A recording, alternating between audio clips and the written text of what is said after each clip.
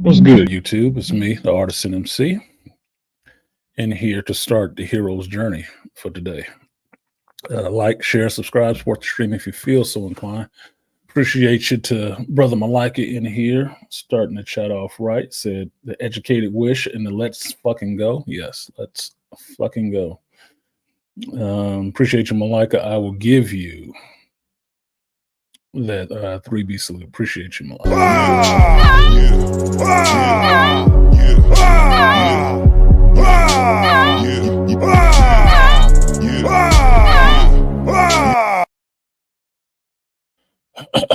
All righty, man. Let's see what we can get into today. Yeah, some maximum effort, Beastly. Yeah, I was thinking about this weekend, and that was a good name for his company.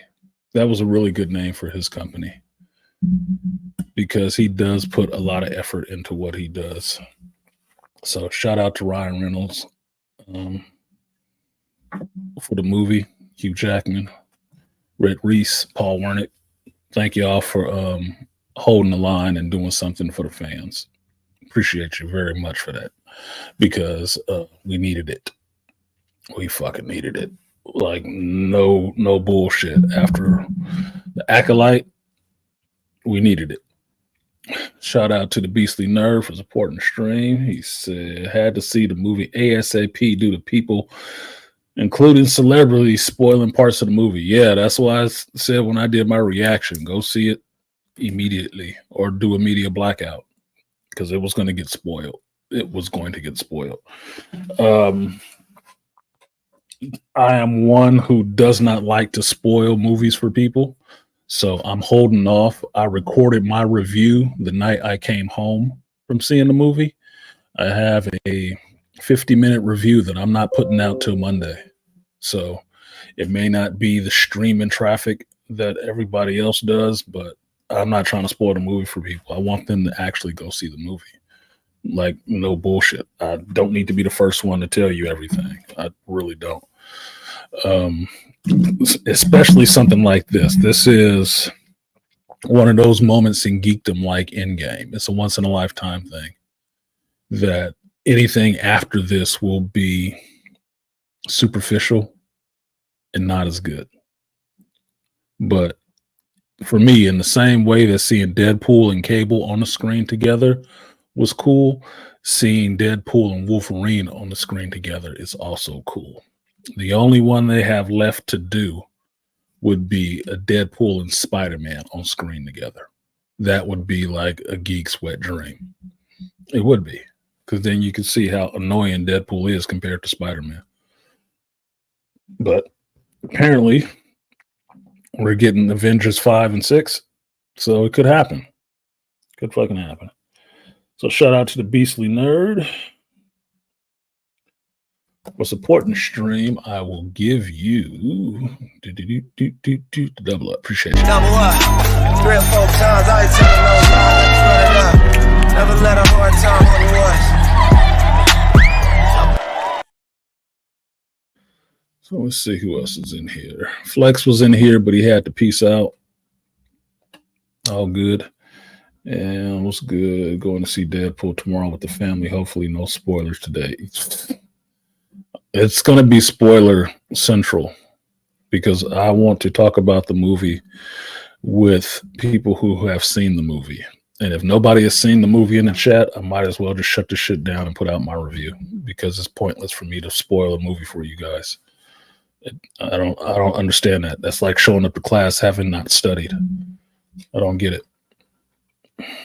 Before anyone reviewing the movie, but I know Artisan doesn't do that. I was spoiling it today.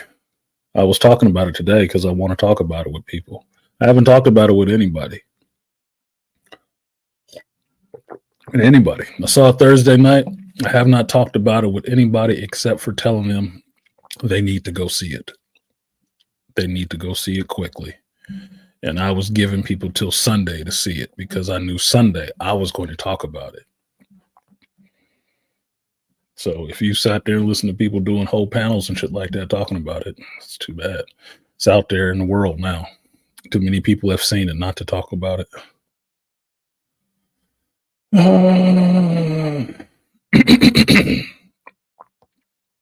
I'd see in the trailer that they had X-23 in there, but I would have preferred the movie that they promised after Logan. Never believe Hollywood promises. What's good, studio? All right, so if I seem a little subdued, forgive me. I'm trying to wait for my coffee to kick in. And I'll show you the shirt for today. Yeah, cool jersey. This is the shirt I did not wear, or the tank top I did not wear to the movie. I was at work. I wasn't wearing this shit at work. It was too damn hot. So 6 off now and go see it. Yeah, get off now and go see it. I don't know what the fuck you waiting on. What's good, Sportaholic? Yeah, he's saying let's fucking go. Yeah, it took me a minute to realize what LFG meant. I must be getting old and having strokes or something like that because I'm losing my brains. I just tried to put this morning. I tried to put the sugar bowl on the coffee pot. I don't know what the fuck I was thinking. My brain is too distracted. What's good, Arson? Hope you have a great day. Salute to the chat as well. Peace to you, King. Yeah, look, listen to your compatriots, Andre. I'm telling you, man, get off now and go see it. We're gonna talk about it. So, I at least want to talk about it. Y'all can figure out if you want to talk about it or not, and I'll figure out if I want to keep doing the show after I figure out what y'all want to do. Because I'm doing the shit for you. It's not for my health necessarily. I mean, I do like talking about this shit with folks. But I don't like talking at people. That's not my thing necessarily.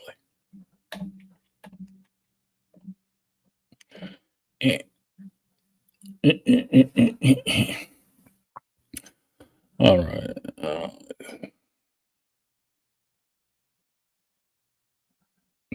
Fucking hell.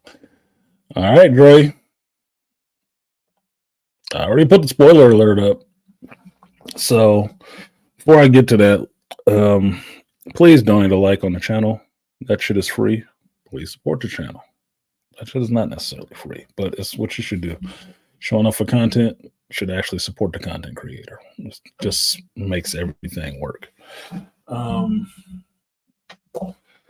Current news, information coming out of Hall H. I still got that floating around in my head, so I want to get into that real quickly and talk about my thoughts on Robert Downey Jr. coming back and being Dr. Doom in the Marvel Cinematic Universe. I don't like that shit. Whoop-de-fucking-do. I'm serious. I saw that reveal yesterday, and I think it was Black Bane put it up on Instagram and sent it to me in a DM. And I looked at it, and I'm like, okay, so they changed the name. It's no longer Kang Dynasty. It's going to be Doomsday, which sounds dumb as fuck to me. It sounds like the dumbest name ever. It's too close to being something that Warner Brothers could have came up with it to be like, oh, it's an original thing. Like you could have called it Doom Wars. Doom War. That would have been more fun. It would have been a better tie into the comic books, right? Regardless, whatever the fuck. I'm not sitting in these groups or have access to these people to have these conversations with them to put something in their ear and say, why don't you just call it Doom War? I mean, why the fuck not? You're going to have Secret War right after. This kind of works, right? When I saw the video of all those people dressed up like Dr. Doom out there, I was like, oh, shit. But okay, because any comic book geek knows the way they should have went with those 5 and 6 movies. Yeah, Kang might have been cool to see, but everybody was like, that should be Dr. Doom. They should rock that with Dr. Doom. That's what should happen.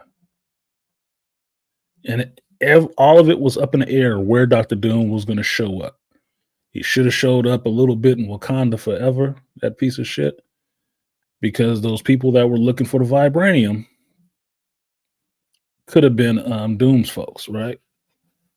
Didn't have him there. You're doing a Fantastic Four movie, you ain't still talked about no Doom yet. So obviously you're having a hard time casting him. With all that being said, when I'm watching this video and Robert Downey Jr. rolls out there, or Doom rolls out there, pulls off the mask, and it's Robert Downey Jr., I was not happy. I was not happy. I was underwhelmed. I was like, oh, what the fuck is this shit? That is a flat lever. What the hell is that? Look, man. I like Robert Downey Jr., okay?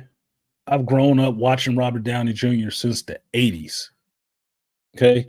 Weird Science and before then. I like him as an actor. I thought he fucking killed it in Oppenheimer, right? I thought he killed it as Iron Man. I do not want to see Robert Downey Jr. as no motherfucking Dr. Doom. I don't. Outside of everybody, what everybody else is saying, and all the rest of the people in the geek sphere that actually understand this shit is saying, like, oh, it shows that Marvel is desperate. Oh, we knew they was desperate. We knew they was desperate. A $2 hole on the street don't need you to say she desperate for you to know she desperate. Okay? Yeah, we know Marvel is desperate. Why are they desperate? Because they're creatively fucking bankrupt. And the most creative thing they thought to give you in a Hall H appearance and having to rework these movies is to bring back Robert Downey Jr. as Dr. Doom. What?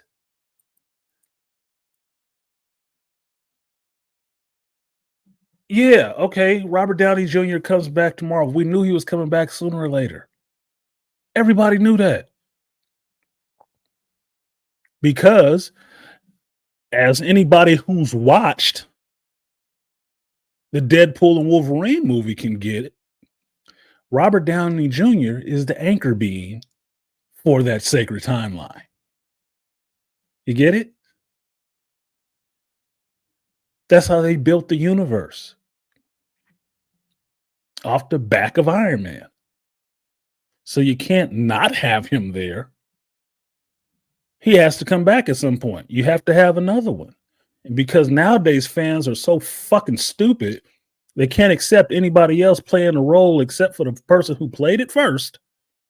Don't understand that they're actors. Or Marvel ran the risk of being so problematic that they let Robert Downey Jr. turn the character of Iron Man into Robert Downey Jr. He's not even acting. He's just being himself. Now you got a problem.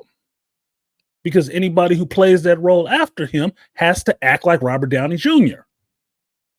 Not like Tony Stark. I didn't want to see Robert Downey Jr. come back to be goddamn Dr. Doom. I want somebody new in the Marvel Universe to be Dr. Doom. I would accept Henry Cavill playing Dr. fucking Doom. You know he's a big nerd. Why the hell not? He would look imposing. And if you put him in armor and covered up his fucking face, it wouldn't matter. I think he'd still bring a performance. I'm not happy about this shit. I'm not. Yeah, Robert Downey Jr. back. Yay. All right, cool. I like RDJ. But fuck you for putting him as Dr. Doom. That's creatively bankrupt. That's what that means. You know you need to bring him back. You know that's the only thing that's going to bring anybody to watch these next two fucking movies, because you'll cast the characters that you got lined up to be the new Avengers. People aren't really feeling. You're going to throw the red meat of Robert Downey Jr. out there and Doom and like, come get it, y'all. Come get it. And fuck you. Fuck you. No. I want new blood. I want new blood. I want a new actor to play Dr. Doom, to put their stamp on Dr. Doom so they can play Dr. Doom for longer than one goddamn movie. I want Dr. Doom to be a reoccurring character in the MCU, not a one or two and done. Did you see when Robert Downey Jr. took off the mask how fucking old he looks?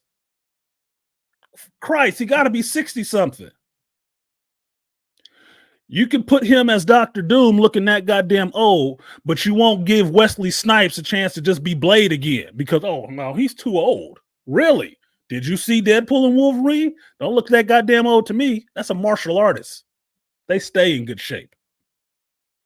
If I could watch a video of a 90-year-old wushu master doing his goddamn thing and still think I wouldn't want to fuck with that old bastard, I can see Wesley Snipes in the movie doing stunts and kicking somebody in their face.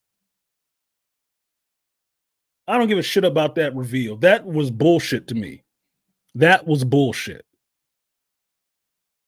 That's why it looks so cheap.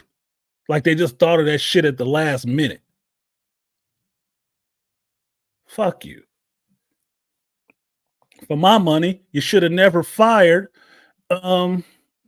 Jonathan Majors. Why? For running from the bitch? Shouldn't have fired him. That's your fault. Tenoch Huerta had a whole case too where he actually assaulted a bitch. I bet he come back for a movie. Namor, the boy who does not love. I bet he come back for a movie. But no, that was bullshit to me. That was bullshit. And not because I dislike Robert Downey Jr. and not because I dislike Dr. Doom. I don't think they need to be the same person. Now, shout out to Comics Explained, Rob, for actually pointing out the comic book basis for this shit that I saw of where it came from. It was a fucking what if story. I'm like, but even still, do that shit on what if. That's why you got the fucking animated show, right? I don't want to see this shit. I'm not going to the movie to see Robert Downey Jr. again. Not playing Dr. Doom. I don't care. That's not what I wanted for Dr. Doom, dude. That is not what I wanted. That is not fan service. Not in that kind of way. No. He'll still have a metal mask on. Who the fuck is making these decisions? Oh my God, dude. I'm not happy about that shit. If you missed it. I'm not. I don't think that's a good look. For Marvel or Robert Downey Jr. It's bullshit.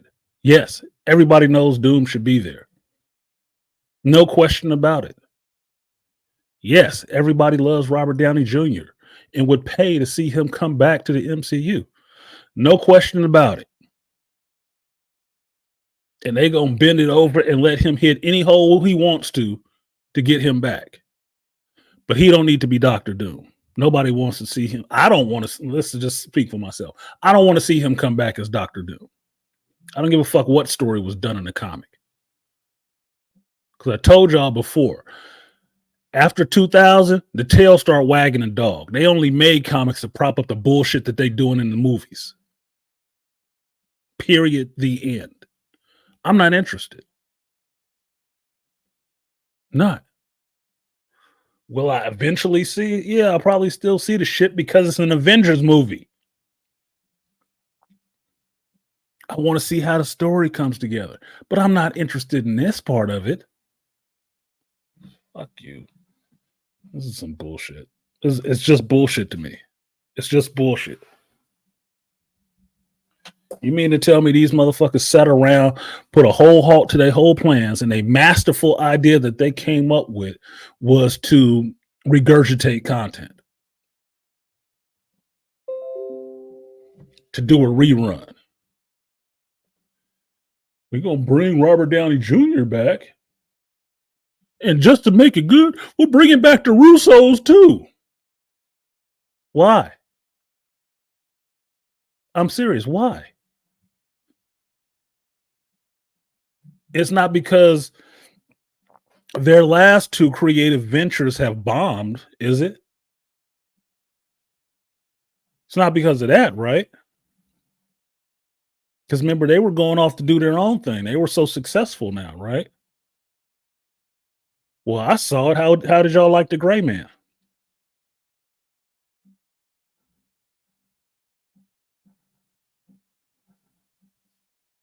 It even had Chris Evans in it. How'd it do?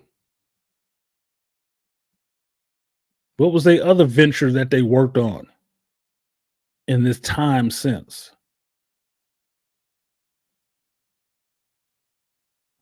See, what you forget about some of the stuff, the early Marvel success is that the early Marvel success is not because it was a brain trust of fucking writers sitting in the room necessarily. It was a brain trust of directors that talked to each other.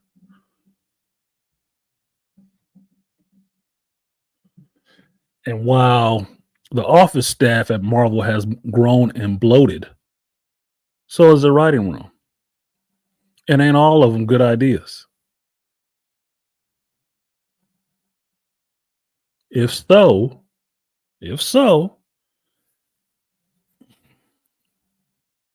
how much are you looking forward to this Agatha all along? Who thought Echo was a good idea?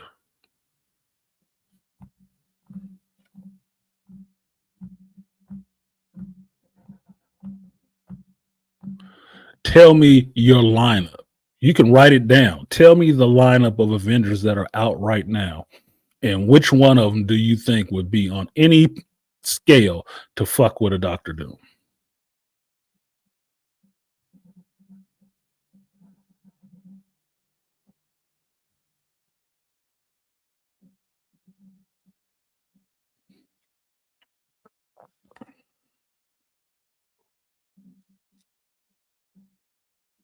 None. What you gonna do? Have Shang-Chi punch him in the face? You gonna get Carol Danvers back? Or Monica Rambeau? Monica could probably do it, but Monica in another dimension right now, right? You want to see Kamala Khan, Ms. Marvel fighting Doctor Doom?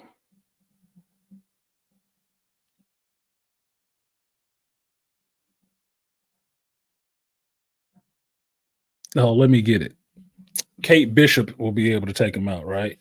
Shoot him in the eye.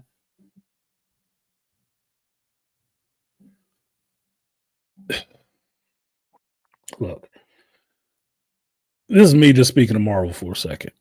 I don't know if it's even Kevin Feige. It'll probably be one of his fucking interns. Shout out to Leslie Headcheese. His assistants that'll probably see this shit first.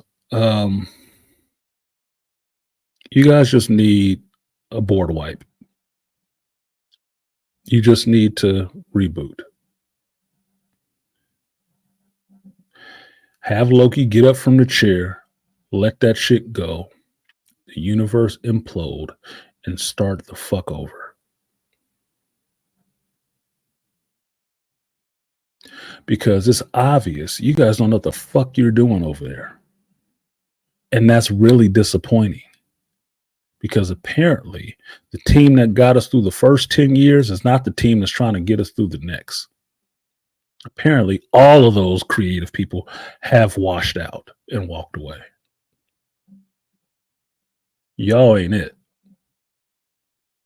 This is not the B team. These are the bench warmers.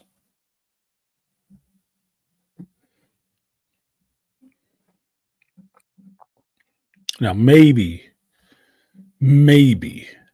you get Chris Evans, or not Chris Evans, but Chris Hemsworth to come back and reprise Thor less goofy, more Odin's son.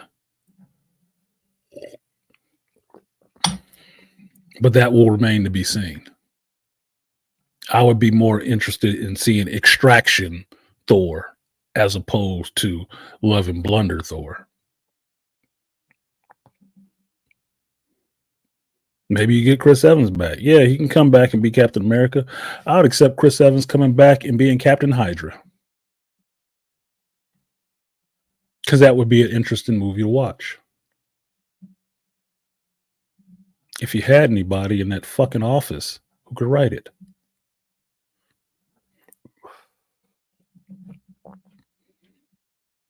But otherwise, y'all is up a creek with no paddles and barely a boat, taking on shit water.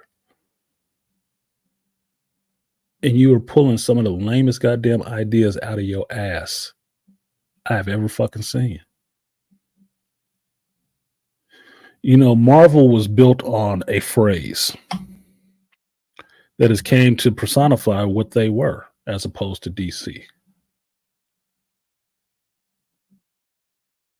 And Marvel was supposed to be the house of ideas. What you are showing me right now proves that you don't have any, which is terrifying as a fan. Which means y'all have no steering wheel, no rudder. You don't know where the fuck you're going at all. Only thing you trying to do is find a way to introduce mutants, and you should have been doing that shit the whole time. Now, it takes a movie that your studio head fought against the main actors, the people who made this character a success on film. Y'all fought against him the whole time to do the movie that he put out. And the movie he put out, fans actually love. I'm one of them. It is making a shitload of money. And your follow-up to that is to announce Robert Downey Jr. as Dr. Doom? I was scratching my head when people said it broke the internet. I'm like, did it? The internet is really fucking fragile then. That's not news to me. It's like, and it's not a good idea.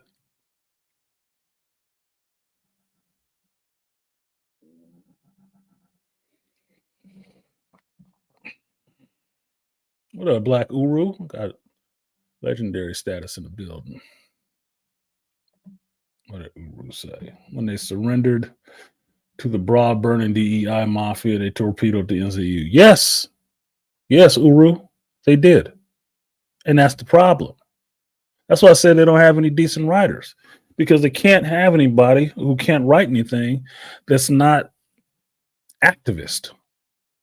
And I told you, activism belongs in the streets. That's where you do your activism. Not in your movie.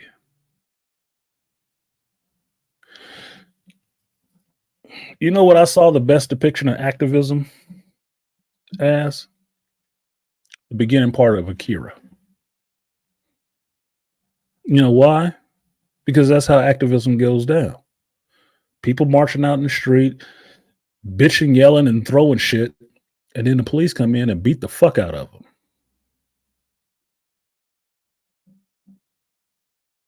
Nowadays, your new age activists ain't nothing but shoplifters, looters, waiting for the party to start. They ain't they're not activists for a purpose greater than themselves. They're activists so they can get shit for free. Ask your Black Lives Matter heads.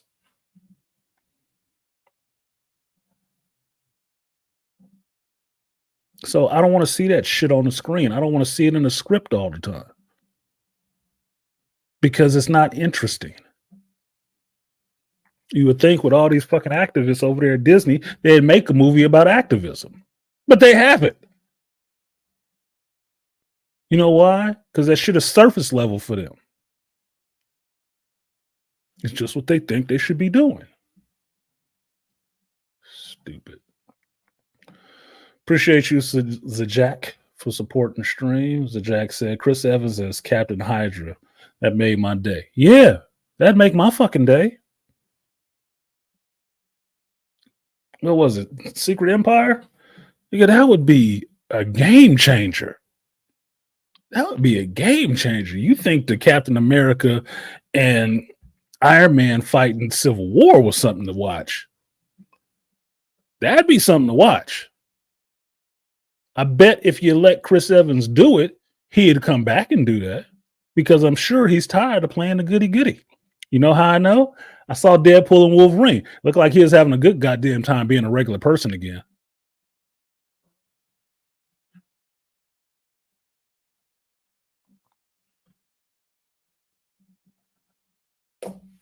I've seen Chris Evans in other things other than MCU movies. Before he got into the MCU and after he was in the MCU. Chris Evans has a good time just acting and being himself. And you know what I never comment on? His fucking politics. I don't give a shit.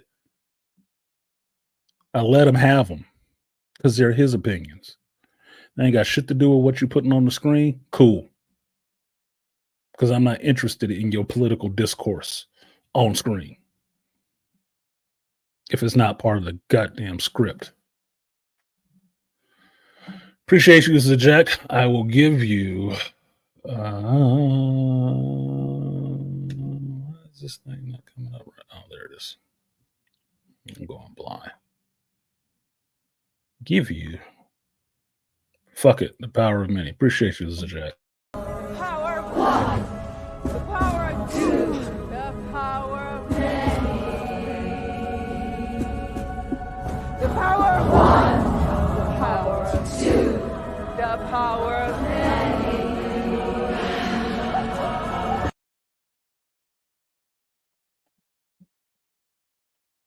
Appreciate you, Zajek.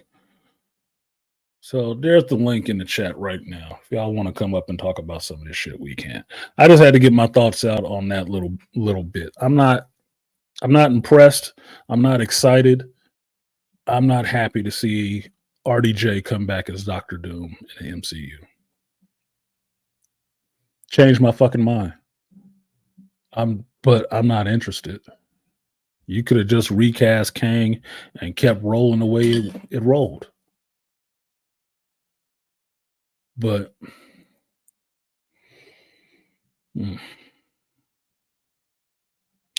why would I want to see Robert Downey Jr. act like Robert Downey Jr. in a Doctor Doom suit? Are you fucking kidding me? That is not my image of Doctor Doom in no way, shape, or form. It's not. If you think I'm going to get this senator from Oppenheimer in a Doctor Doom suit, that's not going to be it either.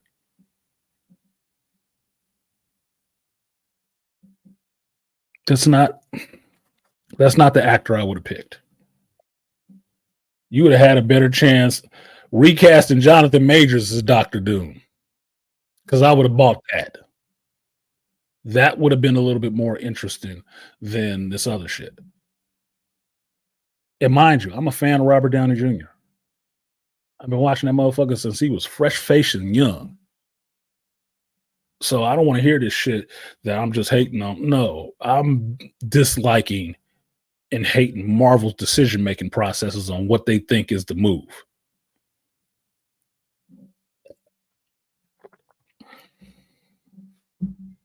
Casting Robert Downey Jr. Scared. Boy, they not just scared. They just looking for something on the fans to suck off. And they think that's going to get it. Talk about the patient on life support.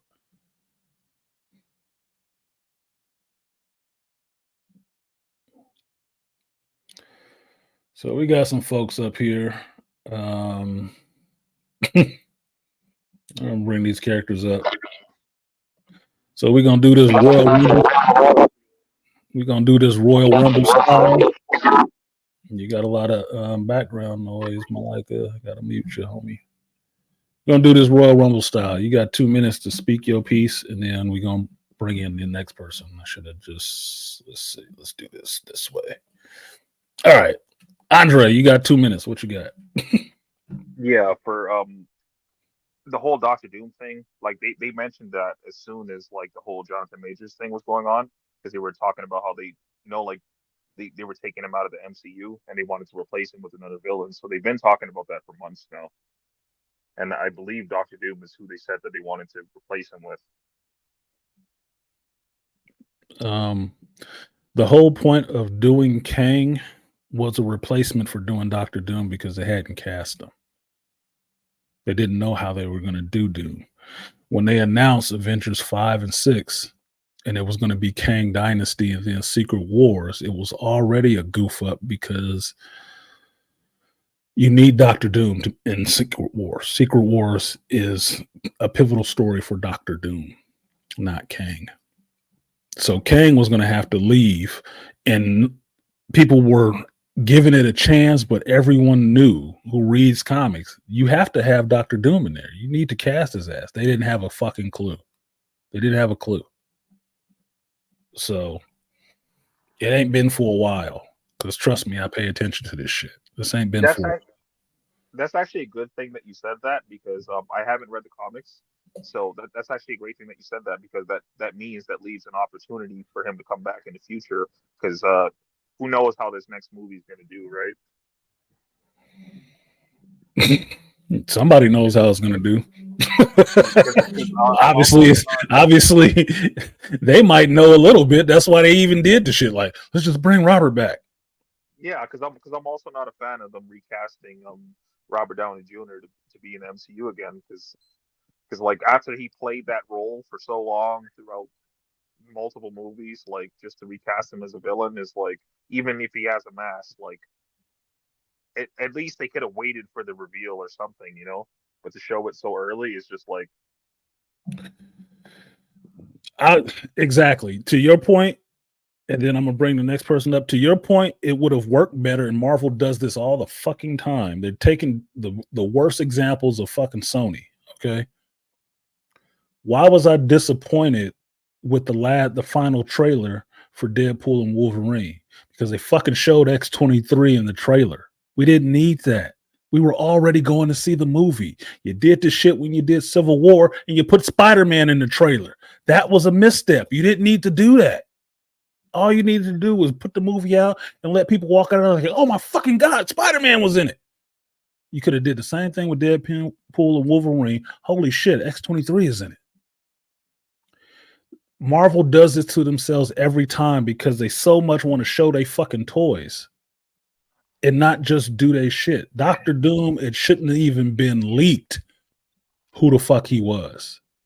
All you needed to say was that we casted our Doctor Doom, and this is the slate and what's going to be out, and let the internet go wild for years about who is Doctor Doom. Who's playing Doctor Doom? They don't know.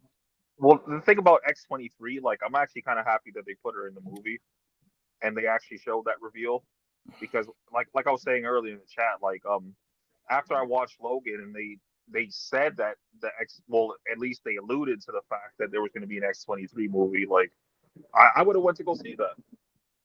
If she was fucking shit up in the movie. I'd have went to see it. I don't mind Daphne Keane playing X-23. I don't matter. It was a good, you know, good callback, good member berries for the Deadpool Wolverine. She is kind of cute and she's growing up, so she can grow up with the character. She's somebody who can play the character longer. So let me bring up this next brother and me Bane. What's up, man? Can you hear me? I can hear you. You got your mic? Yeah, you garbled as fuck. Well, I'm at work, man. If you can barely hear me, I only got a little bit of time to talk on this. Okay, you got 2 minutes. Run it. But you got background noise and shit. This RDJ stuff, that's MCU grasping at straws, you know, damage control, trying to get something, trying to get the band back together again just for one last hurrah. And I'm not surprised. It's like, it's like they're trying to pull a Hail Mary, man. Are you talking about Wolverine Deadpool? No, you're gonna wait till later to talk about that. What time you get off? Get off on my time. I get off at 6. So you got another hour or so. I'll be here. But yeah, you know I'm gonna talk about Deadpool Wolverine. I told you. So by the I'll time I read get it.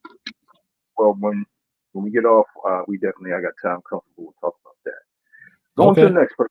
I don't want All to, right. and I don't want to keep the line all messed up. I'm here at work, so I'll be still listening till I get home. All right. All right, brother. Get your work done, man. Get your work done. Peace. If the malika me banging, you gonna holler back when you get off work. Black Uru disappeared. What the fuck, Uru?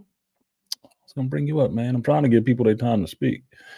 Coming to the stage, we got the Beastly Nerd. What's good, Beast? You got 2 minutes. Oh man, just wow. The they have no creative thoughts in their brain, do they? They just activism and DEI and all this extra nonsense to recast Robert Downey. I was like, when I saw that, I was like, what the hell? What the fuck? Like, what are we doing? Like, no. We can't go get some. Like I said in the chat, man, y'all better off if y'all since we recasting people and multiverses on the table. I said, why not go get Julian, what's his name, who played in the Tim Story, Doctor Doom. I said, shit, if that's the case, if we just gonna recycle actors, go get him. I liked his Doom. I was like, yo, when I saw him in the original Tim Story, I said, oh yes, I liked him. I liked him in Charm. He played a great Cole in Charm. I would have loved this. I loved him as Doctor Doom.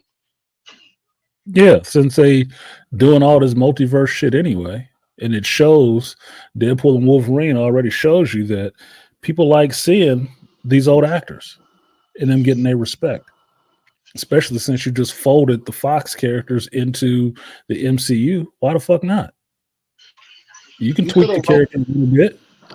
Yeah, you could have Nobody wrote will begrudge you that. Yeah, you could have wrote a story where he found out about the goddamn multiverse, and when he got defeated, somehow he came back again. Once he defeated by the Fantastic Four, he found a loophole to get into the multiverse. There's your Holy Doctor shit. Doom. Holy shit. 30 seconds. You just thought up a whole movie for him. My bad. Did I do that? I want my credit, Disney, when you steal my Fuck shit. you was thinking. You were thinking, huh? Oh my God. Gave him a freebie in 30 seconds. That's shorter than the elevator pitch. I'd have watched it. Gave you a layup in the last 20 seconds of the game. Game winning shot. There you go. Take that for free. No, they didn't want to do that. Apparently not. Fucking hell, dude. This shit. Get this man some writing credits. No shit. No shit. Look, that 30-second movie idea, character idea for just how he got into this universe is more interesting than anything.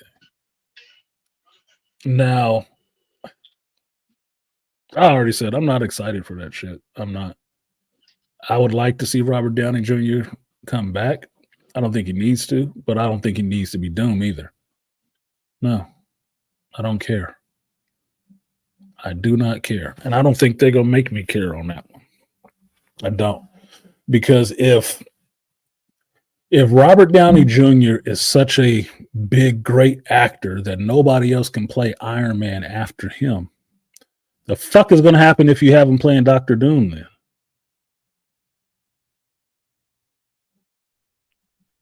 Well, that's what I mentioned earlier in the chat when I was speaking to Black Guru. I was saying that, like, once I seen that they were planning to cast him as Doctor Doom, it seems like they're going to do one of those things where he plays both roles, and I would really hope they don't do that. That would be so fucking lame. I wouldn't want to see that. Why? But they are. They Why? are. Look, man. I can tell you this. I mentioned it before about Marvel, how Marvel has done their multiverse shit. And initially with Spider-Man Far From Home, I was down for it. If they wrote it well, it could work really good, right? It could work really good. Loki was all right? But as it's gone along, they don't have a fucking clue how to write this shit. They don't have a clue how to write a multiverse saga. Now, I just finished watching Dark. You guys have heard me talk about this show on Netflix. I finished all 3 seasons, right? I went back, watched season 2, watched season 3.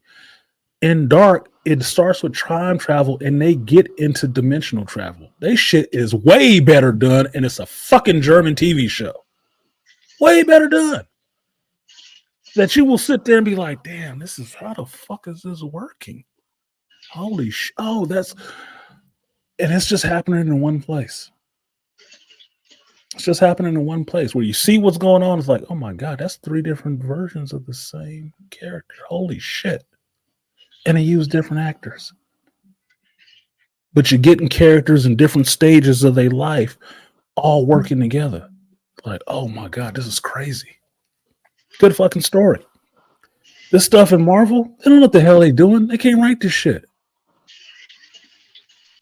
Because if I have to see, and I hope you're not right, Andre, but if I have to see a Robert Downey Jr. Doctor Doom and a Robert Downey Jr. Iron Man from the multiverse talking and interacting with each other, I'm just sitting there like, why?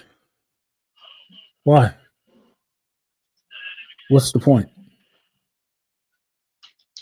I'm not feeling that. I'm not interested in that. I'm not interested at all. Like, part of the reason why I came up with that idea is that so once I heard yesterday that they were doing that, I went over to Reddit and I was looking at the comments, and like, nobody is happy about this. I don't go on Reddit, so I wouldn't know. But I'll take your word for it. I don't think anybody should be happy for it. The clapping seals in the audience at Hall H was probably happy for it because they're sitting in Hall H at Comic-Con, right? But I can understand if Marvel thinks they needed a big star to bring this movie in to be the draw for this movie. No, you really don't. I mean, you wouldn't if you hadn't fucked up your characters the way you did. Well, on top of that too, it's like, even like with the last Avengers movie, when he died, like, apparently his reasoning for, like, apparently he wanted to be written out of the story because he was talking about he didn't want to continue to keep playing the same character. So coming back as Doctor Doom is like, what the hell? It's because when he got on Oppenheimer, if you listen to the behind the scenes stuff on Oppenheimer, he was happy to do that role because he said he had forgot how to act after playing Tony Stark for so long, because he wasn't acting. He's just playing himself. So Oppenheimer is him getting back into acting. He's a good actor, but he ain't the greatest actor on the planet because I know there's actors better than him. But that doesn't make him any less. It just means he's not the best actor on the fucking planet. Look, some of those other early Marvel movies worked because the stars that became big stars weren't big stars when they got the role. They weren't. Who the fuck was Chris Hemsworth before he became Thor? Who the hell was Hugh Jackman before he was playing Wolverine? That is the formula that works. Because now you're focused on the story and not, look, we got this name, so you have to come see our shit. No, that's the Hollywood trope. That's the Hollywood pivot to push forth shit. The outside is real shiny. You got somebody's name slapped on the front of it. And I've been telling you guys this since they were talking about the Eternals shit. I was like, I'm not interested in Kevin Feige going back to old Hollywood tactics of, look, we got this big name attached to this movie, so it'll be good. No. I don't give a fuck about Angelina Jolie being in that shit. What's the story? Well, on Hugh Jackman, I'm very biased on that because Wolverine is my favorite character in the X-Men. Good. And I think he played it well. He did. But the point being is that nobody knew Hugh Jackman when he got that role. No one. They didn't know who the fuck he was. But his playing of the role, his dedication to playing that role is what made him a household name and what made people love that Wolverine version that he played. And which is making this movie that's out now a success. Not because he was a big star when he got it, because he wasn't a big star when he got it. And he put that effort into it because he was hungry. It solidified him as an actor. Well, I'm not sure if it was just because he was hungry, Like I'm not sure if he's a fan of like comics like how Ryan Reynolds is, but he definitely played the hell out of that role. So I was He hoping they wasn't. He didn't even know the character. He was a really. stage actor. That's why he could sing and dance and shit. He a triple threat. He got that role. That was a big role for him. That was a huge role for him. That's starting his movie career. Before that, he was just acting on stage and stuff. So it was a big deal for him. Yes, and he took it seriously. And he learned about the character from being on that movie. That's why he went back and put so much into it. Because he wanted that. That means he's hungry for that shit. People who had big careers already coming in and do that shit, they will phone it in. They don't give a fuck. Like, whatever. But people who know this is their shot, oh, they put the work in. What's Malika saying? Artisan, so it's a true German engineering and better than American? Yes, it is. I finished Dark yesterday. And I was still sitting there after I turned that shit off. It was done. I was sitting there thinking about this shit and how it's like, how do you even write something like this? And really thinking that the ending, and it may not even be the ending for the series, but it was the ending of that season. It's like, I think they could stop it right here. Because all those breadcrumbs that they put in from the very first show were paid off. They're all paid off. They could stop it right here. And everything was there in front of you the whole time. They didn't pull a fast one on you. They didn't announce some new character. None of that shit. All this stuff was there from the beginning. Yeah, Dark actually been on my list for a while before you mentioned it, but like now it's really up there since it is. It's slower because it's not action based. So most people won't even watch the shit because it's not action based. And the dubbing in some scenes is terrible. But story wise, what's going on in the story, that shit is fascinating. Fascinating. And the review that you gave about it, because like I think I watched like half an episode of Stranger Things and I'm like, this isn't for me. Stranger Things, because Stranger Things plays more on nostalgia, right? And periphery nerd culture, right? Dark, though one of the time periods they go to is the 80s. It does not dwell in the 80s. This last season, we up to 2053.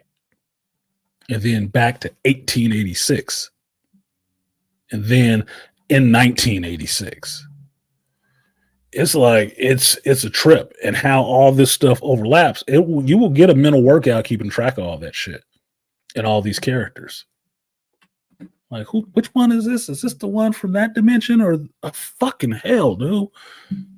Look, I enjoyed it. That's all I can say. It's a slower watch, but I enjoyed the hell out of it because it's not a bunch of action, gunshots, car crashes, none of that shit, flashing lights, no Spectrum Kid theater for that one. This is a cerebral experience that's happening. And you get into the story if you like good acting, character development, characters actually going on their actual journey and seeing how that journey gets subverted in some spots. Maybe they were put on the wrong track on purpose. It's like, what the dude, this is fucked up. Some ways it's tragic as shit. But anyway, that's just me on Dark. What did JL West say? Said RDJ might be acting like how he was in the HBO show Sympathizer with Dr. Doom. I didn't see a Sympathizer, but if I could watch that and see how he would do an arrogant Dr. Doom. It's like the comic that Comics Explained that Rob brought up was basically, to me, was a knockoff of the Superior Spider-Man story, where Dr. Octopus gets put in Peter Parker's body. But in this comic, Dr. Doom, Victor Von Doom, got put into Tony Stark's body. and Tony Stark got put into Doctor Doom's body and basically had to build himself back up. So yeah, he ended up making an armor, and it looked like Doom armor because he's back in Latveria, but it's red and gold like Iron Man armor. So you got Tony Stark and Doctor Doom's body in Latveria wearing a Doctor Doom costume. Like I agree with what you said earlier when you were saying that you would have preferred Henry Cavill to play Doctor Doom instead, because like even when he was in The Witcher, like he was loved by the fans, and like I think he could play a villain because like when he was in The Witcher, like he had like a lot of sarcastic kind of humor going on there. Well, my thinking was Henry Cavill was just out the air, just out of the last movie I saw him in. I have not seen Henry Cavill play super dark. I saw him in Mission Impossible play, a kind of morally suspicious character or whatnot. I don't know if he'd want to work behind a mask the whole fucking time. But if you're getting up to a Secret Wars movie, Doctor Doom eventually loses that damn mask. I would be down to see Henry Cavill in that role, because the one thing about Doom is that you never see his face anyway. Do you think Robert Downey Jr. is going to act like Doctor Doom and have a fucking mask on the whole time? He couldn't keep a mask on playing Iron Man. He's too fucking vain. That's true. I don't remember if it was Iron Man 2 or 3, the one where he didn't have any powers. It was like, bro, you didn't have a suit the entire movie, pretty much. Yeah. Just regular clothes. Is that the Doom I want to see? Just walking around with the cape and the armor on, and the armor is CG and the head ain't even on. The helmet's not on. Get the fuck out of here, dude. That's what I said. It would have been a better move for them never to say who Doom was, to make that like one of the most closely guarded secrets than what your script entails. Nobody knows who the fuck Doom is in the mask. They don't know. Actors, NDA, up the ass, lawyers on standby with harpoons waiting to jump on their ass if they say anything. And let the fan base just think about that for a while. Who the fuck is Dr. Doom? Who is it? That would have piqued more interest for this movie than saying RDJ is going to be in it. I think then everybody would have really been wondering. So when you get up to Secret Wars and you get him finally unmasked, that's your big lead in. And then he took off the mask and saw it was fucking Henry Cavill. Well, I think what would have been best is if like at the end of the movie they had like a final fight or something like that where like he gets hit in the face and half his mask gets broken off or whatever, right? And you see half of the face, and you kind of like know who it is, but you don't really know for sure. That would have been best in this case, instead of just like saying it from the jump. Look, anything else but just revealing, oh, we cast Dr. Doom and it's going to be this person that you've already seen before playing another role for 10 years. But that's okay. We're going to throw one more role in there. That's so fucking lazy to me. That is lazy as fuck to me. That's not being creative. I'm not clapping for that shit. No, it's just fucking lazy. Uh-oh, we got the Uru back. By the power of Monya. What's good, Black Uru? Hey, yeah, you good, card. Thanks for having me. No worries. You dipped out. I was like, oh, I must have pissed the man off. He had to go to I actually I changed devices. So. They had to show Downey. They had to show Downey because they have they've lost so much of the equity that they have built up. Of course, up to through Infinity Endgame.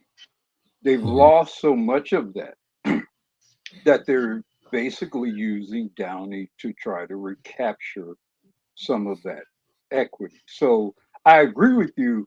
If they were not in the situation they were in, it would be much better. If they were where they were after Endgame today, then I agree. You definitely don't show who Doom is going to be. Mhm. But you're not there. How many years is it? It's been 5 years? Jeez. Wow, time flies. Thankfully. You know, it's been it's been 5 years since then. They've lost a lot of credibility, a lot of equity, so they're really using Downey to try to rescue the entire MCU, in my opinion. Yeah, I'd agree. That is their Marvel Jesus, and they threw a Hail Mary out there right off the bat. Like, look, we're bringing Robert back. Come back and watch our movies. You better make them worth a damn. I mean, and if you think about it, I don't know how many, because I saw Wolverine, Deadpool Wolverine as well. So I don't know how much spoiling you want to do. You can spoil all of that shit. Yeah, like well, it was yeah, a good movie. I think, ironically, to me, the best part of the movie was Wolverine. I think yeah. Wolverine, Oh, yeah. One at a time. really made it a much more of a serious and thoughtful film than Yes. it would have been just featuring Deadpool. And in fact, my favorite scenes of the movie didn't even include Deadpool. But let me preface by saying I'm not a huge Deadpool fan in general. Well, Deadpool became a thing after my primary focus in comic collecting began to dwindle. So I'm not as rehearsed in the character and the Deadpool world, etc., as the rest of you may be. I consider him to be somewhat gimmicky and etc. Mhm. Or actually, ironically, sort of a spoof. To me, Deadpool is kind of a spoof of both bad combo of Wolverine and Spider-Man. But that's beside the point. I'm actually happy. I won't go too deeply into that, but I think both, and they're kind of the same thing for both. Wolverine is to Fox what, or Jackman is to Fox what RDJ Iron Man is to the MCU. Yeah, And that's why I being, call them their anchor being. exactly. So that's why the movie worked. And I do, as you know, it's been 25 years since, I guess, the introduction of Wolverine, or 24, 25. It was 2000, I guess. 24, yeah. 24. I guess I look forward to continuing to see, as best as he can hold up. Was that his real body in that movie? If so, wow. Yeah. Well, I'm people kept impressed, talking man. people keep talking about that he old as hell, and then they said how old he was, and it's like, oh, he's like 50 something years old. It's like, that's not old. I'm 50. Like, what? Yeah, but what the Who wrote physique this? Somebody presented 30? in that movie was rather remarkable. Yeah, I was just surprised they didn't show Ryan Reynolds cut up ass, because Ryan Reynolds is pretty cut. He's pretty cut. He's pretty cut as well. Although it's interesting seeing them juxtaposed together, because you can then see that Jackman is a bigger man, or a broader man than he is. So that was interesting seeing in the film as well. Yeah, but, Ryan Reynolds is cut really angry. Yeah, he's more. He has shoulders, but everything goes smaller as it goes down. Right. And Jackman is broader. Yep. Well, Black Rule, I'm glad you brought it up, that you said that Wolverine was like sort of the primary attraction in this movie. Did you see the movie, Andre? I haven't seen it yet, but I'm hyped. Okay. So I'm hearing it. I said that. So what are you talking about? I'm saying Wolverine is my favorite in the X-Men. So him saying that, like, he's like the primary attraction here, like yeah, I really want to see it even more. It's just, like I said, like I could watch the Dolo, I could do that, but like I just want to watch it with like somebody that actually enjoys the shit like I do, right? Understood. I mean, I saw it solo. I would have liked to have seen it with my son. And after I got out of the theater the next morning, my son had texted me. He had went and saw it late that night. So he had So I got my son into reading Deadpool. I remember the summer I gave him my long box of Deadpool comics just to read because he was in the house bored, and that motherfucker loved Deadpool. He loved Deadpool, right? So I was really interested to see what he would have to say about the movie. Seen it because I did my reaction. I was thinking, man, I got to see what DX thought. And I had fell asleep. He had texted me when I woke up. The text was already on my phone. Oh, I fucking loved it. I'm like, I figured you would. Well, yeah, because like I think that's the best mix because like the Logan movie, I love that shit because like it was actually a rated R movie, so he had the chance to like actually like do what Wolverine should have been doing in Marvel, but like obviously, you know, due to age Well, it restrictions, was he couldn't have Fox. done what he Yeah, should have. it was Fox. But yeah, so like with Deadpool, like obviously that's the best scenario for him because he could actually like show what like he's actually capable of that he couldn't normally do like if he was with Marvel. Well, I'd say this. Wolverine in this carries some of the emotional weight in the Deadpool Wolverine movie, if you can believe that that's in there, because his scenes when he talks, Hugh Jackman is acting. He's actually Yes. acting, and it's He, not he, not the Wolverine from the Wolverine or the Logan movie. It's not that version at all. It is a different variant of Wolverine that has had his own fucking trauma. He has had his own damn trauma. And the Yeah. acting he does in those scenes where he's just given what people complain about, he's given exposition. Like, well, you're going to have to give me that because I'm not watching all of this shit. It's not a 3-hour movie. He has to talk. And when he's talking, you feel it from him. Like, you feel for this dude's situation and this pain. Like, he's talking about, yeah, I got drunk, which anybody who knows Wolverine know that's hard as fuck to get that dude drunk. He got to drink a bus. Mhm. Yeah. That healing factor keeps him from getting drunk. But to get so drunk that he was not there, Andre, I warned you multiple times, but here's comes a spoiler. I don't To mind get so spoilers. drunk that he was not there when the humans came and killed the X-Men. Nigga, oh my God! You had How many you had bottles did you have? you had to drink an elephant. Yeah, like Good from night. what I remember about Wolverine, like he got to drink like a special serum to get him drunk. No, he cannot really get drunk. He can keep drinking because alcohol is like a toxin in your body, and his healing factor counteracts the effects of it. Yeah.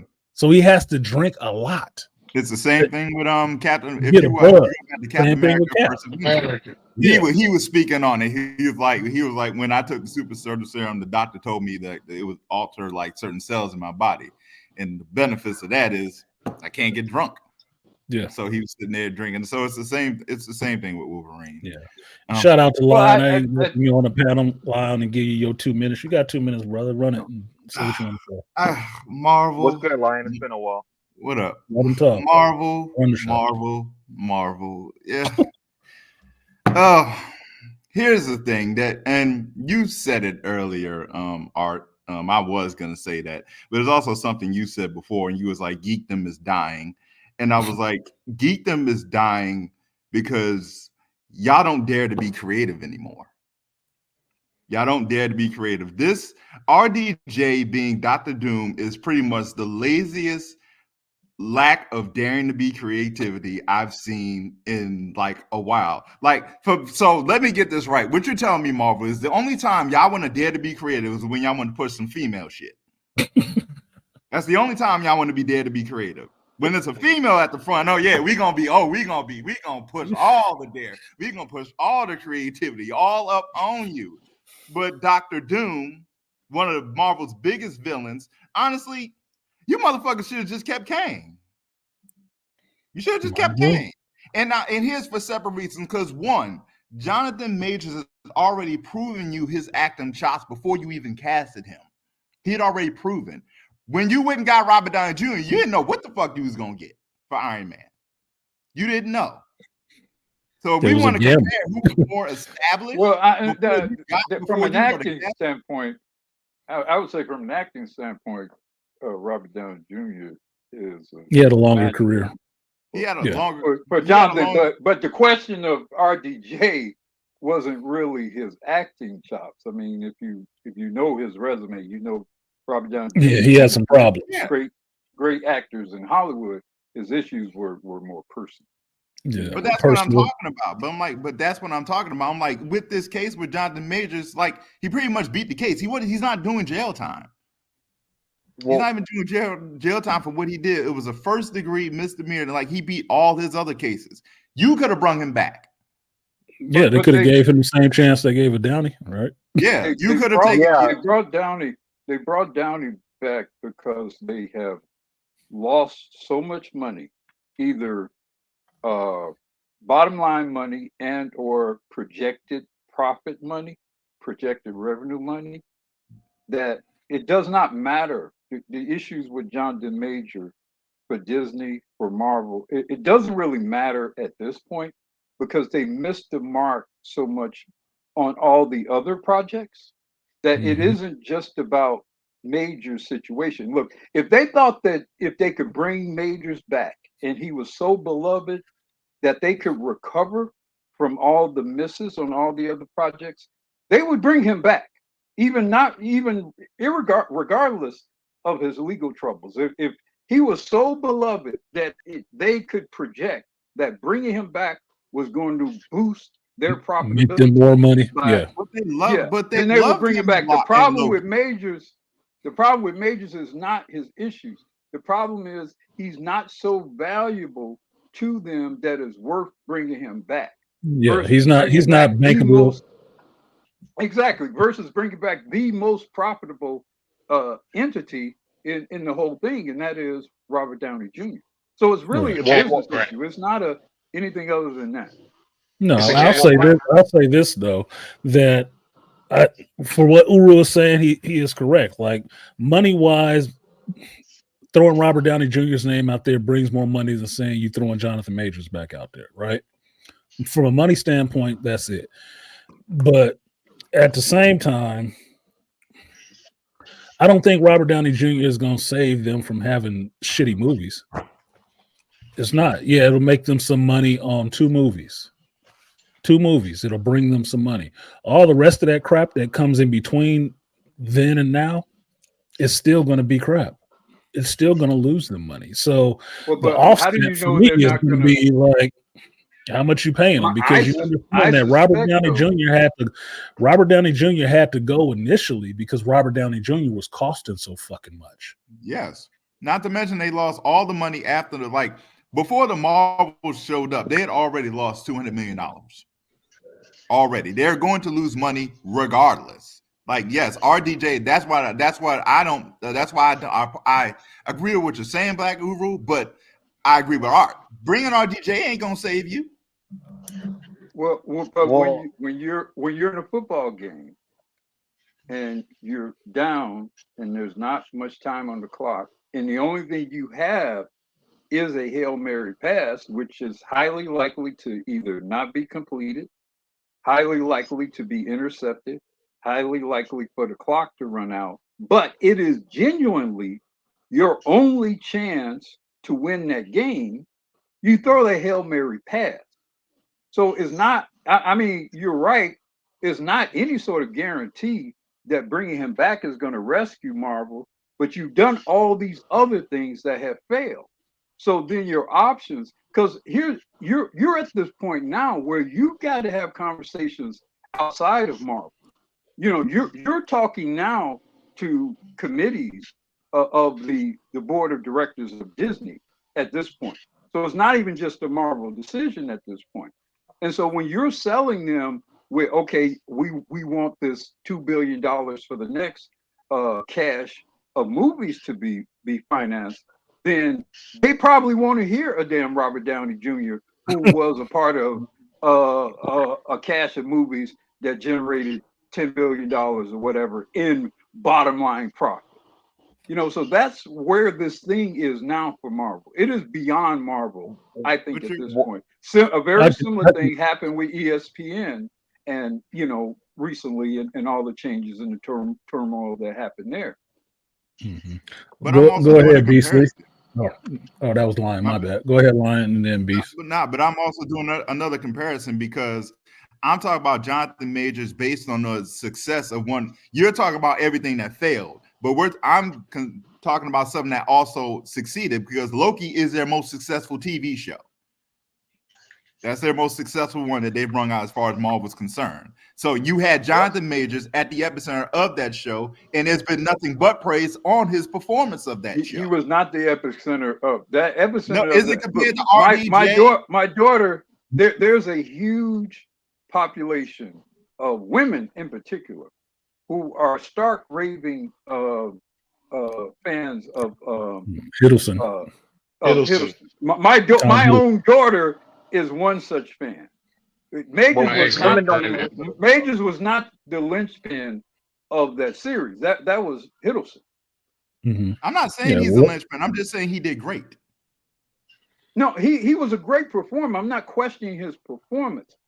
Again, maybe we're having two different conversations because I'm not talking about performance at all.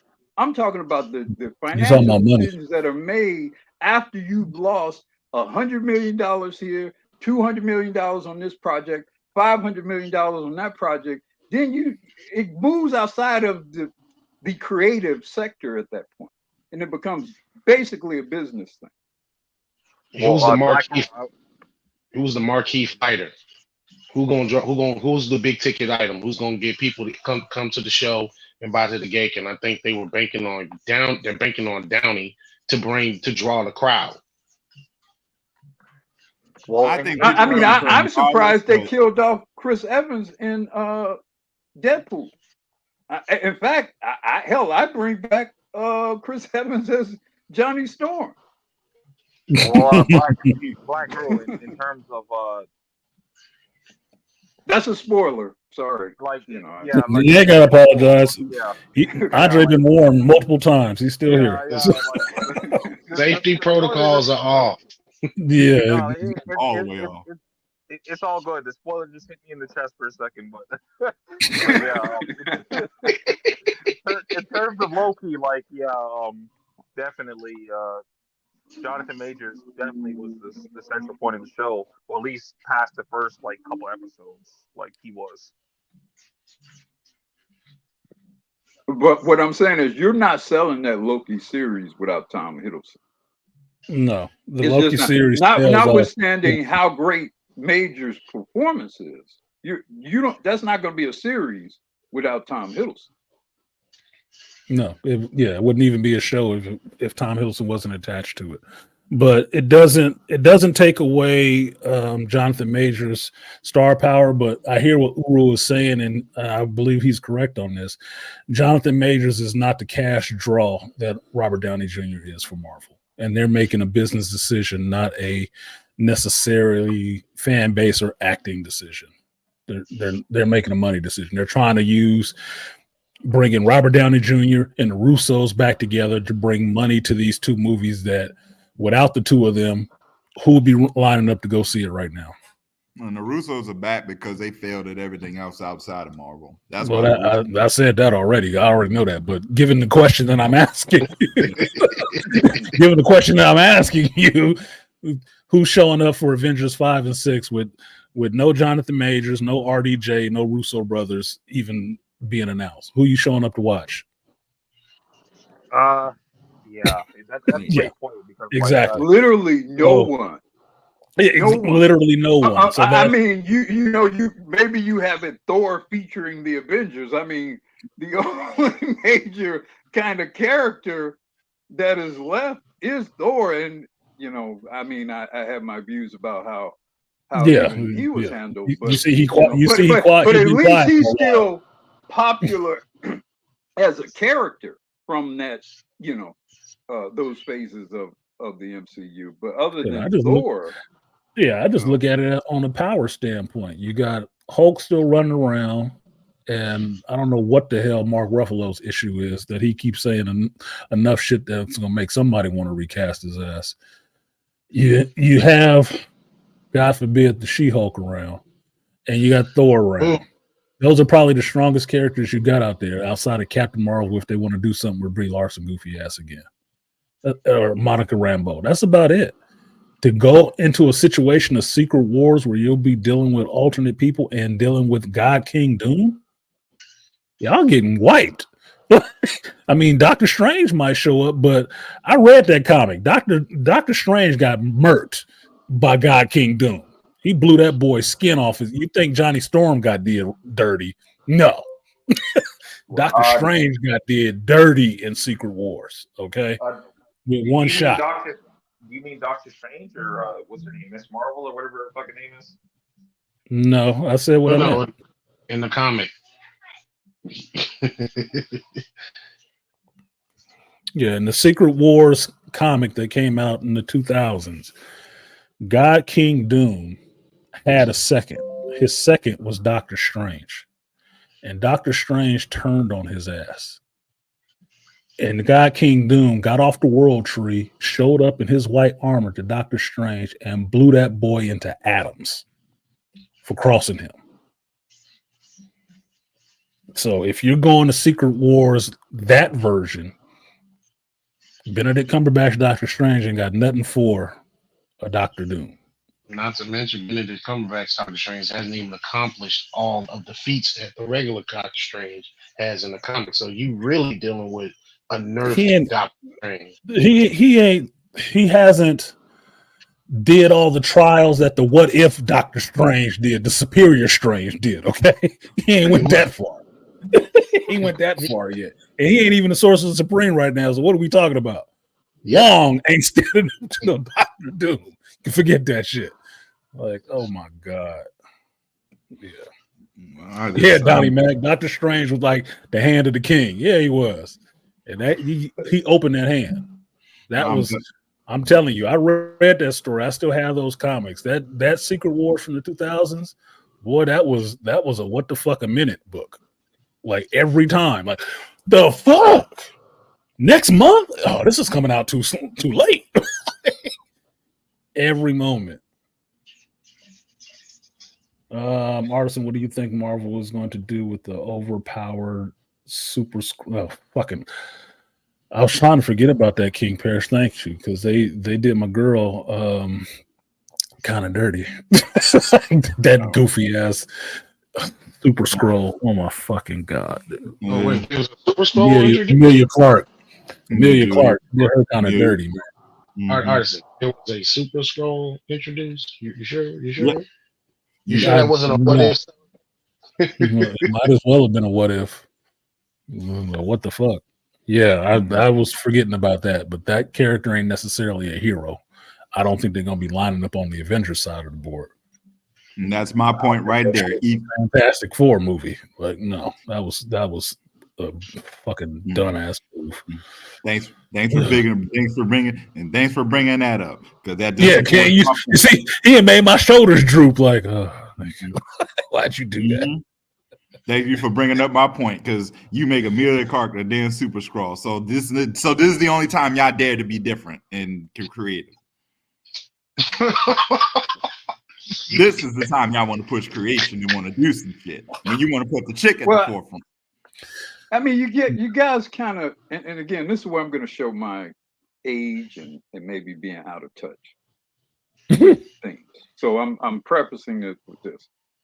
How are we talking about Dr. Doom and the Super Scroll, and we're not talking about the Fantastic Four? I mean, how does that, from a historical standpoint, how are you? Because they haven't done the MCU Fantastic Four movie yet.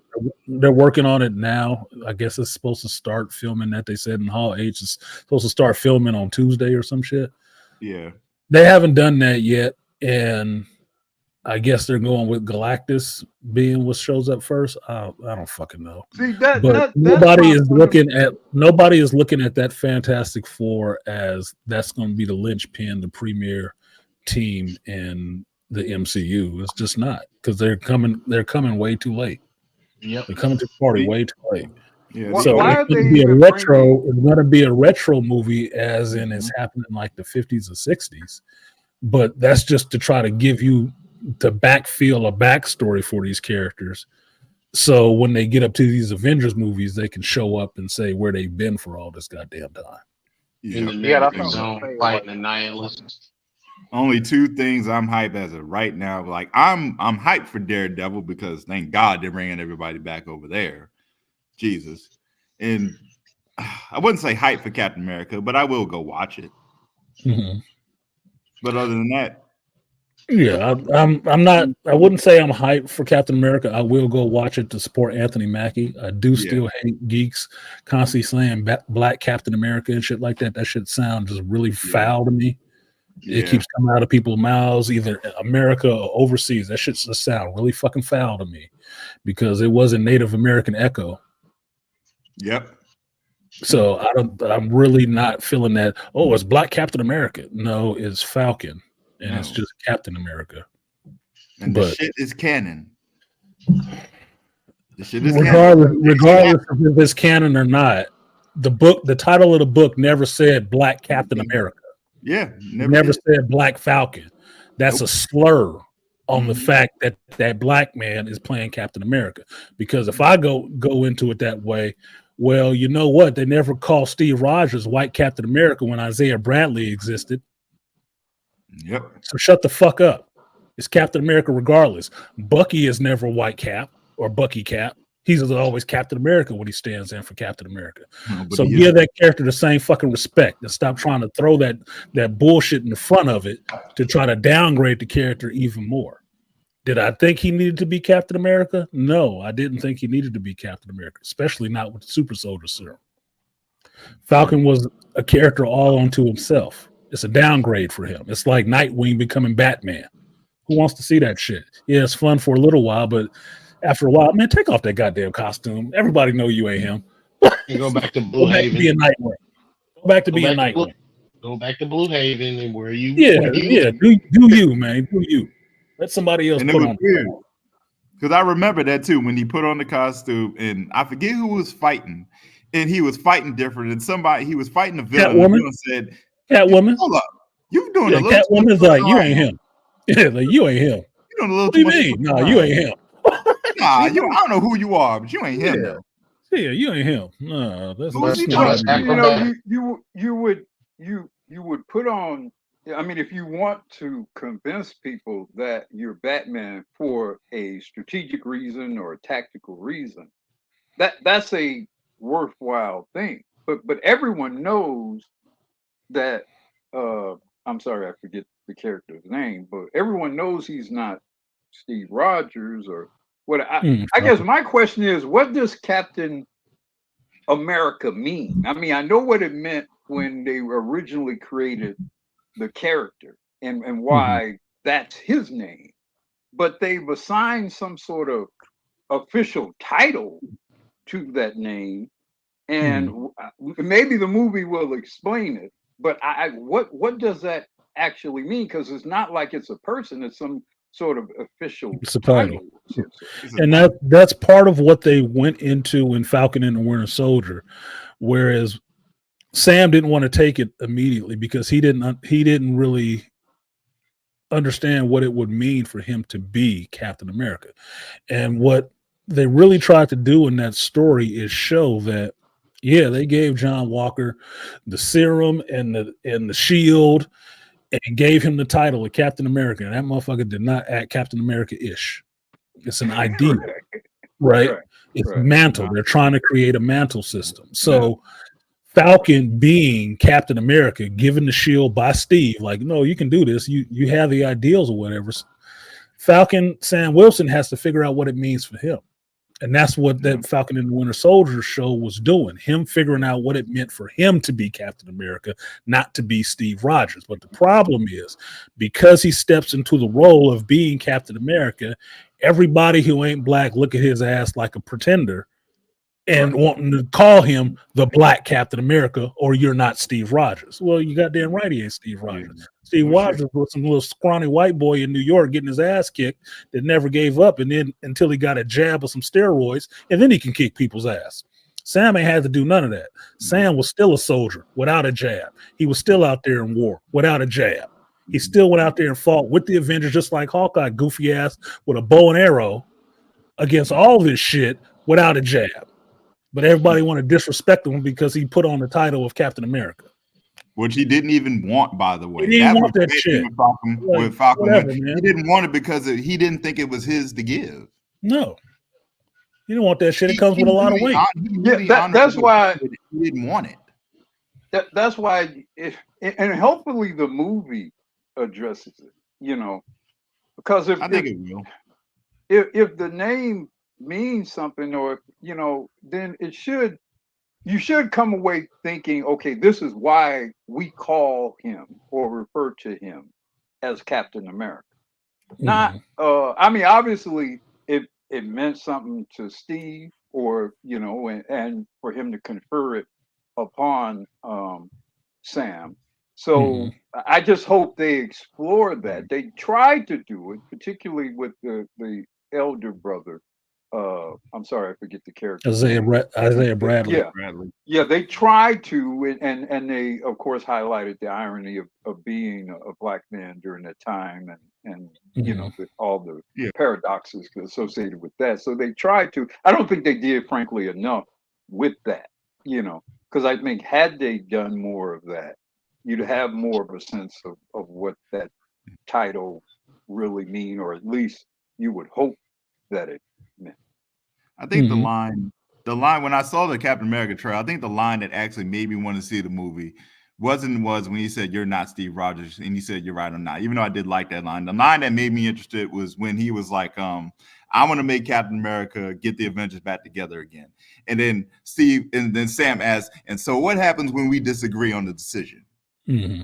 And that was him learning from being beside Captain America, who's like, "I see what y'all did to that motherfucker." Through the Civil War situation, they were at odds on where they should go and where they couldn't, and that was Steve's point on that shit. It's like maybe we need to go somewhere they don't want us to go. Yeah. Or maybe they tell us to stand down when we should stand up. He learned. He was like, "So I seen what you did." And here's the thing: when they make fun of him, like they try to call him a pretender, I'm like, "Well, like what he's saying is like, well, I seen what you did to the white boy, and y'all shitted on the white boy. What the fuck you gonna do to me if I don't agree?"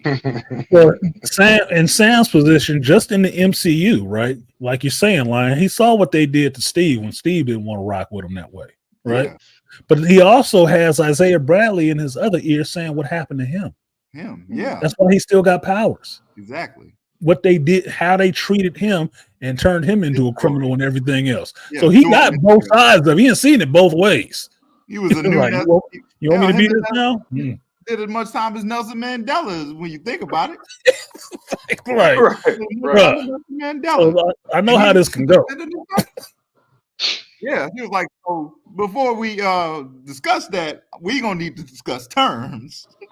And that's look, being the conscious of, I guess I kind of think of Captain America in an ideal sense. That's what it's sort of a conscious, sort of a living consciousness of the country, and willing to fight for it, even if it means taking a stance against the official leadership of that country. Yep. You know, which we saw demonstrated in Civil War. So, you know, again, the question is, I mean, the movie highlights his connection to Ross, and obviously what Ross is sort of a living embodiment of the official sort of military state power, you know, of the United States. So it'll be interesting to see to what degree they really take that on, you know. And I think this is what people have, why they voice such a complaint about this, and why they want to always give him a derogatory term when calling him Captain America, because the title of Captain America actually denotes some respect. He is, you know, the spirit of America in that sense, that you will stand up against your government. Captain America carries a sense of authority. He does carry a sense of legacy and heritage, being that he's coming from World War II, right? In the superhero landscape, everybody listens and follows Captain America. If Captain America say this is the way to go, people do that shit. That's why they don't want to confer that shit on Sam Wilson. That's why they always give him shit, Black Captain America and all the rest of that. Nobody wants to have to follow him. Nobody wants to have to listen to him. Do you remember the title? Do you remember the original Secret War series? Mm-hmm. Yeah, there is a where you have the heroes trying to decide leadership, and I think Magneto, being Magneto, figured he should run things, and there's a debate, and of course Cap steps up, and there's a challenge there. And then Thor steps up and says, I will follow this man into the gates of hell itself. And after Thor says that, then everybody else say, okay. Yeah.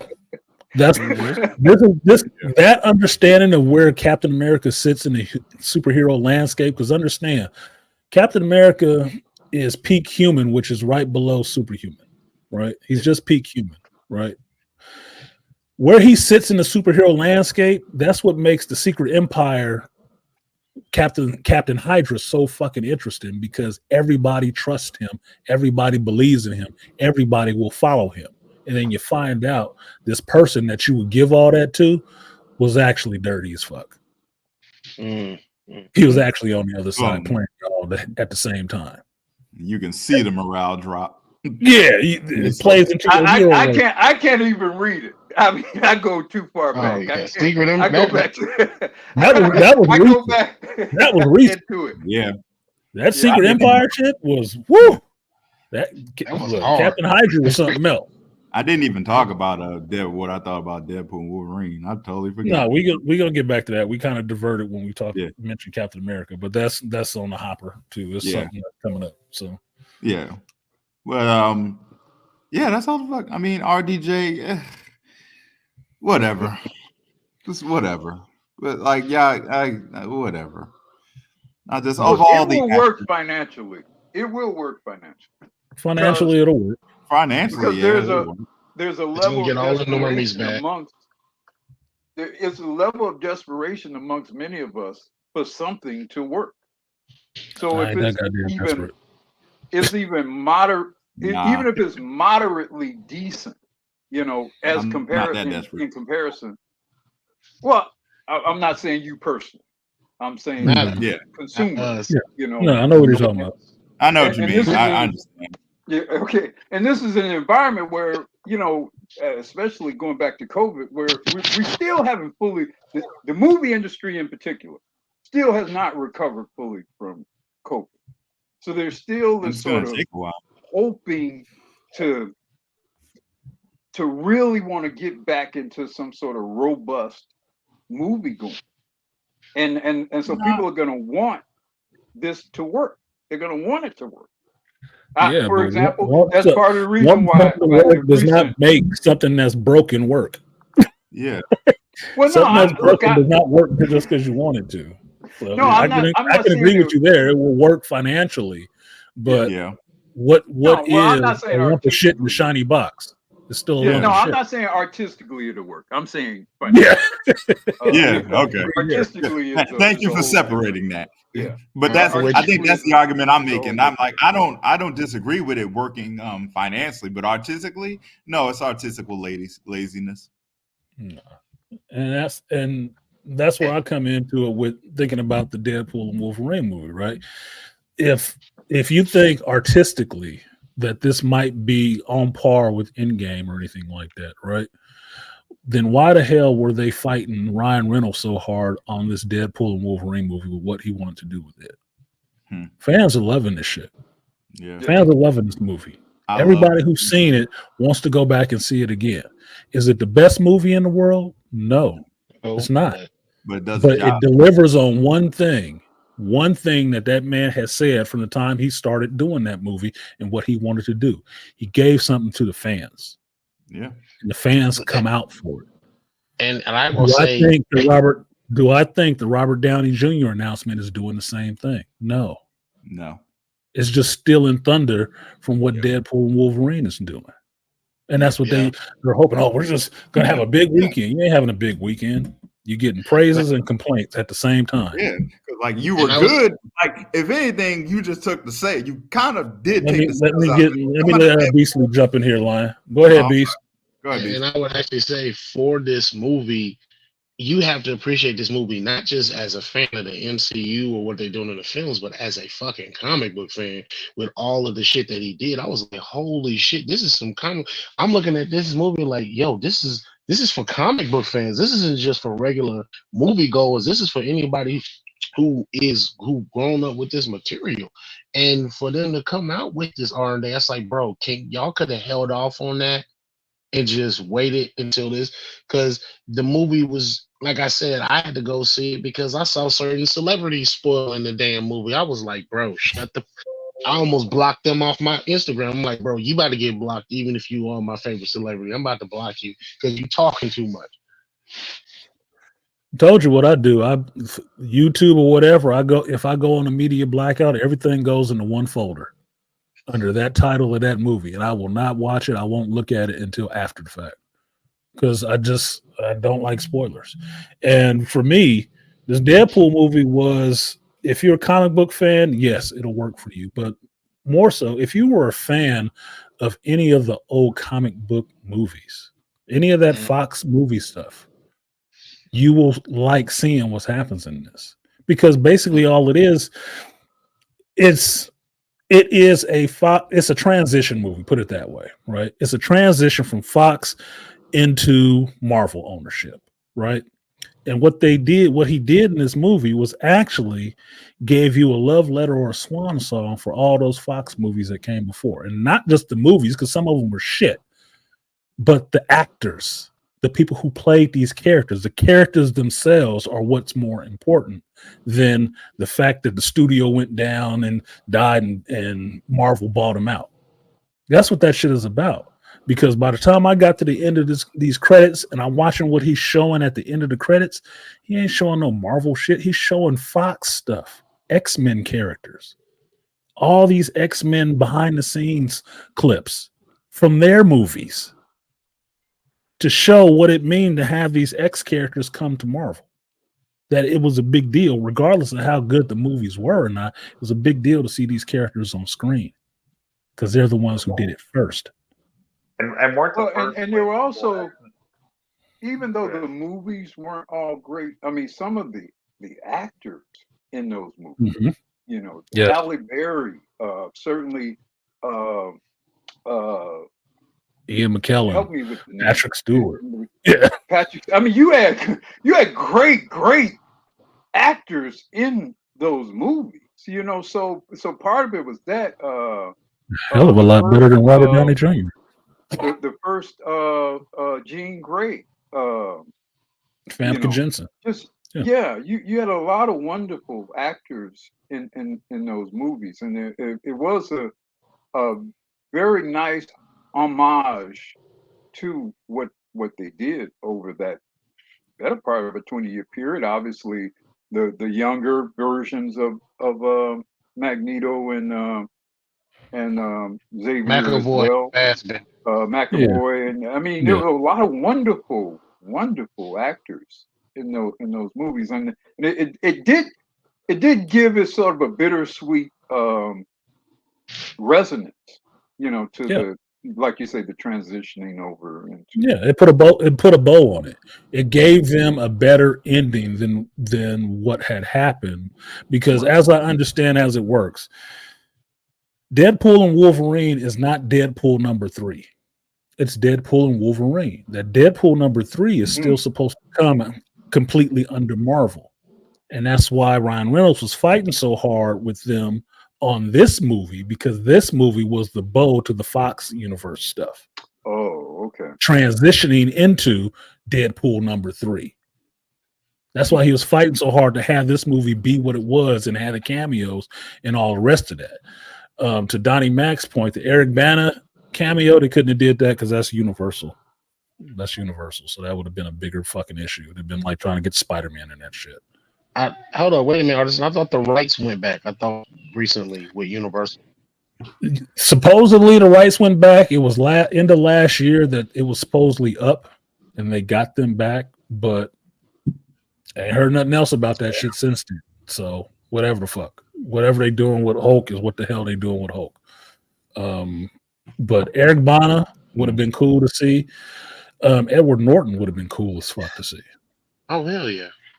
But technically, Edward Norton, Mark Ruffalo is Edward Norton because it's the same Hulk. Yeah, it's the same Hulk. Technically, it's the same Incredible Hulk, Hulk. even though they act completely. Although the Edward Norton was just much better. Exactly. It's hard to Edward even. Norton Hulk I mean, much every better. time I see the Edward Norton Hulk, I'm like, fuck. Yeah, problems. So He's a better Bruce Banner than me. he was a better So- Banner. I believe it. Better banner. I believe Fight Club Banner. I believe Fight Club Banner. For me, Yeah. Ruffalo just plays up Yeah. the more sympathetic Banner as opposed to Edward Norton's Banner. Ruffalo plays a more nutty Professor Banner, but he also is Robert Downey Jr.'s friend, and they like playing too fucking goofy. Banner ain't that goddamn goofy. And because he's goofy, his Hulk is goofy. And that Yeah. Norton Hulk, that is Hulk. I mean, that's like Fucking Hulk. incredible, Yeah. incredible Bill Bixby Hulk. Nigga. I just get goofy. Yeah, that's Hulk. Yeah, so You actually believe Edward Norton that no, you really don't want to do this. yeah, you don't want to make me angry because it's a really big transition. It's a big transition. Yeah. I mean, I like Mark Ruffalo as an actor. He does good in the movies that I've seen him in. I like him as an actor. I don't care for his political stances, but that's his opinion. I don't give a shit about that as long as he don't bring that shit into the role he's playing. But his Hulk is goofy. And I don't necessarily like my Hulk goofy. Pratt Falls and shit like that. Like, what the fuck? Like, dude? the best thing about his Hulk was like, how do you get angry so fast? And he was like, I'm always angry. Well, that's the line that's quoted from, but he's playing. Remember, he's playing what Edward Norton established. It's the same Hulk. Most people didn't understand that when the movie first came out. Is this a different Hulk? They changed actors. No, they just changed actors, but it's the same Hulk. He was in the same world. He said It's the the same line. one. He said the line I broke. Yeah, he said I broke Harlem in the first Avengers movie. Yeah, last time I was here, I kind of broke Harlem. Yeah, that was the Hulk movie. That was the same one. So he's just building on what somebody else has already done. That work he's done. After that, all the stuff that's happened after that, that's been all Ruffalo. That's been him. And how Marvel Disney wants to use him like just a green squishy toy. And I told y'all before, Disney just love his green toys. Hulk, Baby Yoda, Groot, fucking Drax. It don't matter who they are. If they green, they got to be goofy so they can sell stuff off of. Because Drax ain't never been goofy. Drax is the destroyer. The destroyer. Drax is the destroyer for a reason. He ain't got a sense of humor like that. I had to break that character down to some people because they didn't understand it. I was like, no, Drax is the motherfucker that's supposed to go specifically designed to go kill Thanos. He can track him anywhere in the universe and instantly wants to kill him. I'm like, really? I was like, yes. When they had his last event and they needed his help, Drax had to fight against his instincts to try not to kill the motherfucker. Yeah, he ripped his heart out before. Yeah, people don't understand. Drax is the destroyer for a reason. That's his whole purpose. That is his purpose. He's not goofy. He's not a mental retard, just buff and standing around. No, that's what James Gunn turned him into. But that ain't who the character was. But James Gunn took a lot of liberties with the Guardians because nobody knew anything about those goddamn characters. Most people didn't. So he could switch them up as much as he wanted to. Let me not even go into that because then I'll get into why certain things I don't like about the Guardians and some things I do. Oh shit, I don't like Peter Quill. I'm just gonna say that off the top. This Quill is goofy. And I'll tell you, I'll say this and then I'll move back to Deadpool and Wolverine. You know how much I don't necessarily like James Gunn's version of Peter Quill? Is even playing Future Fight, I won't play this motherfucker because he got these stupid ass dance moves in his tier 4 fights, and so it's like, this is dumb. It takes too much time, so he can put on his headphones and dance around. Fuck this! I don't even want to play it in a video game. It's fucking stupid. That's not Quill. That's Chris Pratt. That ain't Peter Quill. So Yeah, anyway, Chris Pratt. yeah. So to the meat and potatoes of this shit, the Deadpool. So Andre is still up here. Uru said he saw Beastly. You said you saw it, right? Last night. Okay. Lion, you saw it too, right? Yes, sir. Saw it Friday night. Okay. That's what's up. So I, Thursday, Friday, Saturday. I don't mind spoiling. You gonna get? You don't have to say you don't Yeah. mind. I already put the warning up. You've had many opportunities, motherfucker. I told you what it was. Yeah. He doing this shit Me. without I you to say so. So we are already on the 5th level in the room. It is too late. We already We already here, man. LTG. Yeah. So, No way.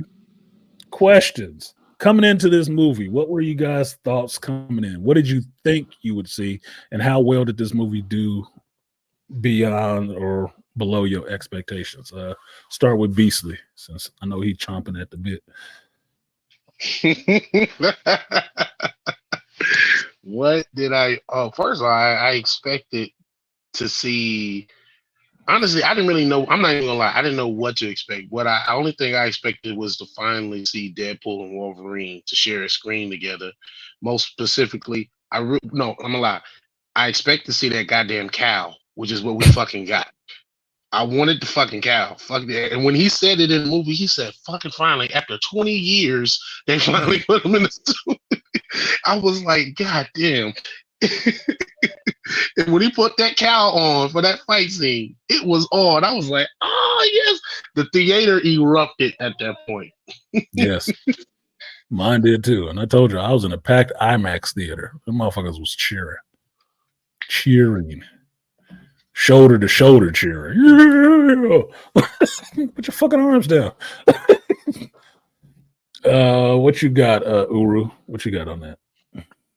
Yeah, it was, it was interesting. Like I mentioned earlier, that I kind of see Deadpool as sort of this weird amalgam of Wolverine and Spider-Man, personality-wise in particular, and as well as their particular skill set, I guess. But yeah, part of it was what I expected in terms of the contrasting of the personalities and how obviously that would provoke a lot of conflict between those two main characters.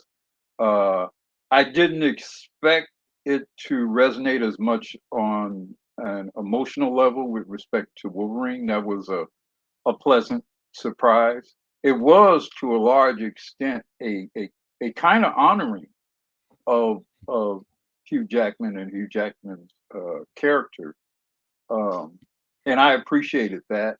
And on the point of what happened to the X-Men, and that was like the first time you really got a real sense of guilt and loss of that character. I mean, in other films, in Logan, it kind of was there, but it wasn't quite as developed as it was in Wolverine and Deadpool and Wolverine. And that's because I guess Logan was just so besotted physically that he was just essentially his life force itself was being drained.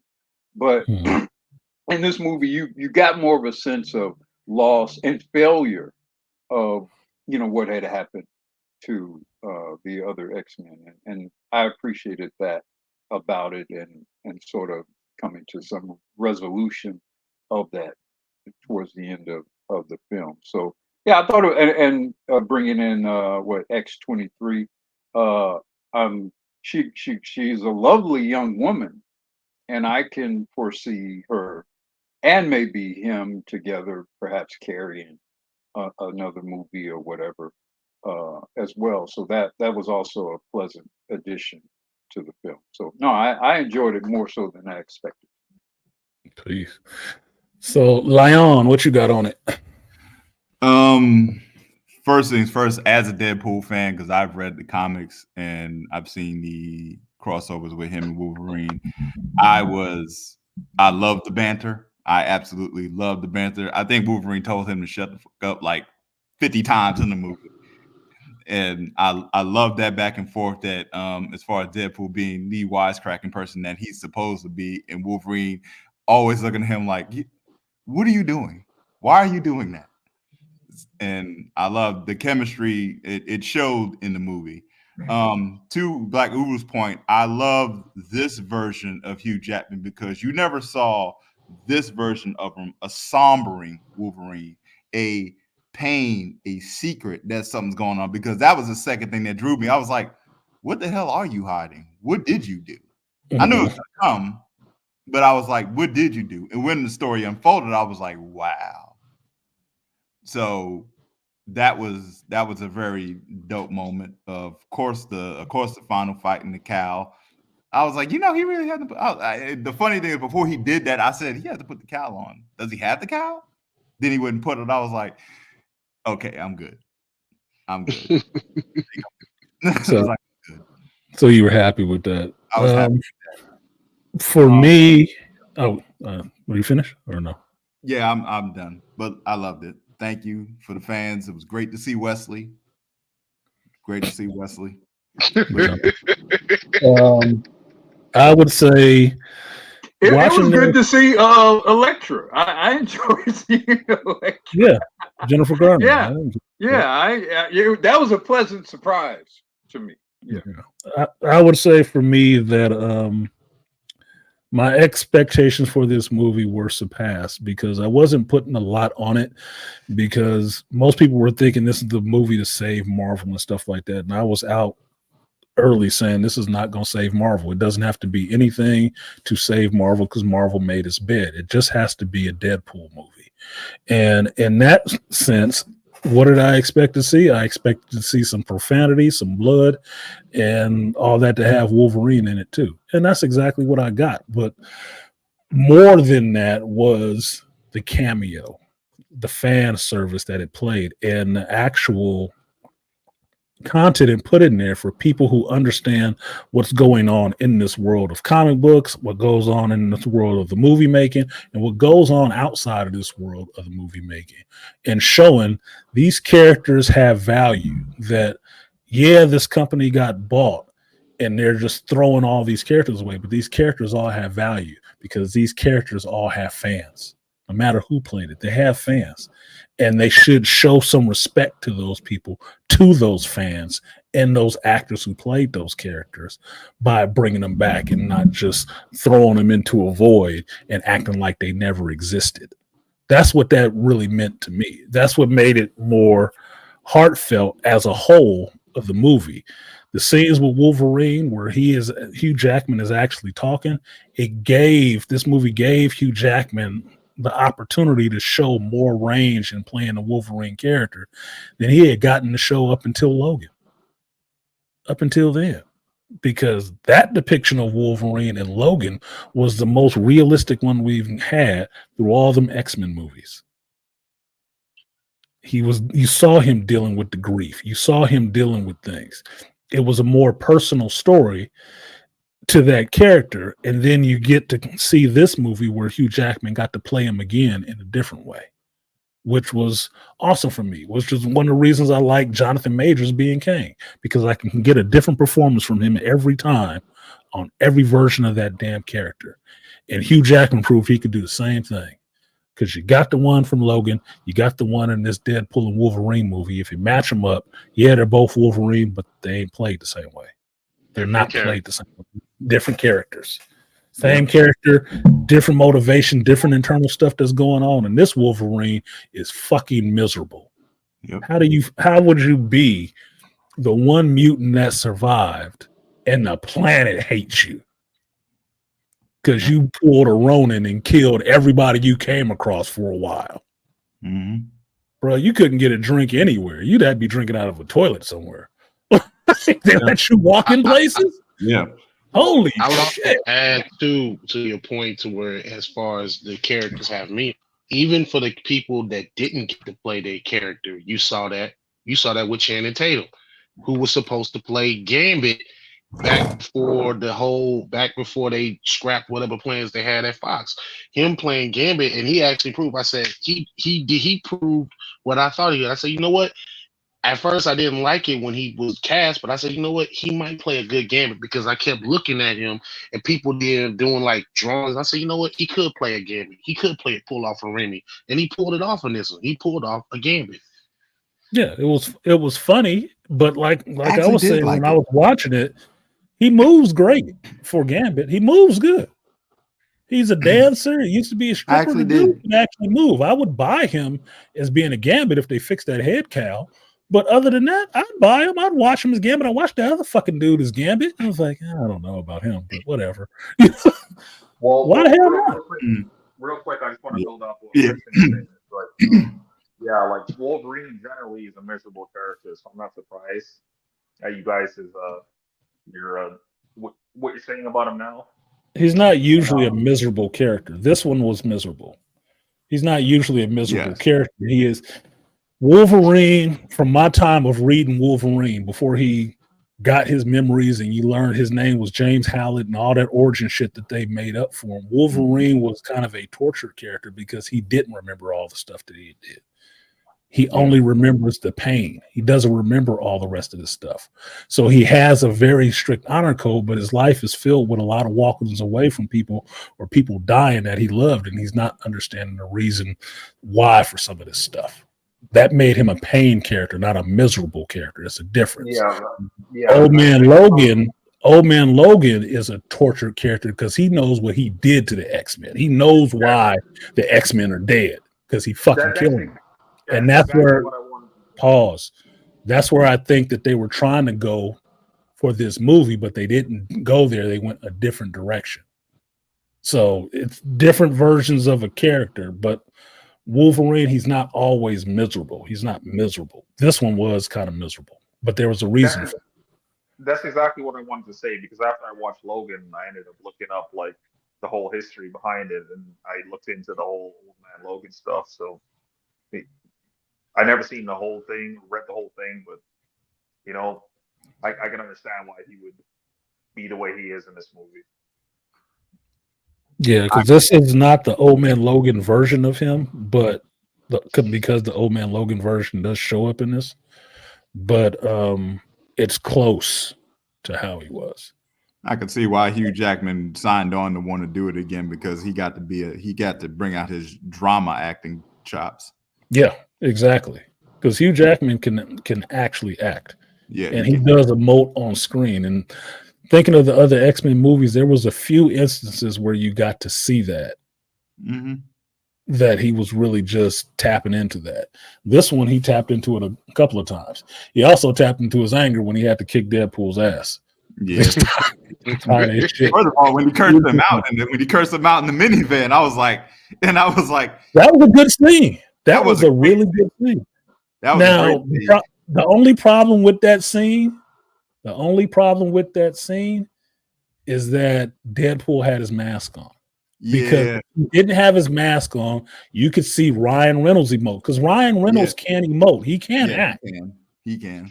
The only problem with that scene for me was that he had his mask on, because he was just hush mouth. You can tell he was just hush mouth. Well, he's like, "I'm gonna fight you." That was it. He was done, dude. Yeah. Like that whole 5 seconds of silence, I was like, "Oh shit, I think he's mad." I'm gonna fight you now. Oh shit, I'm gonna fight you now. when he shut the fuck up for the first time, he was like, this can't be good. Look, it's like you tell a female when dudes is out there talking loud and shit like that. Look, it's not a problem if they sitting there yelling and arguing. It's a problem when it get quiet. Yep. If it get quiet, they get quiet. Shit about to happen. Yeah. It's about to go down. It's about to go down. Yeah. When he got talking at that level, they just loud. Yeah, they might be all right, but they got quiet. You have never seen him more direct in that scene. I'm like, in all the 2 movies in Deadpool, you ain't never seen me that direct. Like, oh, all right, Oh, you push the button. You can cross Yeah. the lines. Now He cut that boy to the quick. He cut that boy Yeah. to the quick. I'm like, oh shit, it's about to go. Like, I'm gonna Yeah. fight you now. I was like, that was a great line. And he doesn't even talk shit during the fight because he was talking shit in the fight when they said that they had Nope. that fight. He was serious. No, he was sat there serious. like, all right, come on, let's go. Yeah, he was serious. Nope, fuck that. Yeah. Fuck that. I'm gonna go in on your ass. And you see, they was doing it all night long. Yep. All damn night. Trash that damn truck. Oh my god. I thought they was gonna fuck the car up more. The fact that it was still drivable after that, I was like, Yeah. yo. Yeah. He's wrapped up. He had him wrapped up in the seatbelt. Well, here's the thing. I'm waiting to see the next superhero movie that they do, or the comic book movie that they do. I'm waiting to see them see this car fight replace the hallway fight. I'm waiting to see that shit happen. I'm waiting to see that shit happen because, dude, that was a fight with the two of those characters in such a confined space. Like, that is crazy. That is a crazy idea to pitch. How many times they take to shoot that? How many cameras they use? I don't know. I don't know many people who could actually pull something like that off because it was bloody. Yeah. And they was going in on each other. It was like, God damn, dude. Like, stabbed him. I was not touching everything in here. Yep. Like, stabbed him in his leg. Stabbed him in his leg, and then was like, "Oh, you motherfucker!" Man, that shit was. I want to watch it again. I think I'm gonna see it again just for that scene again. I love that scene. Yeah, I want to see it again too. I want it just for the intro. Yep.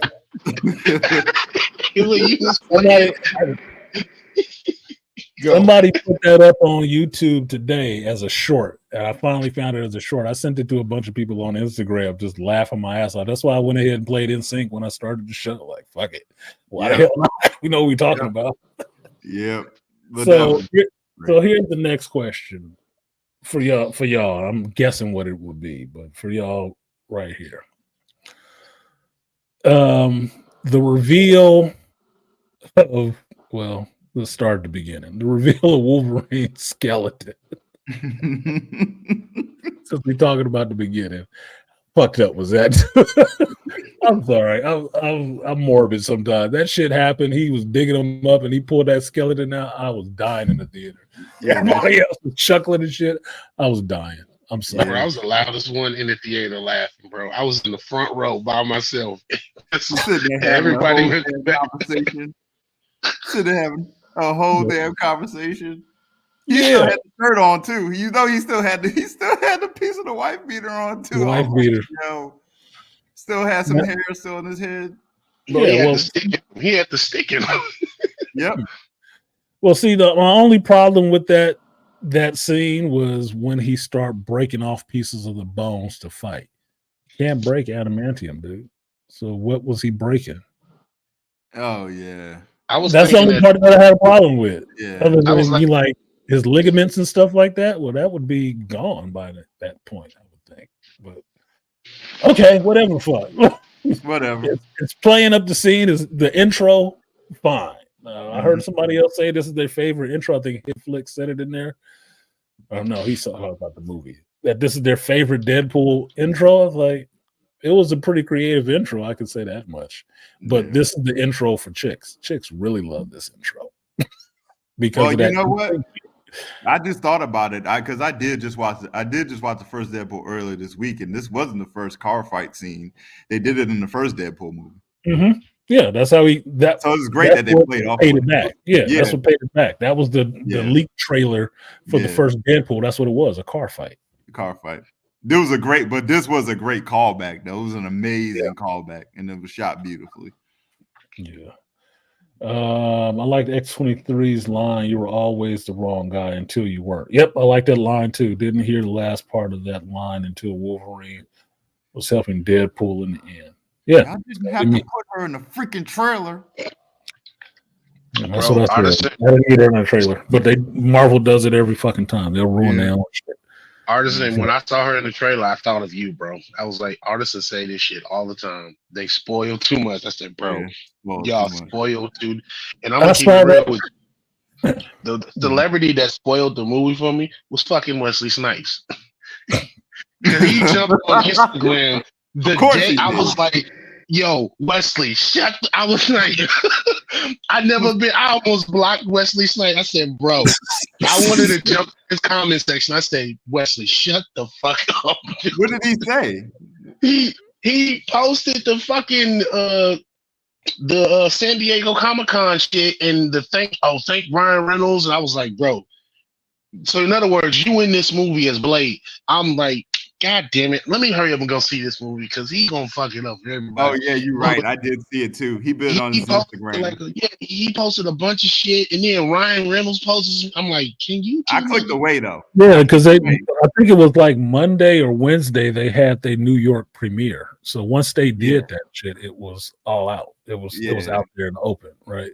Now I didn't see Wesley's post because I don't follow Wesley on Instagram, but I can tell you this: when Wesley walked onto the screen, I fucking was hooting in my theater. I was the loudest motherfucker in my theater. Like, yes, nigga.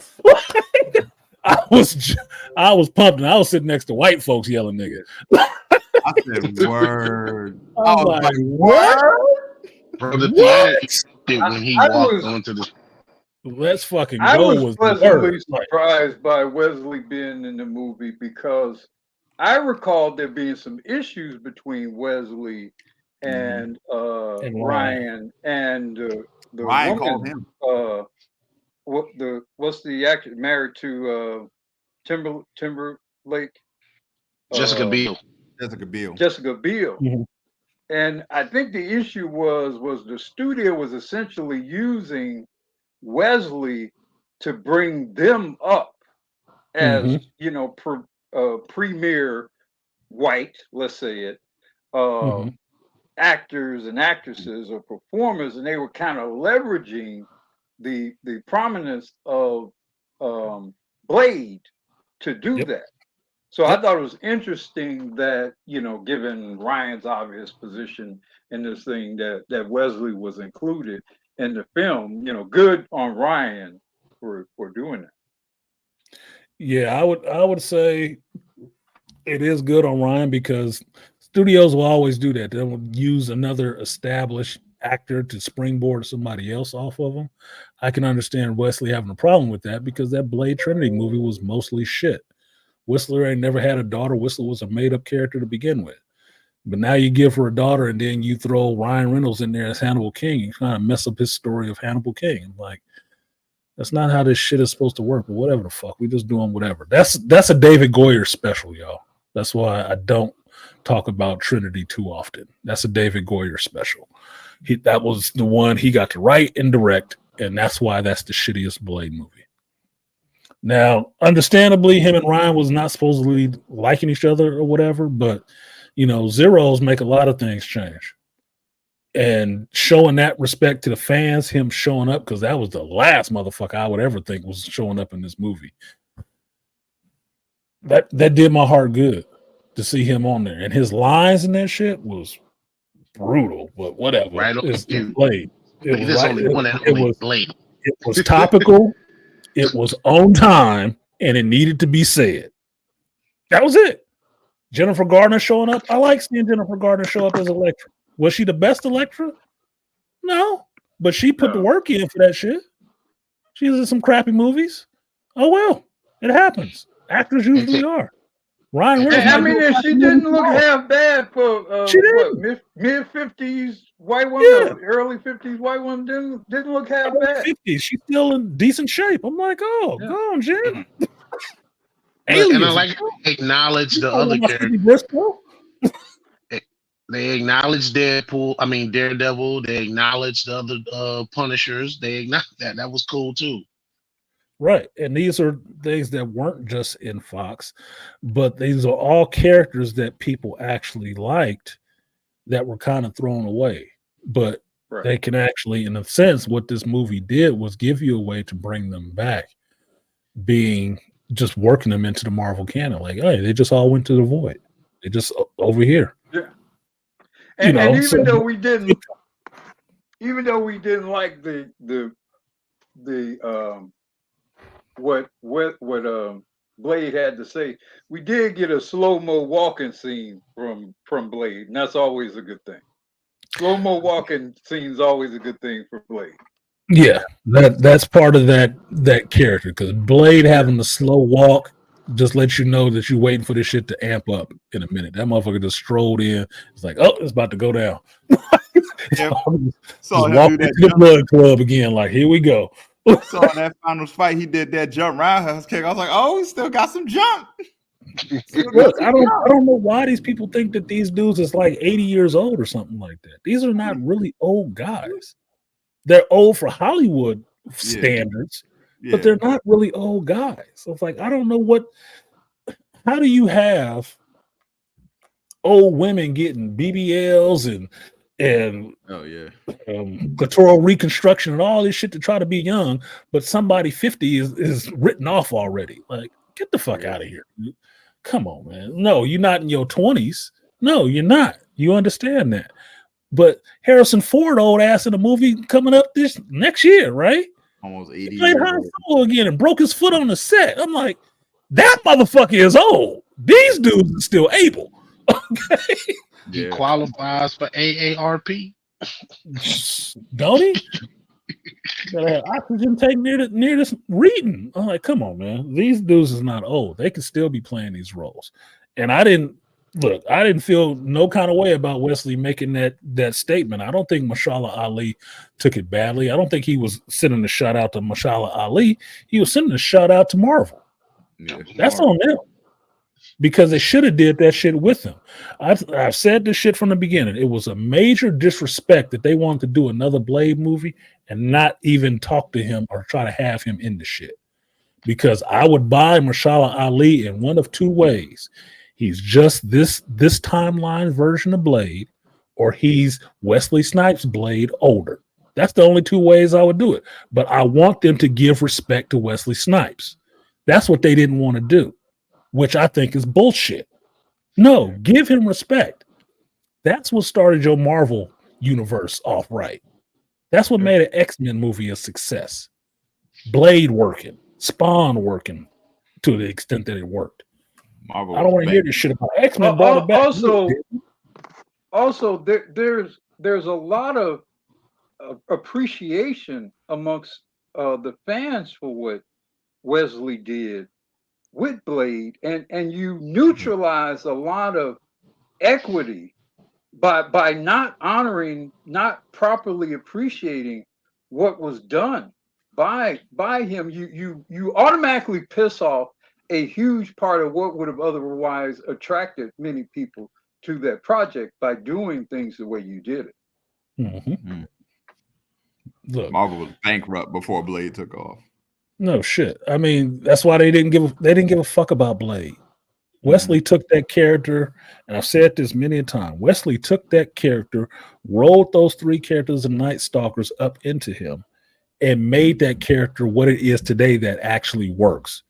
Mm-hmm. It's the same version of the character that Marvel sells all their comic books off of right now.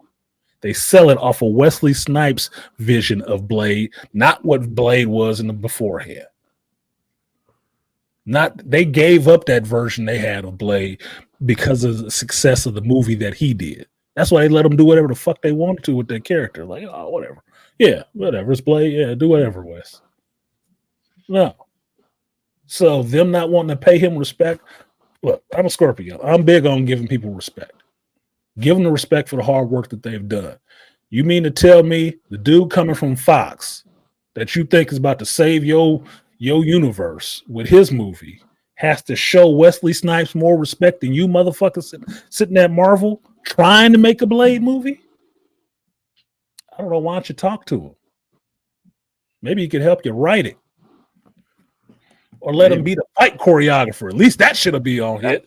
Please. And I hope Mark tries to take some shit because he's a great actor, but I ain't never seen you punch nobody in the movie.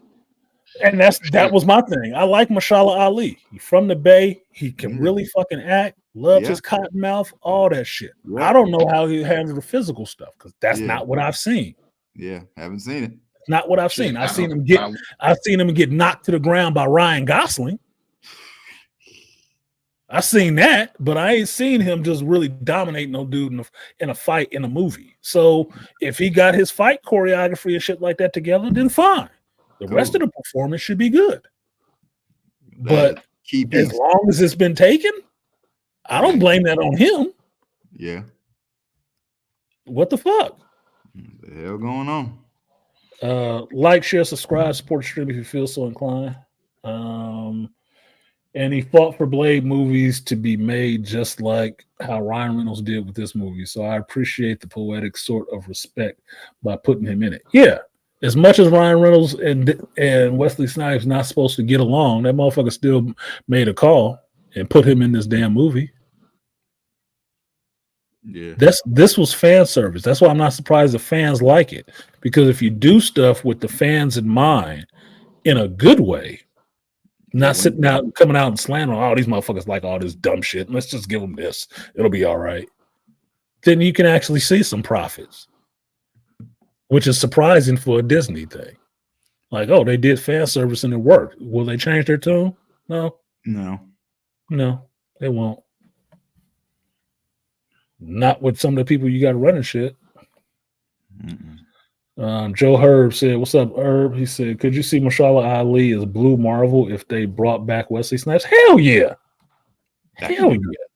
Yeah. Look, I would take Mahershala Ali as Blue Marvel over Denzel as Blue Marvel because Mahershala Ali, I would believe he was somebody who was a smart scientist. That's an idea. I would believe him as a retired soldier. And I would believe him as this dude who has all these damn powers. Yeah, I could see him doing that.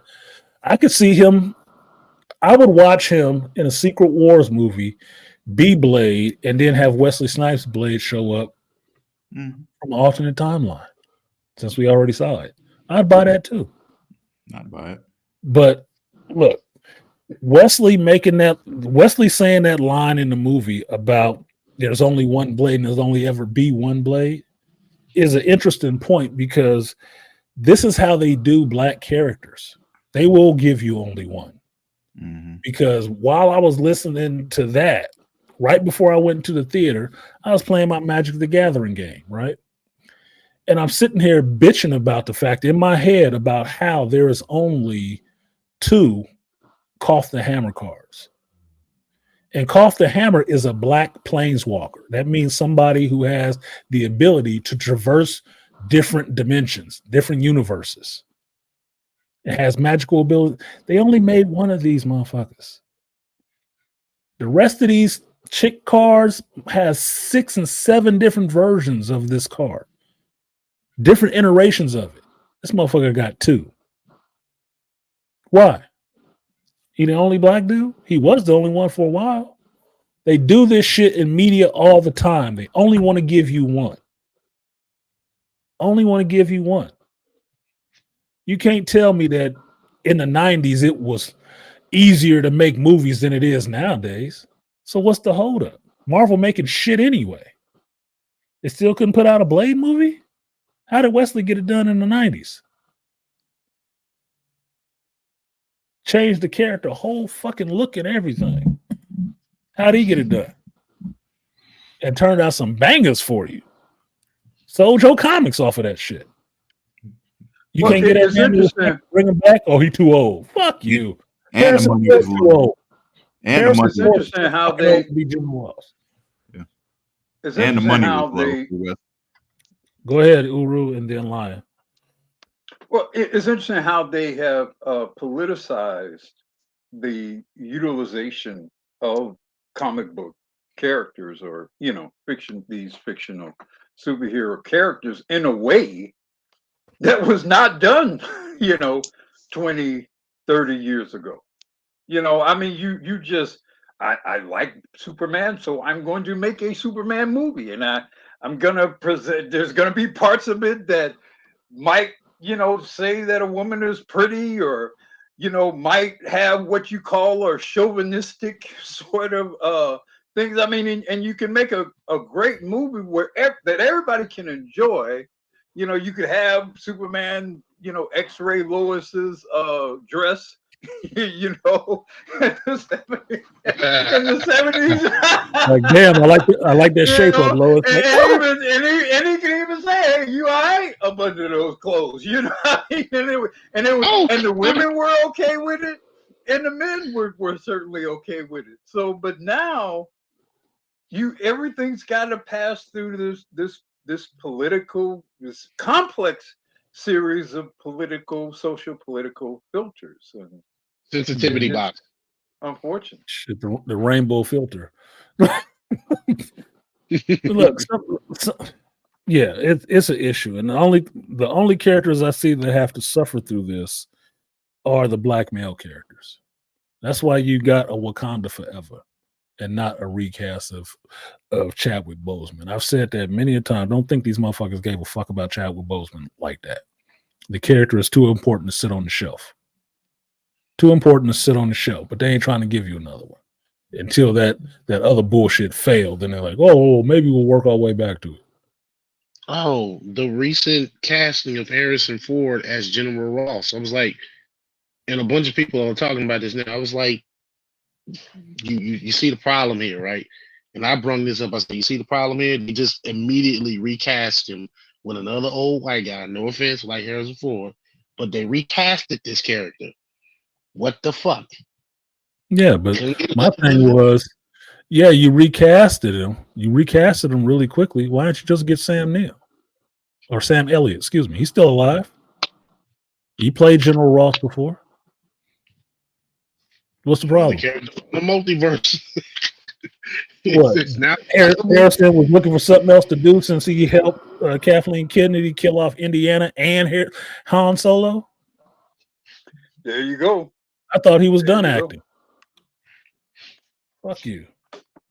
I don't care about that. I mean, you just explained why you just explained why he helped to kill off this iconic, strapping male, you know, character of the last 50 years, and here's your reward for that.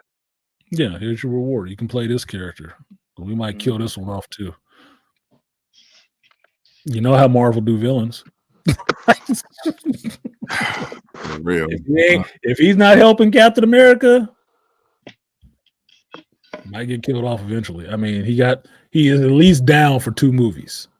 Now he's not too old to play 2 movies as partly CG'd Red Hulk, right? So why is Wesley too old to play Blade? He got 30 years on him. I'm sorry, martial artists don't age the same way. These are the people who keep themselves in shape. And Wesley, the problem is the movie y'all did. He didn't look like he was out of shape to me. No. The problem with Wesley is he so owns that character and everything really that's credible about it that you can't come in off the streets really and dictate to him what to do. You could take a Chris Hemsworth and say, this is the Thor we want you to be. You can't do that with Wesley Snipes and Blade.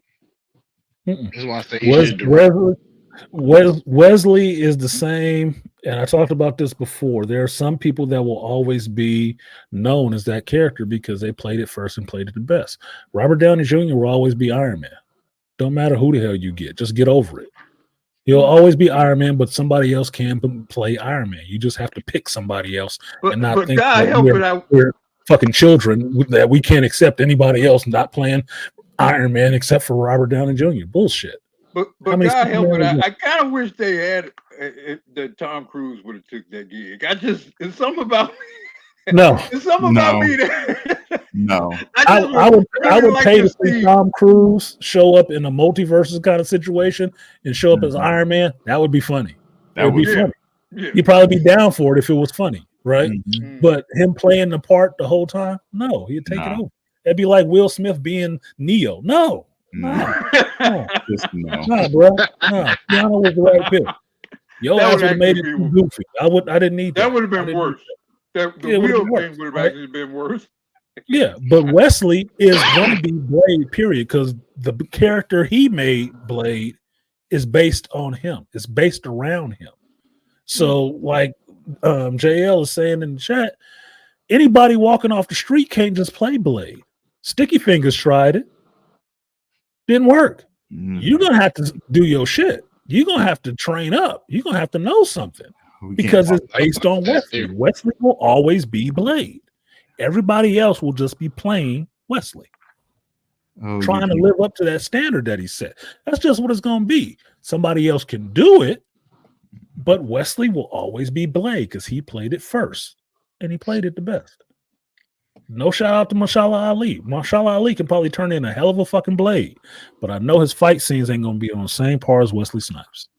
Well, if it's anything like that Sticky Finger show, because I watched that whole fucking season.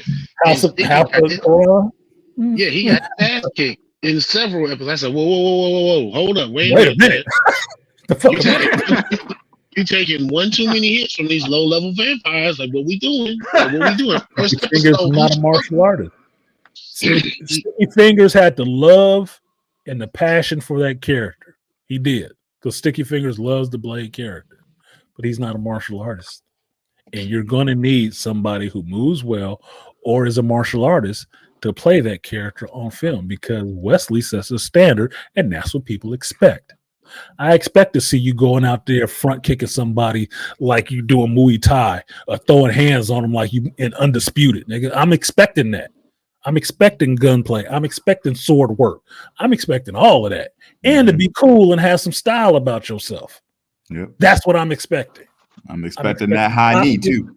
I'm in the high knees. I'm expecting the gear to be fly. I'm expecting you to have on some Gore-Tex boots or something like that. I'm expecting to see these shots being taken by these stunt guys like you really just laid into them. That's what I'm expecting. Make some cool one-liners. Some motherfuckers always trying to ice skate up here. But see, that's smoothness because that's Wesley. That's Wesley's personality. That's his line. That ain't a scripted line. That's him. That's why he can deliver it.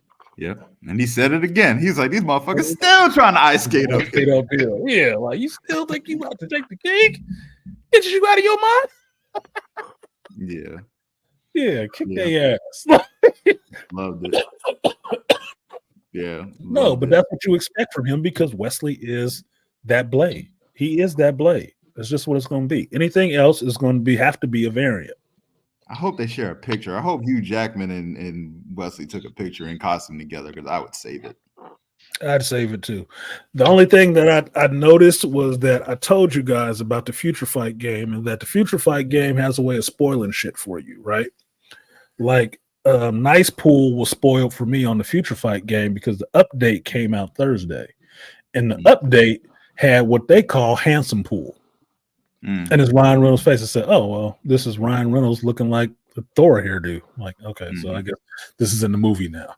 But a while ago, they did a Blade version too. They did an update for Blade. One version I fucking hated, which is, I think, the Marvel movies version, which is going to have this black and red and this ponytail braid bullshit. I'm like, oh, the dreads. Yeah, I don't even like that shit. I don't even use it. But then there's another one that's overly armored, and it's the Wesley Snipes version of Blade.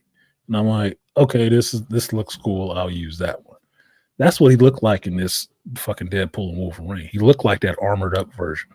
It's like, okay, he didn't have a sword, but he had that Bowie knife that he was doing some work with. So he also had the gun. That version also has the gun on the hip, just like Blade does too in the movie.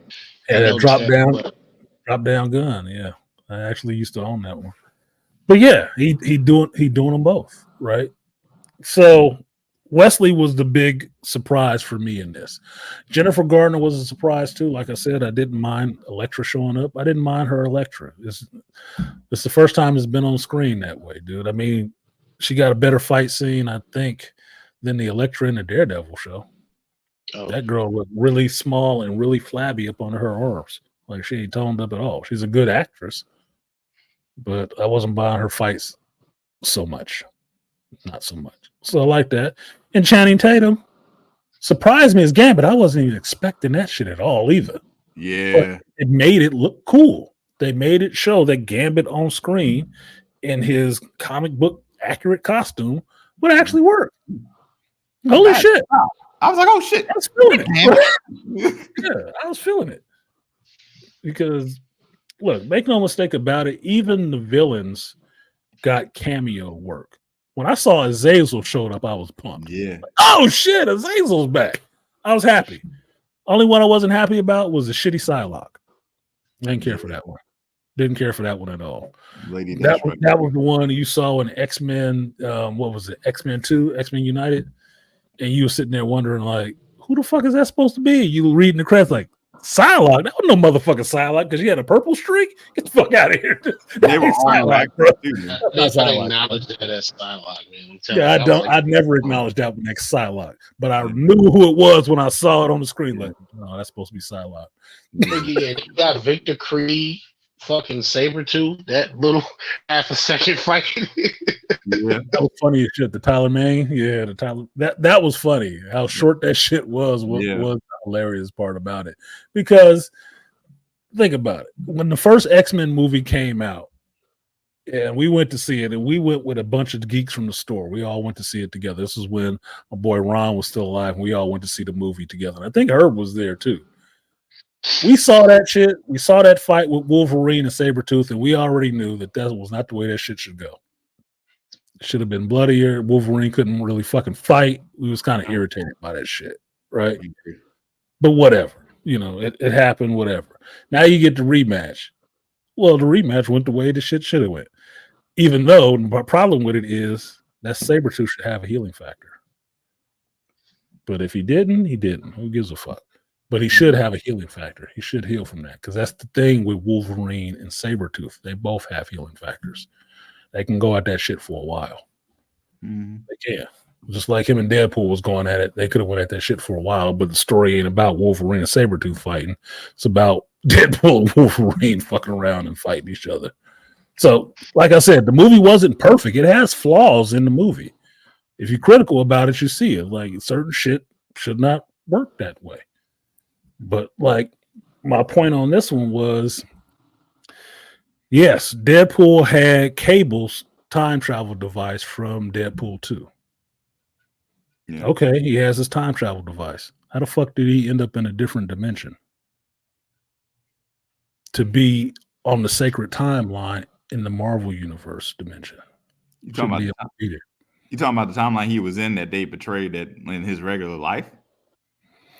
His regular life timeline is the Fox timeline. Fox one, yeah. But when he went for an interview with Happy Hogan to get on the adventures, he has now jumped dimensions with a time travel device. That's not time travel, and dimensional travel is not the same fucking thing. No. That's why I say the MCU does their multiverse shit fucked up because they intermix the terms of time travel, dimensional travel, universal world. They throw it all together and it doesn't make any sense that way. That's not how the shit works. A show like Dark does it better to let you know that is a different world and it's a different thing than time travel. Time travel is back and forth. Dimensional travel is side to side. Yeah. So where they did it well in the Deadpool movie was when he started jumping to different timelines on the Fox timeline to see different versions of Wolverine, right? With the little temp pad because he went to the TVA, which happens outside of time and space and shit like that, right? So now he could jump different dimensions because he had a temp pad.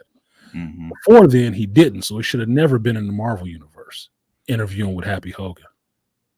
Should have never been there because Cable only has a time travel device. Yeah. Back and forth device. He doesn't have a side to side device. Otherwise, the motherfucker would have got lost. Yeah. Yeah. Just saying. It's one of those things. It's like, let's keep the movie going, but that's kind of fucked it up. So some plot holes here. Yeah. Right. That's a plot hole.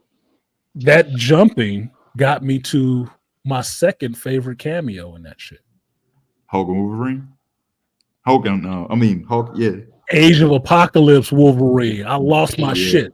Nobody else in my theater knew who the fuck that was, which means I was in the wrong crowd.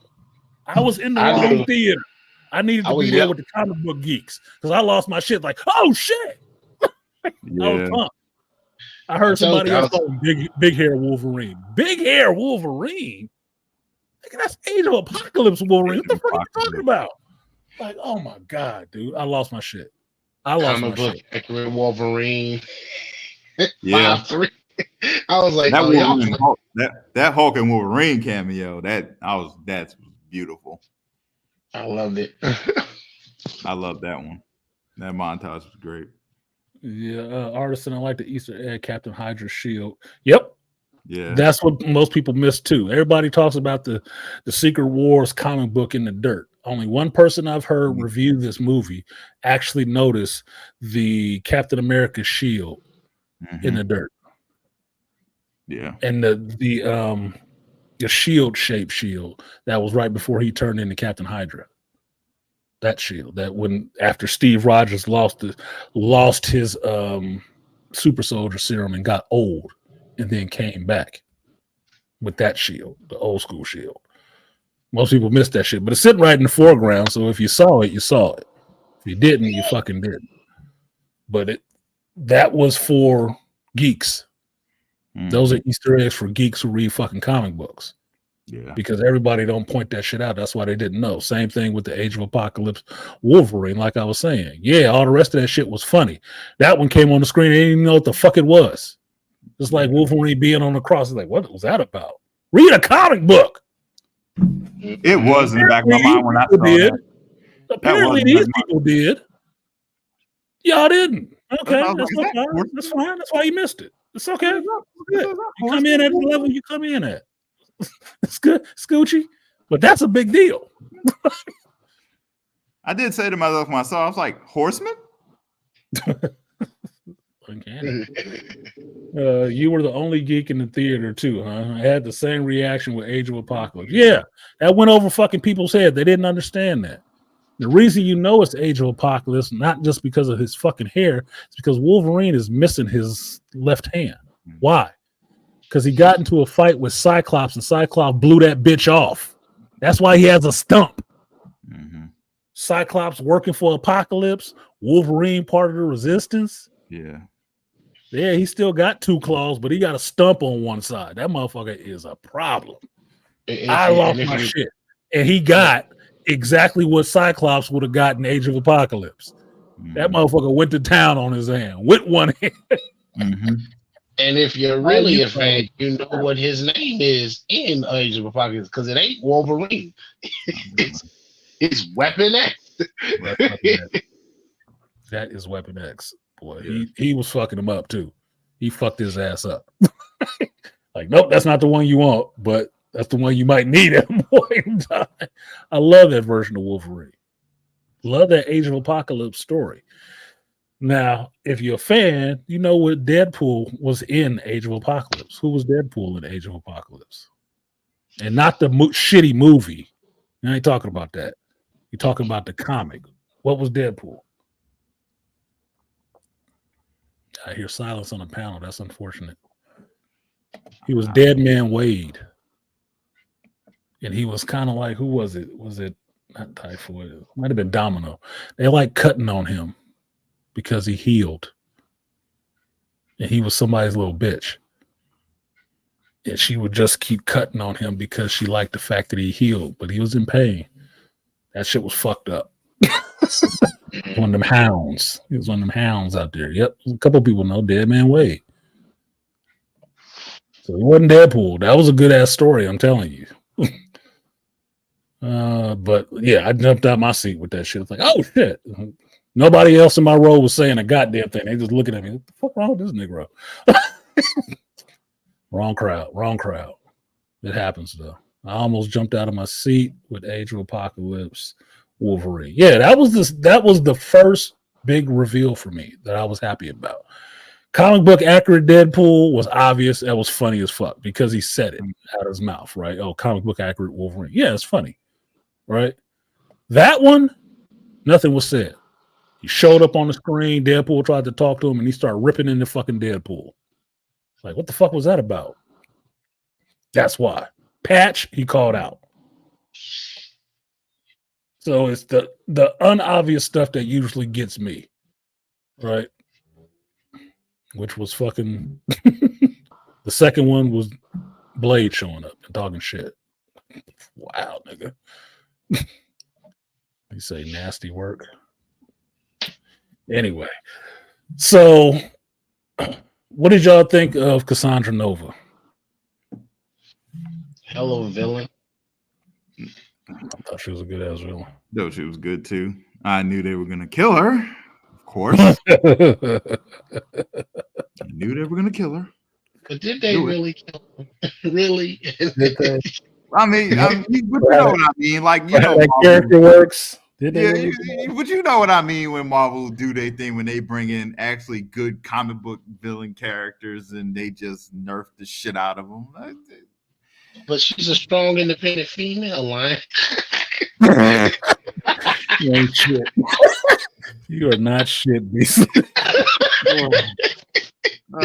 Just a strong, independent female. Oh Lord, she's not going to be told no, Beasley. No. But hence well, then again, in this one, I was going to say something, but no, in this case, she was provoked. She made a deal with that dude, and he tried to renege on the deal. So he tried to alter the deal, and his ass ain't Darth Vader. Yeah. So. He tried to renege on the deal, tried to alter the deal. So yeah. In other words, what you're saying, like, no means no, right? Is that what you're saying? Apparently not. Apparently. Yeah, he got a little bit too big for his britches, is what happened. He's like, yeah, just go ahead and kill her. She ain't gonna take nice. I'll burn it all down. She ain't gonna take that nicely. She ain't gonna take that well. Nope. She would have left her to play in her little yard, man. Yeah, she's like, fuck it, I'll burn it all down. Of course you will. Yeah, of course. Yeah, no, I thought she was a good villain. I really did. I really thought that she was a good villain because when Cassandra Nova was introduced to the comic books, I didn't really care for her too much. I really didn't. I thought it was like the cheap ploy to make a female Xavier, right? That's how I took her. But in this movie, they actually made her fucking terrifying, which was fine. Because it seems like the actress is having a good time playing the character. Yeah. And some of the shit she was doing was like, oh my God. Because look, like everybody will tell you about the yanking the skin off of fucking Johnny Storm. That was one thing. Yeah, like Gabe turned that boy into a toilet paper roll, right? Yeah, that looked bad. But that hand through the head shit to read your mind, that is the most disturbing shit that I can. That's the most disturbing way I can think of reading somebody's mind, other than reaching your hand up their ass. I'm like, dude, this is crazy. But that's the creativity I'm talking about. A disturbing visual. That's a disturbing visual. But that's the creativity I'm talking about because that's never been done before. Marvel's never done that. You haven't seen something like that before. Well, even when she picked up old boy, what's his name? From the time variance, she put her hand and just dragged his ass like a drug him by the head, like shit. Lord, that shit made me a little squeamish. I was like, oh God, like she just holding his skull. No one deserves to go like that. No, no, that was bad. He fucked up, but I don't think he, like you said, I don't think he fucked up that bad. No one deserves to go like that. Maybe that was a little far. Maybe that was a little far, but I know you mad, but damn. Yeah, she took that boy for a walk. Like, Lord have mercy. He was like, "You're coming with me." I was like, "Oh, yeah." Oh, but I liked her in a sense that she did portray menace. She did portray a little bit of humor. Like she was kind of funny with her shit, which I kind of like. Right? She doing the evil British woman thing, which I buy. I totally buy that shit. I'm sorry. There's two things I can depend on British women for: accent and probably playing a good villain. They're probably kind of cool that way, right? Yeah. So I was buying her. She was a credible threat. Everybody was saying she was OP. It's like, not really. She used two powers. Yeah. She used 2 powers: telekinetics and fucking telepathy. She's just Xavier's powers, or one of the ones he don't have. That's it. That's all she was doing.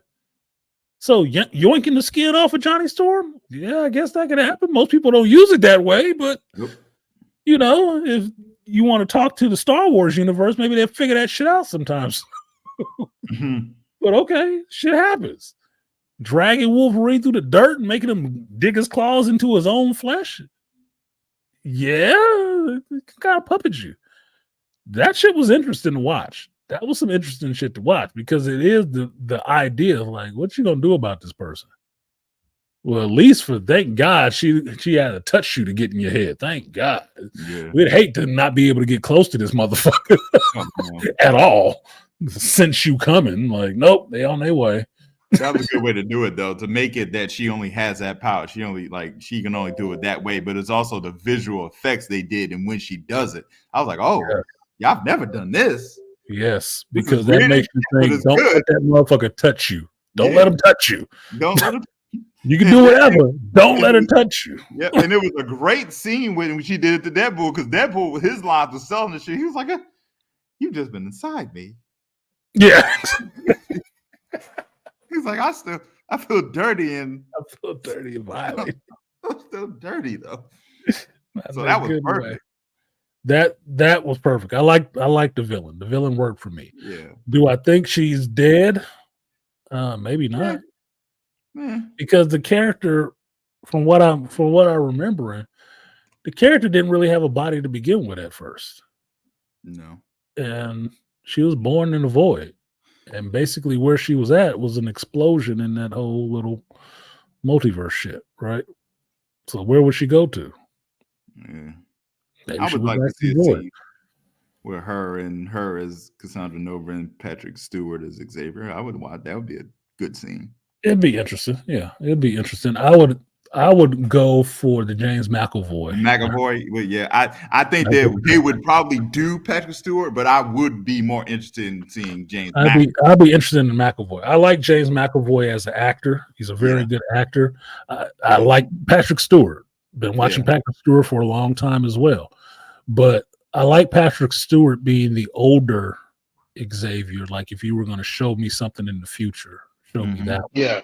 That but in a contemporary time, R-rated version, in the R-rated version, Magneto fucks Xavier's sister. He could. Michael Fassbender Fassbender over. Fassbender over. Yeah. Wait, you can only read my mind if you touch me? I got something for you to touch. Okay. I got something for you. Got something for you to touch. It's a good. You got a healing factor too? Oh. So I can hit your ass with this metal pipe. You'll be all right. Yep. I always hated your brother. That'd be a good scene, though. I would be. Miss Twist say her against the Scarlet Witch would be a good matchup for at least 10 seconds. Wanda with Washer? I don't know. I don't know. I don't know about that. I don't know about that. We'd have to. You care to wager? Yeah, that'd be a good fight. Wait, I'm what? sorry. Because what you've already seen from seeing both of them on the screen, and you've seen Wanda more times than everything else. Cassandra Nova don't use any restraint. She is quick with whatever the fuck she gonna do. She ain't sitting there doing all of it. No, nigga. No. She just doing it. She is not pausing. She's not waiting. And I don't know what kind of mind trick she used to get behind Deadpool when she standing in front of his ass. Yeah. But she did it and got in his head. She didn't move. She didn't move when she got behind him. She didn't move not once. Like before they switched, before she was standing in front of him talking, and then next thing you know, she's right behind him with the finger in his head. Yeah, she'd have a finger in Wanda's head doing some reality warping, all right. Warping her world. You saw that damn statue in the movie too, right? You caught that. Yeah. I saw that relief. It was over the pool in Blade and Elektra's little hideout and shit like that. It's like, oh shit. I was thinking we were gonna get Wanda showing up there. No, I was like, okay, well, whatever. I thought that too. Wait for something else. It's fine. It's fine. It's not time to bring her back yet. But okay. I don't think she's gonna be an Avenger when she comes back, though. I don't think that. I forgot. Wanda is another character that's pseudo on the board for the Avengers team. If you wanted to see an Avengers movie, Wanda is still out there somewhere. Because I don't think she did. I think she disappeared. She went to another timeline. He was in the void. Apparently. Void can't contain Wanda. I don't know about that, Ghost Man. I think it could. She'd probably want to stay there. Probably want to stay there, waiting for a version of her children to pop up out of a fucking orifice. Yep. Waiting. Some people can't be contained in that void. It's at the end of time. So where else is she fucking going? It is the end of time. Literally, it's where everything goes. It's not part of a timeline. Where the hell are you going? Not even Loki can do anything about that, and he pretty much is. Well, Loki being god of stories and sitting on the timeline, he still made a void. Yeah, it exists regardless. So something has to go sitting in the chair. Yes, regardless of who's sitting in the chair, that motherfucking place need to be there. Yeah, all these prune timelines got to go somewhere. There's a dump. There will be some time space landfill, and that's what the void is. So I don't know. I think that'd be a good fight. I think Wanda would get killed, though. I really do. I think Wanda would get killed because in one movie, one scene, and pretty much one scene, you saw that Cassandra Nova will go quickly. Mm-hmm. She will not wait. It will be like a woman changing her fucking moods. Notice how no other villain was talking when she was talking? Nobody was saying shit.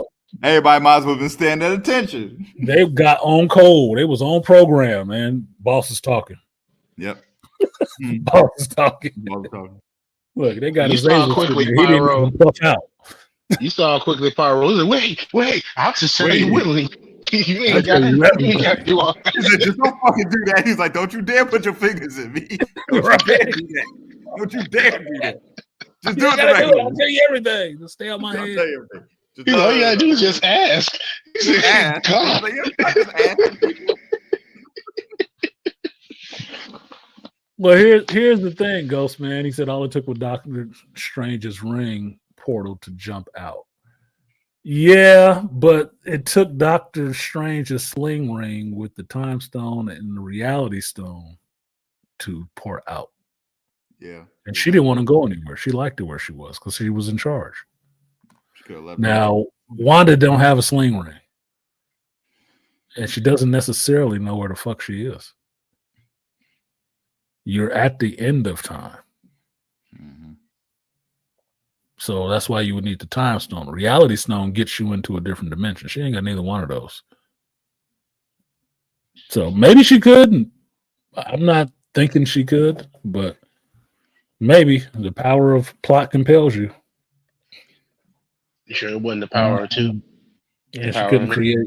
No, it wasn't the power of many. But those chicks would be there sooner or later. Create a portal herself. Wanda could cross realities without any devices. No, she needed a device. Wanda was not able to traverse the multiverse until she was fucking with the Darkhold. Mm-hmm. Because traversing universes ain't like crossing the street. You don't know where the fuck you're going. You don't know what you're looking at. That's why even Doctor Strange fell through the shit. Mm-hmm.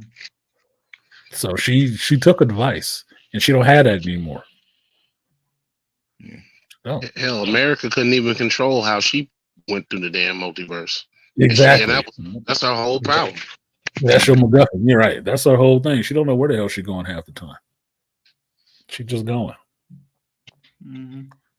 Think of it like coordinates in space. If you didn't know which way to fly off the Earth to hit Jupiter, would you hit it? Or would your ass just be tumbling through space? You'd just be tumbling through fucking space until you ran into something on that course. Think of Nightcrawler's teleportation ability. Nightcrawler has to see where the fuck he's going in order to teleport. Like he said, he'll end up in a wall. Mm-hmm. Same thing with Cassandra Nova. I always noticed that. You notice that when she like paused Wolverine and just sent him on the ground, nobody reacted. No, they acted like they had seen that shit before. Yep. Deadpool's the only one reacting. He looking around, was like, yeah. Everybody looking at him like, yeah, she can do that. Yeah. Well, that's just telekinetics. Yeah. That's all it is. That's just telekinetics. And how creative you use the shit. Mm-hmm. So, what was the action scenes to me go without saying in this movie, because there was a lot of action scenes, a lot of fights, which is fan service. That's what you wanted. Like when he came on the screen and said, get your that special sock out, I was laughing my ass off because that's so much. I had made the point of saying it in my video before I went to the theater that I want to have my geekgasm. And then this motherfucker was actually talking about it. And I think it was like, this dude is stupid. Right? He's like, you got me. I didn't bring my special sock. But, everybody had popcorn buckets. So the fights go without saying, but what was one of your favorite scenes out of it that wasn't a fight? That's my thinking. Well, that wasn't a fight. Damn. Fucked it up, huh? Because there were a few that I did like. A lot of them did involve. Damn, you're talking about one particular scene. I really did like that scene with him and X-23. Mm-hmm. And especially like that chat that just said when she said like, you always a wrong guy until you weren't. And it's almost because you can see the emotion in her, because she was like, you saved my life, but she couldn't say it. Mm-hmm. Because it's not the same guy. Not the same guy, It's like the guy, but it's not the same. It's not, because it's not him. Right. She's holding to the point that Wolverine is Wolverine. Yeah. And he's never that guy. Outside of that, I would probably split it between him and Hugh Jackman. But with Wolverine, with Ryan Reynolds scene, that was actually the most serious I had ever seen him is when he got shot down from the Avengers. Mm-hmm. He really took that to heart.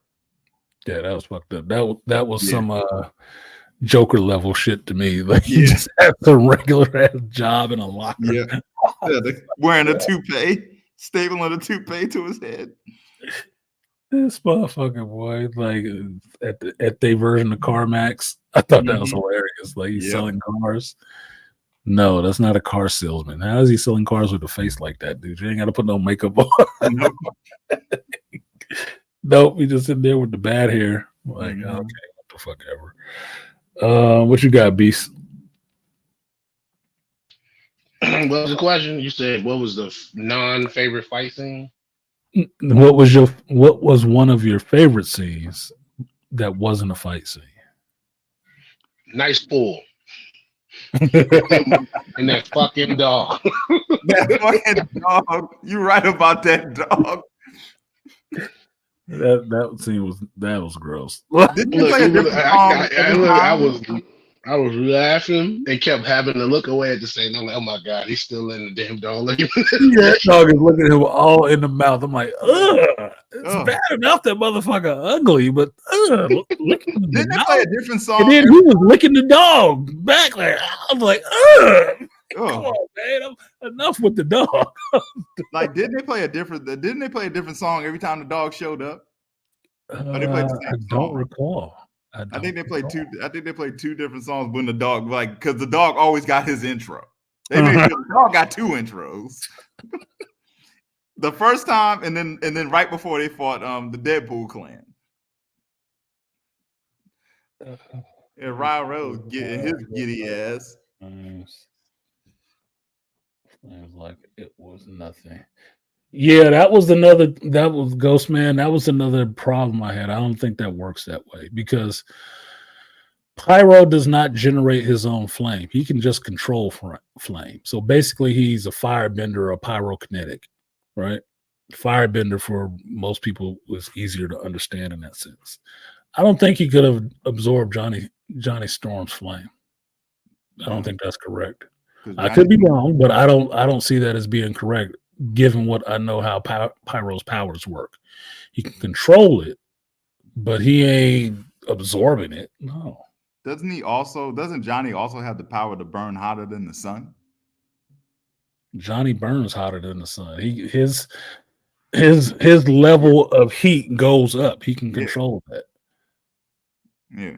But he can get snuffed out sometimes. He used to be able to get snuffed out by water way back in the day. Nowadays, you can't put his ass out in the water. That's not what's happening. Damn, he's right. I got the third scene. I do have a third scene, and that was, but I don't know if it counts. I don't know if it counts tonight. Appreciate you coming up. Appreciate you coming up, Uru. I was waiting to see what his favorite scene was. Not a fight scene. It's okay. It's okay. So for me, I think the favorite scene was Wolverine finally talking about what happened with Cassandra Nova and being in that mind space and actually there among the graves and talking about what actually happened. Now, the reason is I was thinking they were going to go the way of Old Man Logan, that the humans showed up and used him to kill all the X-Men, because that would have been traumatic as fuck. That would have been traumatic as fuck. But making the twist that the X-Men were dead and he just berserker furied and start killing everybody. That gave him his Anakin Skywalker moment. He just went like, fuck these sand people. Right? These Tuskens gotta die. Not just the men, but the women and the kids too. Like, he was killing everybody. Like, boy, how many people did you kill? When did you stop? Like, so those graves, I guess, are known that those aren't the graves of X-Men. Those are the graves of the people that he killed. Like, shit. Yeah.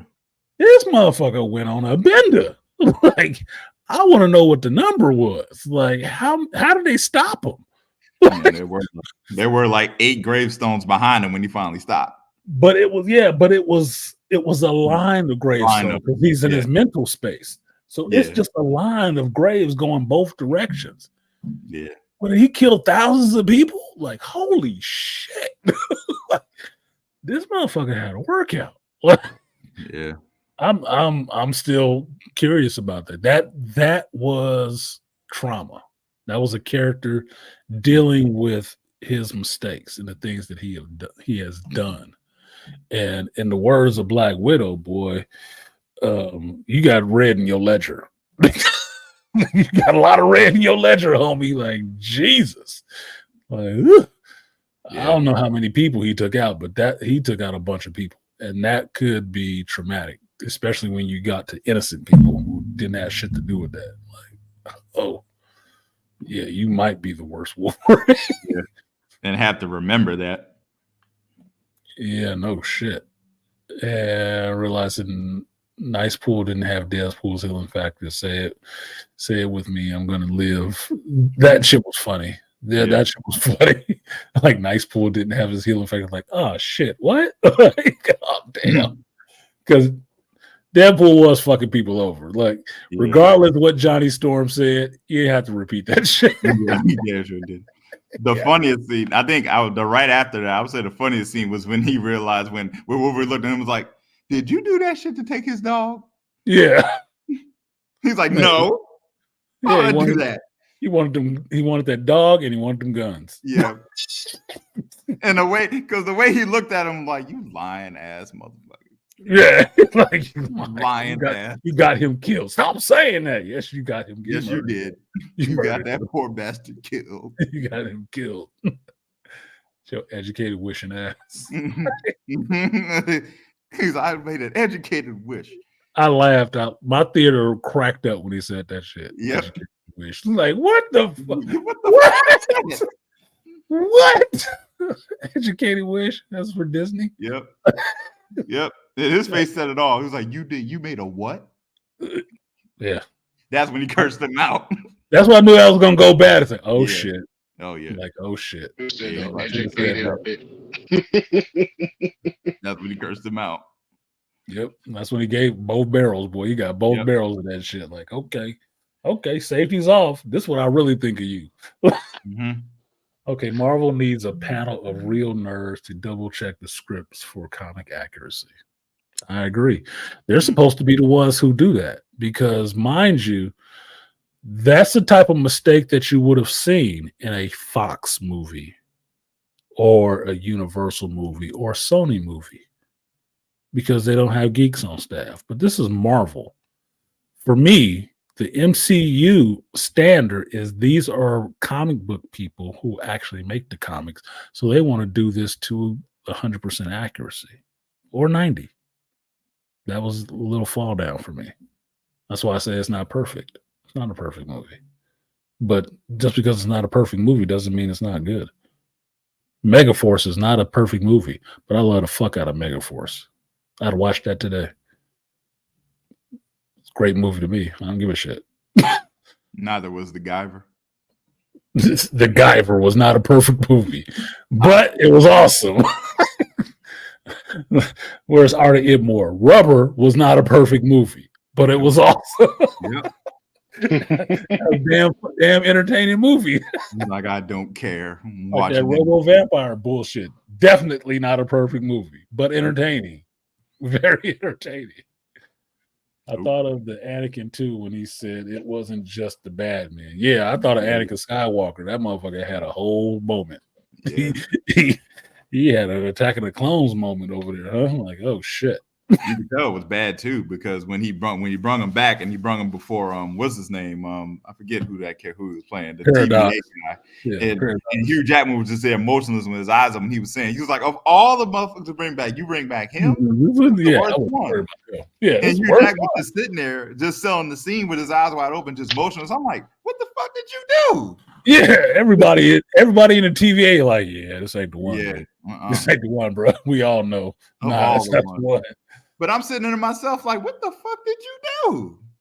Yeah, King Parrish like, yeah, I knew it was coming when I seen him with the gold pistol. Yeah, when he had them go, I was wondering throughout the movie because I saw the trailer. Deadpool had these gold Desert Eagles. I was like, oh, that's pretty cool. Yeah, but he didn't have them at the start of the movie. I was like, so where does he get those from? Mm-hmm. Nice Pool showed up and he had him on his hip. Yeah, that motherfucker dying. Yeah, he dying. Because that was the first thing. First it was a dog, and he was like, "Are those gold-plated 50 cal?" Yeah, he might as well have been Rocket Raccoon in that movie. Like, oh, I'm getting them guns. Yeah, I'm getting them guns. I'll get that arm. Yeah, I'm gonna get that arm. First, I'm gonna need an eyeball. Yep. You gonna give them to me? Nope. No. Could I have them after you die? Now why would I die? And kill your ass. Was coming. Yeah, but comedic scenes, that was the one that did me. When Wolverine was like, "Did you get this guy killed to take his guns?" No, terrible. No, it's a terrible rumor. Terrible. You suggest such a thing. I want to point out, you Ryan Reynolds, you can't fool me. I know that was your wife, Blake Lively, as Lady Pool. They said it was. It was definitely his voice. Somebody else was saying that it was her in a costume. I missed that in the credits because I was watching the edited or the behind the scenes stuff. I wasn't looking at the credits when that rolled up. And I really wanted to know if it was Blake Lively. Somebody was saying it was. Other people said that it was just her voice. It was definitely her voice because I know what her voice sounds like. Mm-hmm. Can't say that I saw her name in the credits and say she was the one in the costume. Either way, it don't matter. Blake Lively is shapely and she has some shape for a white chick. Yeah, she had a baby and she thinned down really good. So what? I've seen Blake Lively before. It's not that big of a deal. The fact that Lady Deadpool was in the shit was hilarious.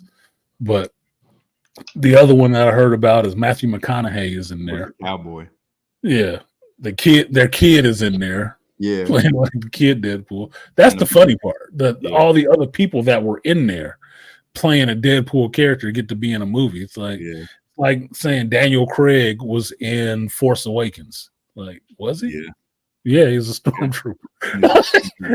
Like, you can do fun shit like that, right? It's like Deadpool 2, right? Brad Pitt was in that movie, right? You remember who Brad Pitt was?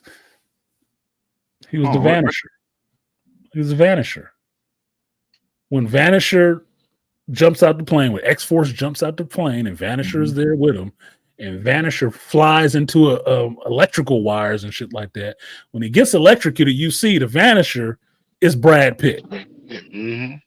Now, they pay that back in a sense that if you saw the movie Bullet Train with Brad Pitt in it, the character Brad Pitt's character is mistaken for the whole time. By the time you get to the end of the movie, it's Ryan Reynolds. He does the same thing. He does a walk-on role into this movie, and he's the spy that everybody was looking for that didn't want to do this job. He didn't want to do that. He didn't want to do it that day. They gave it to Brad Pitt's character. So they did a one-off. They did a swap. Oh yeah, yeah. Brad Pitt is in Deadpool too. He definitely was in Bullet Train. I did like Bullet Train, by the way. I like Bullet Train. It was good. Oh, forgot the Henry Cavill Wolverine cameo too. That was crazy. That was great. That was great. That was great. That was a great scene. The Cavalrine. Calverine. That was great. His line to him was great. We'll do you better than the guys down the road. Like, wow. We'll treat you so much better. We'll treat you so much better. I was gonna say, is he gonna say DC? I was hoping he was gonna say DC. Yeah. Please say DC. Please say it. He didn't say it. I was like, fuck, you should have said it, DC. But we all knew who he was talking what he meant. And that's why I say this shit was topical and it was on time. And everybody thought it. So nobody felt bad about hearing it. Like, we'll treat you so much better. Shots fired. Like, oh. Look, I would take Henry Cavill in the MCU. I don't think they'd do him justice, but I'd take him in the MCU. That's why I said he could be Dr. Doom. Because Dr. Doom should look a little imposing. Henry Cavill got them goddamn shoulders and shit. Yeah. He got a regal sound and accent if he wanted to act like that. Yeah. You'd buy him as a villain. Let him play a villain. He'd be scary as shit. Yeah. He's got a wide. And it would be a good departure from having been Superman for some years. Or I didn't even watch Witcher. But it would be a good departure for him to just let him be a villain. Let him be a villain. It'd be fun. He's wide, and he has that. It's his wide shoulders. He has a wide frame. He has a Doom wide.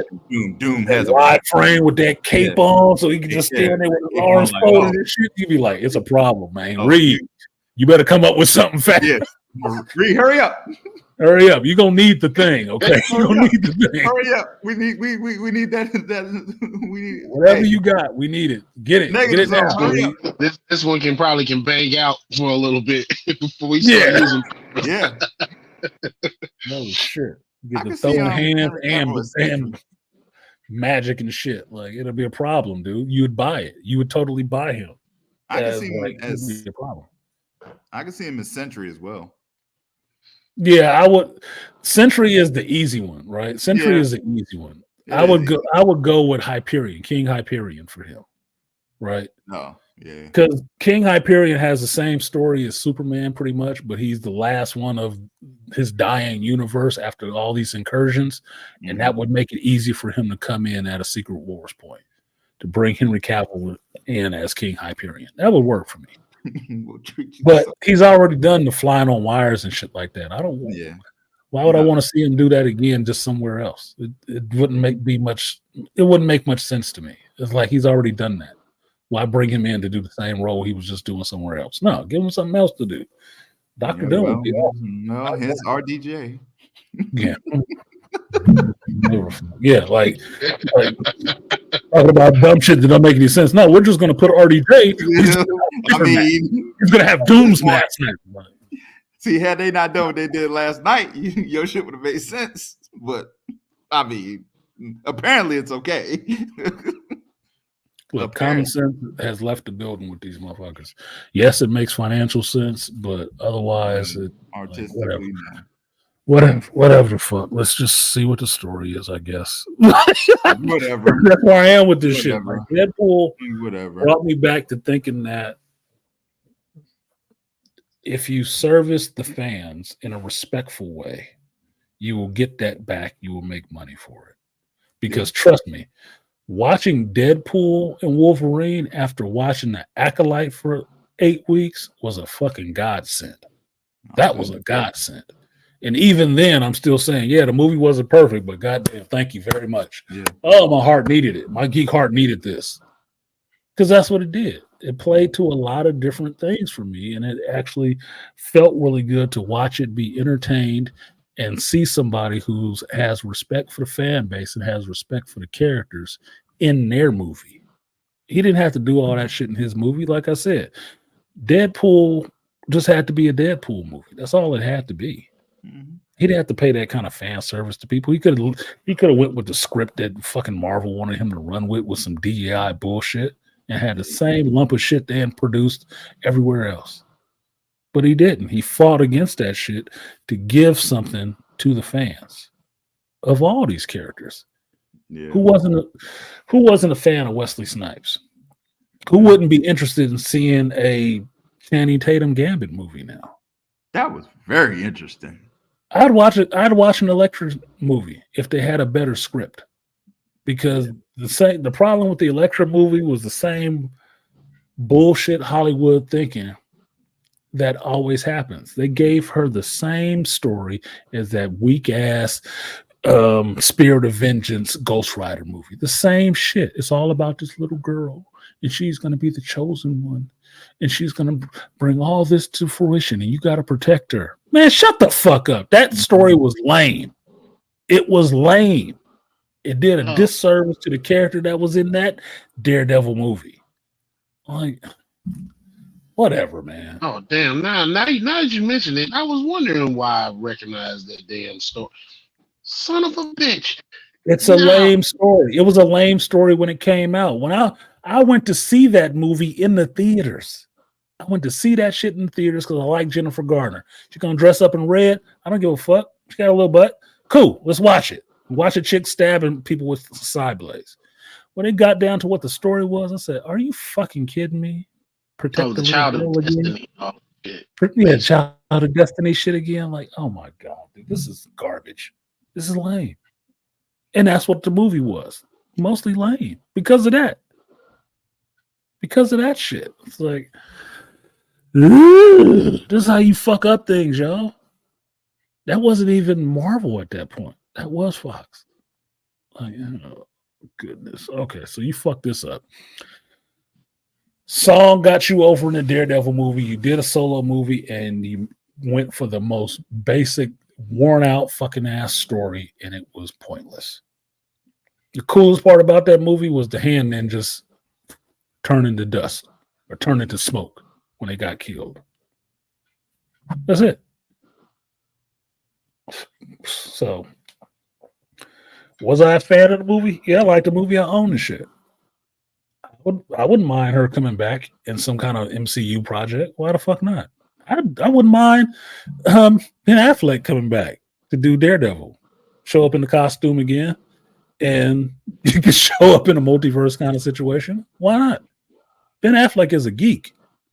He got to play two of his favorite characters, Batman and Daredevil. That name motherfucker batting 1,000, as far as I can see for a geek.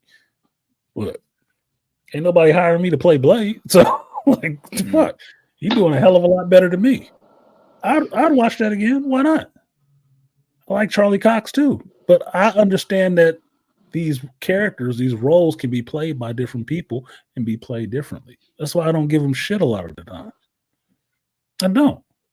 There was good points to his and bad points, just like there's good points and bad points to Charlie Cox's. Who gives a fuck?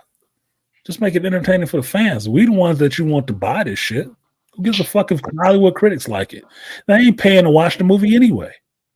They ain't buying your gear. They ain't buying your T-shirts. They not buying the movie when it comes out on Blu-ray and getting an extensive box set, 4 hours of content to watch all this extra bullshit that you throw in there. They're not paying for none of that shit. So why do I give a fuck if the critics like it or not? No, they don't. You better care about me. Yeah. I'm They the don't one like- pocket you're trying to get in. They ain't paying. They getting this shit free. Those movie critics don't like action movies. They like Oppenheimer movies. I like Oppenheimer. Even Oppenheimer has some fucking action, but I understand the difference between a critical success movie and a fan success movie. Make no mistake about it. The first Crow movie is fan supported. That's not a critically acclaimed movie. Mhm. That's fans made that shit the franchise that it was. Same thing with some of these MCU movies before it became an MCU. Those were fans watching that movie. Yeah, it didn't get no critical success. You know why? Because critics are always bought and paid for. They have been for the extent of time that there's been critics. Why the fuck do I care? I understand why I never listen to critics anyway, because I understand they don't have my taste. Mm-hmm. I know my taste better than they do. So I don't put a lot of weight on what they have to say. So I don't care about critics and I don't care about Rotten Tomatoes. None of that shit matters to me. I watch a trailer and decide for myself if I want to watch the trailer. If I want to watch the movie. One of my favorite movies I love as soon as I saw the trailer. And it's not a critical success. Who has seen the movie Dark City? Who's seen the movie Dark City? Jennifer Connelly, what's the other dude's name? Kiefer Sutherland. I saw the trailer for that movie and I'm like, God damn, this looks weird as fuck. I want to watch it. Critics didn't like it that much. Fans love that shit. Why? That's the difference between a cult classic and a mainstream classic. That's the difference. Most of this comic book shit was all cult classic people's stuff that people love. Blade, critics wasn't all over that shit at first. By the second movie, they was all up its ass. First one, nah, that's why it wasn't much money thrown into it. But it turned out something a lot better that fans loved. And where I think Hollywood, Disney, MCU, Star Wars, take your pick, make a list. Where they always go wrong is they're doing this shit for their friends and critics and not doing it for fucking fans.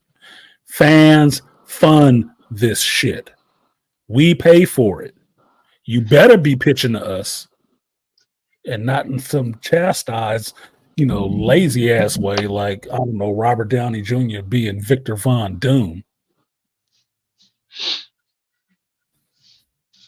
No. Why don't you show us some respect and we'll show you some money? How about that? Deadpool is making the money it should be making because they did fan service. They didn't do critic service. They ain't trying to look good in the Hollywood circle. Just say they did some shit, fake activists. They actually said, let's give something to the people who like this. And they did as much as they could in 2 hours to give that to the fans. And the fans came out for it too, from word of mouth. Outside of some decent ass trailers that they had to cut and try to keep Disney from doing. That's why that final trailer is the Marvel trailer. And you saw what Marvel did. Spoiled some of the shit in the trailer. I regretted it the minute I saw that shit too. I was too, because I had saw the teaser and I was good. I already knew I was going to the theater. I didn't need to see anything else, and I hadn't. And some kind of way I was out somewhere and that goddamn trailer was on the screen and I happened to look at it. I know where it was. I was at Pool League and I was in the bar and that shit came on the screen and I saw that shit. It's like, oh, X-23 is in that shit? Oh man, that's cool. Fucking ruined. Yeah. Who put that in the trailer? Who signed off on that? Feige? You fucking idiot.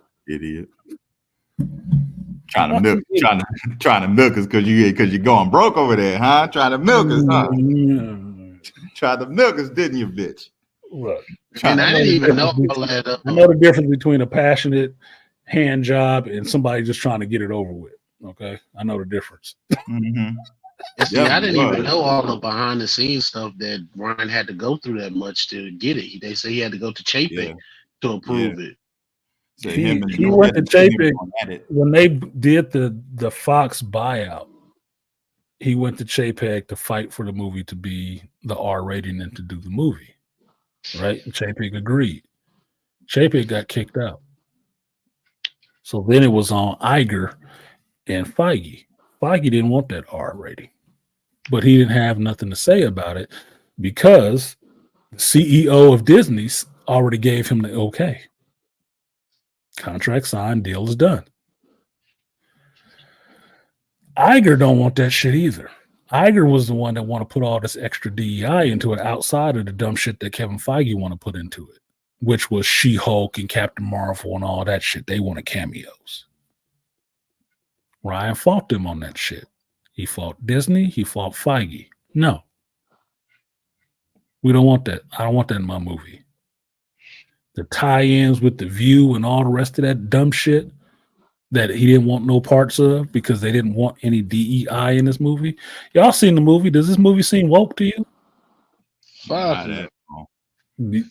Was anybody flying the rainbow flag outside of all the ass jokes that Deadpool made? No, thank God. But that I can accept that because that is the character Deadpool. He said shit like that. He does. So no, that was what he was fighting from coming into the movie. And if you want to know what it looks like, look at your last couple of movies that had all that shit in it. Trash. How critically successful were they? But audience-wise, not successful at all. Oh, this is the number one movie in America. I'm like, you guys are all just misogynist haters. No, your movie just sucks. No, you critically trash. That's what you are. Yeah, you critically trash. Get the critics to support that shit. What they good for? 15%? Yep. Then that's what the fuck you get. There you go. That's your audience. Fine. You made it for 15%, you get 15%. But if you make it for the 100, you should get a bigger burrito that way. I don't know what the confusion on that shit is. Critics don't make movies successful. They can spread some good word of mouth for a movie, but they ain't the ones making the shit successful. They ain't the ones blowing up the box office numbers. They ain't the ones giving you the money to look at how much you made. They don't give you a return on your investment. They don't. The fans do. Ever since She-Hulk dropped, every time they posted something on social media about that show, 95% of the comments, trash. 95% of the comments. From people who watched it. Yeah. I watched the She-Hulk movie, the She-Hulk show. Did I think it had some good points? Me too. Yeah, it had some good points. Some things worked for me, like Porcupine was funny for me because I read the comic and I know who the Porcupine character is. Otherwise, he's just a fucking dude in a stupid suit. But overall, that shit sucked. I enjoyed Samuel Blonsky. That was a good cameo outside of obvious Daredevil Charlie Cox, Emil Bronski. Look, Matt Murdock showing up and hitting that shit, hitting Jen Walters. I didn't have a problem with that shit. Him doing a walk of shame. Yeah, it was kind of funny. Yeah, you can see it as a disrespect to the character, but it's not in his show, so I'm not having too much of an issue with it. He in the ketchup and mustard suit, fine, whatever the fuck. So, long as when he get to his show, that shit is removed. Please. Yeah, they shared scenes. He's not in it. He's a whole new suit. Exactly. So I'm fine with that. Is it all red? Yeah, it's all red. It's a red suit. Please. That's another thing that pissed me off about the Daredevil show. It wasn't fucking completely red. I need crimson red suit. It's crimson red. You get back there. You get back there. You get it's back fine. I don't. Daredevil has had a bunch of different costumes, and his classic red is classic red. But I don't mind his armor costume, the black and red. I don't mind. That's the one I like too. I didn't mind the one that they were using in comic books until recently, before he was dead again, which was the all black with the red hand wraps and shit like that. I like that look. I like that look a lot more. Because it lets you know that motherfucker's coming in for a fight. None of that hero work, man. We about to get some hands on. We about to throw hands. He bandaged up like he a Muay Thai fighter. Like, go in on you. No longer he about to box the hell out of your ass in Hell's Kitchen, boy. Woo. The devil has arrived. God damn, he ready for the work. I don't mind that. So he's had a couple of different looks. Classic is classic, but he's had a couple of different looks and them doing different versions of the suit. I know it's fun for people who work in the comic, and not in the comic, the costume shops, to be able to make these other costumes that you've seen before. That makes it kind of cool. Not bad looking. They're not terrible looking. The costume. No, it's not terrible looking, but him, it's a play. It's a play. Like him doing a walk of shame in the morning. He wasn't ashamed. That's the funny part about it. Like, oh, it's the walk of shame. He walking with his shoes off and the boots. Yeah, but you know what? He hit the green chick. Yep. And he walking out with his cowl on, boots in hand, barefoot. Ain't shame. Hello. And he did smash the first night because, like, he smashed the first night. They only known each other for 2 days. Beat that shit up. He Hey, what had her about in the them first. business? He had her in the first conversation. As he had her in the first conversation as Matt. Yeah, so I wasn't worried about that shit. Yeah. It made me laugh, but I don't think I cannot have a laugh with the character. Charlie Cox is kind of funny. You ever seen Stardust? You get that shit. Charlie Cox can do comedy. He can do comedy. It was fine. I wasn't that upset about it. Everybody else was pissed off. I was like, I don't know why. That's one of the best parts of that whole fucking series. Like, because it was funny. You got to see Daredevil kick somebody's ass. Thank God. And then he kicks him that kick ass and then do the walk shame. Hurry up, get the hell out of here. You're right. Hurry up, get the hell out of here. Because we know the show about to go to shit when you leave anyway. So, Yeah, no shit. Yeah, let's get back to this other bullshit we in now. Like, here we go. Here we go. What up, Rainfire? He said DD is a boxer and a ninja. So the hand wraps work for me. The hand wraps work for me. That version of that costume, I don't have a comic around, but that version of the costume I liked because it's just black. It's black. He got the red D's on his chest. His hands is wrapped. I'm like, that's simple and elegant. It's like, he about business today. He doesn't even have his stick. He has a stick, but he ain't. There's no belt straps or none of that shit. It's like he just carried his shit, but he just ready for work. He just ready for work. It was a good visual look that I liked. I like that. So even in the Daredevil show, when he wrapped his hands, you know what he was going in for. He going in for some work. He really want to hurt this motherfucker. Mm-hmm. No padding on the gloves. Nope, we just wrapped him. We taking it back to boxer. Yep. When he wrapped his hands with the chains, it was like, oh yeah, it's about to be bad. You can go in there like my daddy, man. I'm gonna channel my daddy into this shit. Get that Murdoch on. Yeah, got the devil in him. Yeah, I'm really looking forward to that show. I really am. I mean, that's pretty much the biggest project I'm looking forward to. That's a project I have the most enthusiasm for is Daredevil. I'm looking forward to it. I'm not saying I'm enthusiastic though. I'm waiting to see what it is. Well, I'll say my optimism is up compared to the other projects. No shit. Matt Murdock, aka She-Hulk Whisper. Come on, man. You know how She-Hulk is in the comics. Anybody can whisper to that shit. Yeah. Look, I just want you know why she was fucking with Hawkeye, right? That motherfucker can hit the spot. Yep. Every time. Look, wait a minute. I wanted to hear this. I wanted some instead of coffee, some green tea. You know what I'm saying? I said green tea. Green tea. She got that matcha mocha. Oh Lord. Now the only person that didn't hit it in the comics is Wolverine. He said he won't Juggernaut sloppy seconds. You don't want no sloppy seconds. Not from Juggernaut. Not from Juggernaut. Nah, bro, I'm good. He'll take Scott's sloppy seconds, but he ain't going after Juggernaut. Fuck all that. No, absolutely not. First rule of fastball special: we don't talk about the fastball. Not the fastball special. Tight little butt here. Don't worry about it, bitch. Move out of the way. Now, here's something that you guys might not have caught in the movie, and I just thought about it when I was saying Hawkeye. You might not have noticed one of the characters that they had in there, and it comes from the Daredevil stuff. They had Bullseye in that shit. Bullseye, yeah. And I saw somebody misname this character online, saying it was another version of Blade. They were saying it was Blade, but it was showing the character with the coat on and stuff like that. It's like, no, that's Bullseye. He's black. It's a black Bullseye. Because he had the cut in his head that Colin Farrell did in the Daredevil movie. It's like, and Deadpool Wolverine? Yeah, in Deadpool and Wolverine. Shit, he's one of Cassandra Nova's guards. One of her little troop. So when Blade and everybody show up and you see that dude standing behind her, it's a black dude. He got the leather snake coat on and stuff like that. Look at his head. He has the bullseye cut into it. It's a black bullseye. That was him. Yeah, it was a black bullseye. I was like, oh shit, they got a bunch of people in this shit. Yeah. I was just saying I just remember looking at him, that's a big motherfucker. Right. Somebody else was saying that was Blade. I said, ain't no fucking Blade. It's Bullseye. I was like, who are you people? How old are you guys? Hey, man. Like, I have to, it makes me laugh in a sense of like I've seen all of these movies. Yeah. I've seen all of these movies Mhm. more than once. More than once.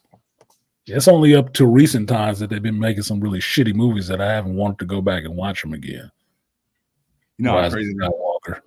You know how crazy it would have been to have Colin Farrell in there as Bullseye. It would have been crazy as fuck. That's what made me notice it. It's like that's Bullseye, but it ain't Colin Farrell.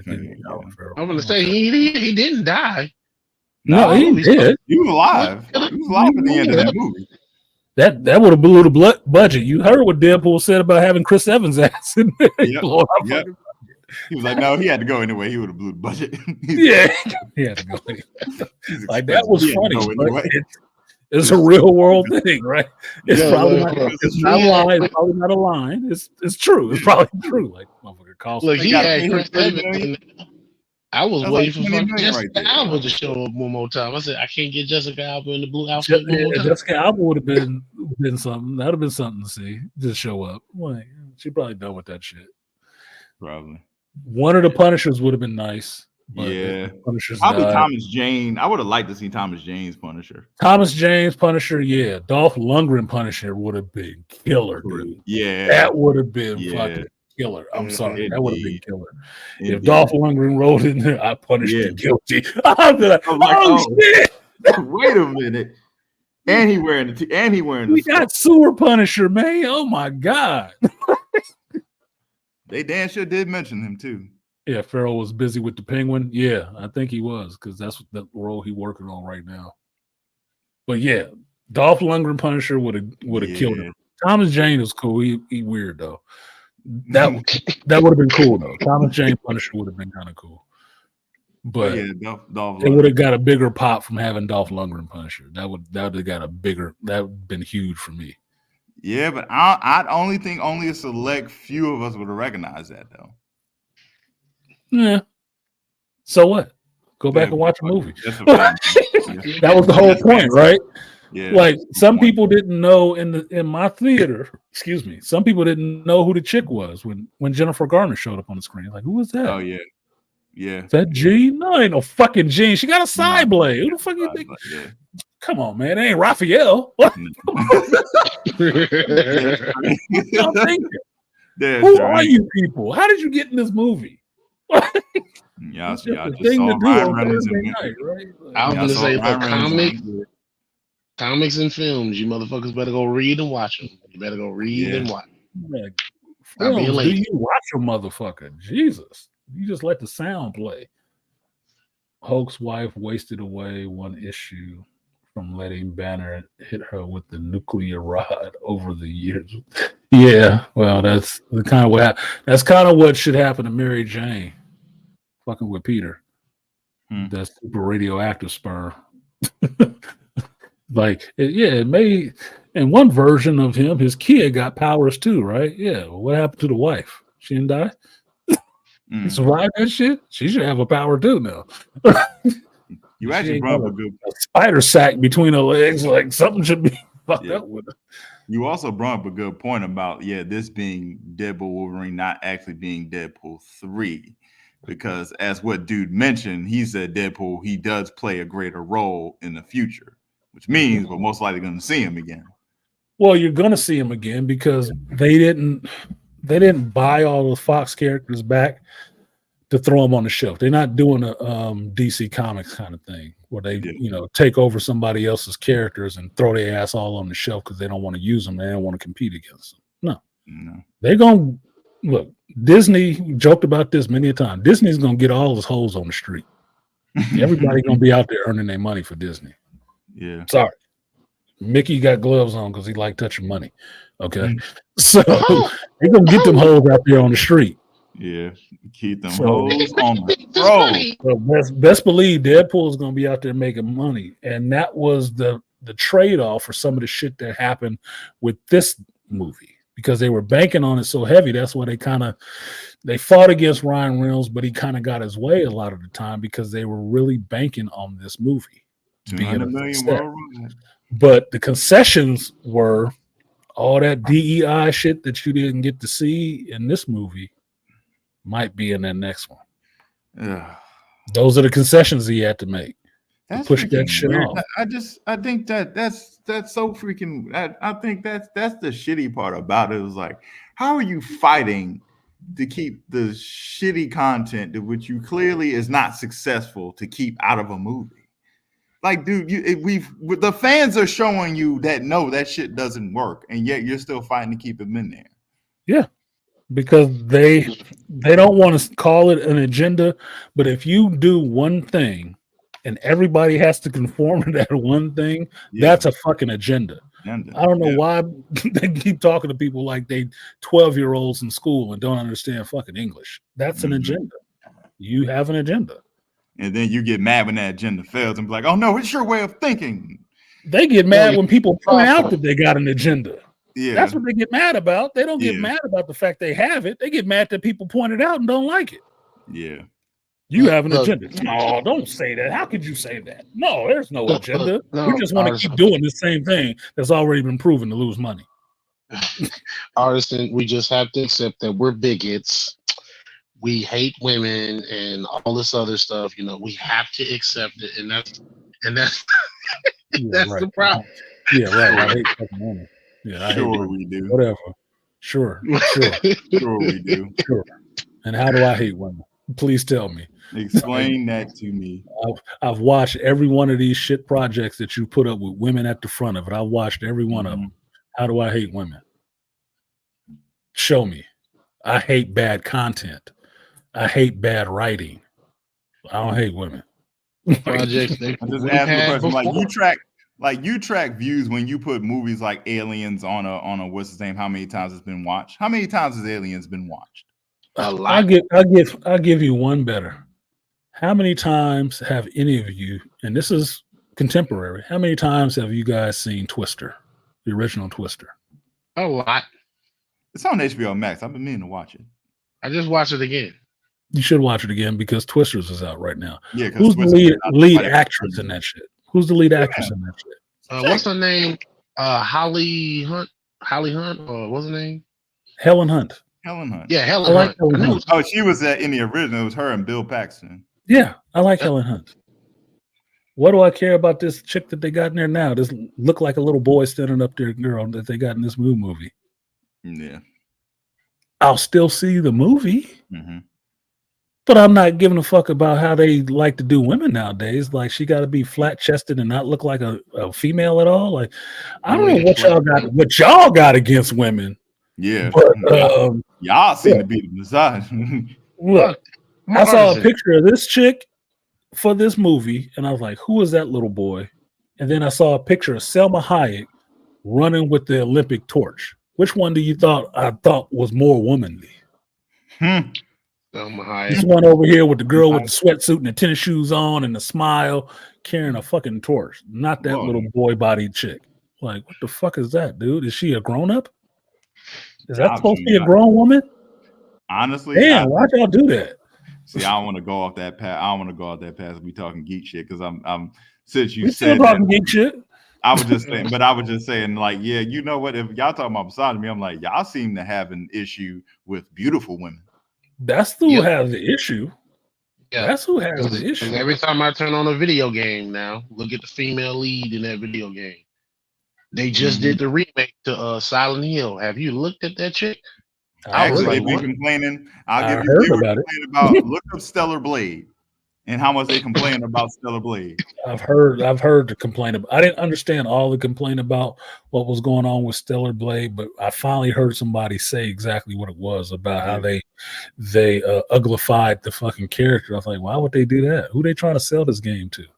But I play Pokemon Go, so I've seen all these avatars turn into all these bloated ass women now. I'm like, ugh, y'all wanted that? Yuck. Okay. The thing about it is their issue with Stellar Blade was that the chick is not naturally that voluptuous. She's not, because she's actually modeled after an actual model. She's a little bit slimmer. So freaking what? But I'm like, she's actually attractive. And what's the problem? Like, so what? So in other words, y'all have something against beautiful women. They do. They do. Shit. And it's not the men. The men are complaining. The model who Go ahead, played B. Mary Jane in the fucking Spider-Man 2 games. She looks gorgeous. I looked at her actual picture of what she looked like, and then I looked at Yep. her in the game, and I was like, Yep. what the fuck did y'all do to her? She Exactly. looks gorgeous. She was Yes. perfect as a Mary Jane. Avert the male gaze. Shut up. If Shut men up. ain't looking at you, who wants to look at you? As far as I know, especially in the dating world right now, if a man ain't paying no attention to a woman and don't look at him, they feel some kind of way about that shit. It fucks with them. Because it ain't enough to just be cute to your girlfriends. Because you're trying to look better than that bitch for some other guy's attention. If you heterosexual and you actually get a man, you'd be upset if he wasn't looking at you and looking at some other chick. So I don't understand why y'all want to be Get mad. so ugly or uglified. Mm-hmm. That doesn't even make any sense to me. They- I think Because you they can don't sell like anything, anybody, if you got a beautiful woman standing in front of it. Like even the news. Because in this world, only men had to accept trade-offs, not women. Fuck you. Hold on, wait a minute, Artisan. Wasn't there a whole psychological thing behind the news as to why they use beautiful women to tell the weather as opposed to opposed to a man or ugly person? Because it would be more acceptable, tolerated? Yeah. More people will watch. More people will watch especially when they overseas, especially the Spanish weather woman. Lord have mercy. Lord have mercy. I don't know what the fuck she was talking about, but she looked good. It don't matter. It don't matter. You see the way she pointed to that cloud? Boy, you see the way she look. It's the only time everybody in the house like shut up and listen to the weather. Shut up, the weather coming on. Yeah. Yeah. She said it's gonna rain. Is it, baby? Do you need an umbrella? You need an umbrella? You cold? You need it's gonna rain. Look, man, it is gonna be cold. Look, I can see her nipples. Yeah, it's cold. You're right. Oh, do you need somebody to walk into the car? Get your coat. Y'all get your coat. It's getting hot, fellas. It's getting hot. The weather woman said, "What is it out here in California?" I don't watch the news that much nowadays, but there's a weather woman. I caught a commercial for the weather lady, and she's some Indian woman out here in the Bay Area. I was like, "Who the fuck is that's the weather woman?" Oh my god! Yep. I ain't watched their channel in a minute. I might have to check out Channel 5 or whatever it was. Like, shit. Yeah, I saw that. What was her name? Somebody look cool or something like that on such and such news. I'm like, get the fuck out of here. I might watch their report. I might need to know what's gonna happen tomorrow. Mm-hmm. Not that I don't have a pair of testicles that'll tell me, but I just want to see her say it. Yep. I just want to see her enunciate cold front. Yep. Cold front. High pressure system. Mm-hmm. Use your hands. Do that hand work. Can you say precipitation again? Yeah, say precipitation. Do it. Say it again. Your P sound. Slow. Say it slow. Yeah, say it slower. It's slower. Enunciate, girl. Use all your vowels. Add a moan to it, dude. Add a moan. I'm not sure those Spanish weather girls are meteorologists, and I don't care. I don't know if they're meteorologists or not. They just reading the shit. Just tell me what's gonna rain tomorrow. Mm-hmm. Like, where would you point that again? Keep turning around and point at that again. Yeah, man. Where was I? I said that shit. I think I was out of town somewhere, and I'm sitting in the bar drinking, and then the news is on, and the chick standing up there reading the news had this one-piece dress on, right? It was like, oh shit. And she turned around and pointed to the board and was like, oh god damn. She did that on purpose. Like, oh my god, that's the biggest ass I ever seen on a weather person. Like, yep. Am I supposed to be saying this? Was that a blooper? Like, oh my goodness. She didn't need to turn around like that. You're supposed to stand face up and do this shit. You ain't supposed to go with the back and the. Oh my goodness! Shout out to the cameraman. Yeah, shout out to the stage director. You turn a little bit. You point to the East Coast. We need you to turn a little bit. Temperature of the air. Yeah, that's the producer in the control room. To point control room. Yep. She start pointing to the lower region. You see, she got to step over a little bit. Yeah, we can't see that. Camera Leslie. two. Bend further. Camera two. Bend Camera further. two. Zoom in. Zoom in. Camera two. Yeah, push in. Push in. Push in a little bit. Push in. There you go. There you go. And hit the clicker. There you go. Hey, there you go. What's good, Malika? What's up, family? What's up, gentlemen? How y'all doing? What's good, Malika? What's up, man? Aha. So this is the gentleman who first told me. This is the first person that got back to me about seeing Deadpool. This motherfucker texted me and said, "I just saw Deadpool. It's awesome." I said, "You trying to spoil it?" So what's up, Malika? I was waiting to hear what you had to say about this shit. All right. And before Malika goes, shout out to 1 second. Let me pay the bills in this bitch. Shout out to Lion for supporting the stream. I will give you that 3B salute. Appreciate you, Lion.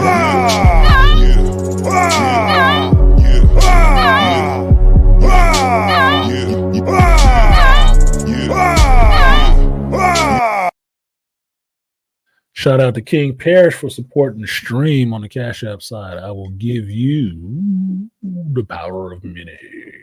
Power of one. The power of two. The power of many. The power of one. The power of two. The power of many.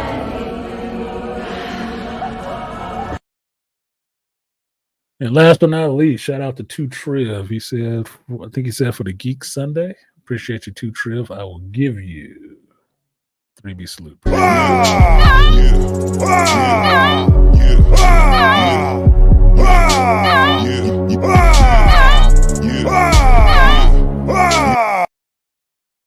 right. Like, share, subscribe, support the stream if you feel so inclined. Go ahead, Malika. Show, man. Royal Rumble rules. You were not the only black male in a movie theater acting a fool when Wesley Snipes came upon the scene. Instead of saying, "Yeah, nigga," I was saying, "Yeah, motherfucker, my motherfucker is back. My motherfucker is back. Yeah." And lucky there was another black dude sitting next to me, and he was clapping hard too. Mm-hmm. Yeah, I had one behind me, 2 rows back on the left that was clapping. Like we was the only ones. Like, oh, here we go. White folks were clapping, everybody was clapping. I was like, okay. Like you said, the when I saw the Gore-Tex boots and I saw the black pants, I said, "Oh shit!" And I saw the slow walk. I said, "Oh, Ryan, you motherfucker! I could kiss you." And even Ryan Reynolds was like, "Yes, yes, yes." I was like, "Oh, that's cool." And Channing Tatum just as Remy LeBeau was cool, and I liked how the way Ryan was saying, "You need a better dialect, coach," and that was just funny. He was killing him with that shit. Like I didn't understand anything he said. He's like, "A man don't need to come drinking my liquor up in here," and I was like, "That was funny." You know what I noticed? All of Cassandra Nova's minions were all the villains from Fox. It was Brotherhood of Evil Mutants from X-Men Last Stand, and Brotherhood of Evil Mutants from the first ones, and like how you said, a few little scattered people. Like the Big Brother, I was like, who the hell is he? Until you said he was another universe's version of Blade, and I said, oh yeah. Then I saw the coat, and it all started filtering. Yeah, I was like, it's okay. Bullseye. It's not even Blade. It's I mean, not Blade, Bullseye. I'm sorry, it was another Bullseye. I like all the other Easter eggs. I like, like I said before, Cap Shield. I like the Fantastic Four flying bathtub. Fantasticar, man. Fantasticar. Well, you know, Ben Grimm would always call it the flying bathtubs. Mm-hmm.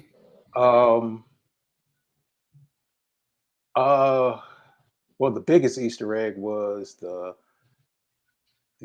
Giant Man suit, which was funny. The sick like slap in the face was the Fox sign turned upside down. You could see the shield helicarriers in there. Those were good Easter eggs. Mhm. The one of those, all right, you said non-fighting scenes. The real love, the forlorn love between I'm about to call him Bullseye, damn, Deadpool and his girlfriend. What I Vanessa. like was that, you know, he was feeling like he couldn't measure up, and Vanessa was like, "No, I just want you to do what's your best." And but for him, he was thinking, "Well, I need to do something to have her like me," and she didn't. But he was feeling less than. He was feeling like, "All right, what is my worth?" And one of the cool things was she, you know, she cared about him. But I liked the part where, like, Wolverine said, "Give me the dog, talk to her." Mhm. And Yeah. you could tell she loved him. He's like, you know, you need to get with somebody better. And I was like, no, motherfucker, this chick likes you. This chick loves you. She's been with you through fucking cancer and through you looking like a pork rind. Yeah, burnt pizza, nigga. Like, god damn, she You saved her life still twice. fucking you. Look, she obviously like you. After that, Remember, she said, well, you know, I didn't get shot, but she don't want to be with no regular. She wants to be with you. And you know what yeah, I can't love? do a regular dude after that. It is broke. She's broken, dude. Just can't do a regular dude. Can't do regular life after that shit. It's like a chick doing porn trying to have a regular life. Like, no, it's not Exactly. gonna work. It's not gonna work, dude. I One day like in the that bedroom his is gonna friend, change that. you know, Leslie Uggams, black actress from the 70s. Surprise. I mean, I grew up watching her when I was a little kid, seeing her do a lot of cursing. I was like, okay, that was all right. I like all the Coke references. um, that was cool. The part where Wolverine tears into him before they have their fight scene, that was great because everybody could agree because of just how the way Deadpool can be a fuck up and just be a knucklehead. And he just told him, and I liked the part where like Wolverine's just pissed off and just punches the ceiling like you are just a pain in the ass and you cause fucking chaos wherever you are. You don't even have a plan and things. It's an educated wish. And I just fucking laughed when that came out. I said, okay, that's the hashtag, educated wish. Yeah. That's the you about to get your ass whooped. But that's what I'm thinking. I was like, what? Like, You know, oh, that he 10 about to second beat your pause. ass. Yeah, he I'm about to going beat to your fight ass. you. And this Wolverine laughs like, yeah, right. Oh, my And then he favorite phrase. socked his ass too. Yeah. Socked her right in the nose. Like, oh shit, they're really about to go. My favorite phrase, baby blade. Yeah, baby Blade. Yeah. That was the one that kept making me think of my son. That I was just waiting to hear him say that shit. Baby Blade. You could tell that's a Ryan Reynolds, man. Now remember, like you were saying, there will be no other people that can't play certain characters. There's nobody that's going to play Deadpool how the way Ryan Reynolds plays. No. Because you know, if there's going to be somebody in the next 5 to 10 years, they're going to do a Ryan Reynolds rendition of Deadpool. Mhm. Just like how for the video games and for some of the cartoons, you had people doing a Mark Hamill rendition of the Joker. Right. Well, that's it's just a funny thing like that with certain roles and certain actors who've played certain roles. Wesley will always be Blade. He's inseparable from Blade at this point. No matter how many other roles he's ever played that are good roles, he's inseparable as Blade. You can get somebody else to play Blade. You can get a bunch of other people to play Blade, but it's always going to be referred back to Wesley. It's always they always going to have to try to outdo that. It's the same thing with Mark Hamill doing the voice of Joker, Kevin Conroy doing the voice of Batman. I mean, RDJ being Iron Man. That's just the way it's going to go. You're going to have to recast him at some point, but you have to just recast them and understand that when they come into the role, they're going to try to do it themselves, but it's always going to be compared to the other person. Always. Like, I don't care who's Chadwick Boseman. I mean, not Chadwick Boseman, but Black Panther after Chadwick Boseman. Chadwick Boseman played him first. Played him first. So automatically he's always going to be compared. I don't know what the name of this new dude that's playing Superman is, but you know what? No matter what his fucking performance is, it's going to refer back to Christopher Reeves. Yep. Or go back further and go to George Reeves. It's always going to be compared that way. It's just the way it is. I don't see that as a bad thing necessarily. It gets you to the understanding that these characters have lineages and the character itself is important, not the actor. The actor playing it can make his own bones playing the character, but the person who played it first is the one that everybody looks back to, right? You know what? You said something very pivotal earlier. Ever since Wesley's portrayal of Blade in the comics, they've always referenced to his portrayal, and now you always see in the comics that there is this rendition of Wesley. Yeah, he set this tone. There have been somewhat references of RDJ-ish in comics. And even maybe a little bit of Chris Hemsworth or even a little bit of Tom Hiddleston in the comics. But you never, like when you see Blade, the standing, he has to have parts in his hair. He has to have a goatee. He has to have black where he has red on his, even if he has a jacket, he's going to have all black on. He has to have this cool looking, cool stance. He has to have a sword on his back. When he has a movement, you can tell it's a cool styled or how the way he is, a very stoic movement. That's all Wesley. And it's showing that how the way a person just gave life to this character and how the way Wesley Snipes took a B-level character or a C-level character, a C and D level character, and made him an A level. Yeah, Blade is on the Avengers now. It ain't because Marvel figured out how to write his ass. It's because of what Wesley did with the character in making that Blade movie. Exactly.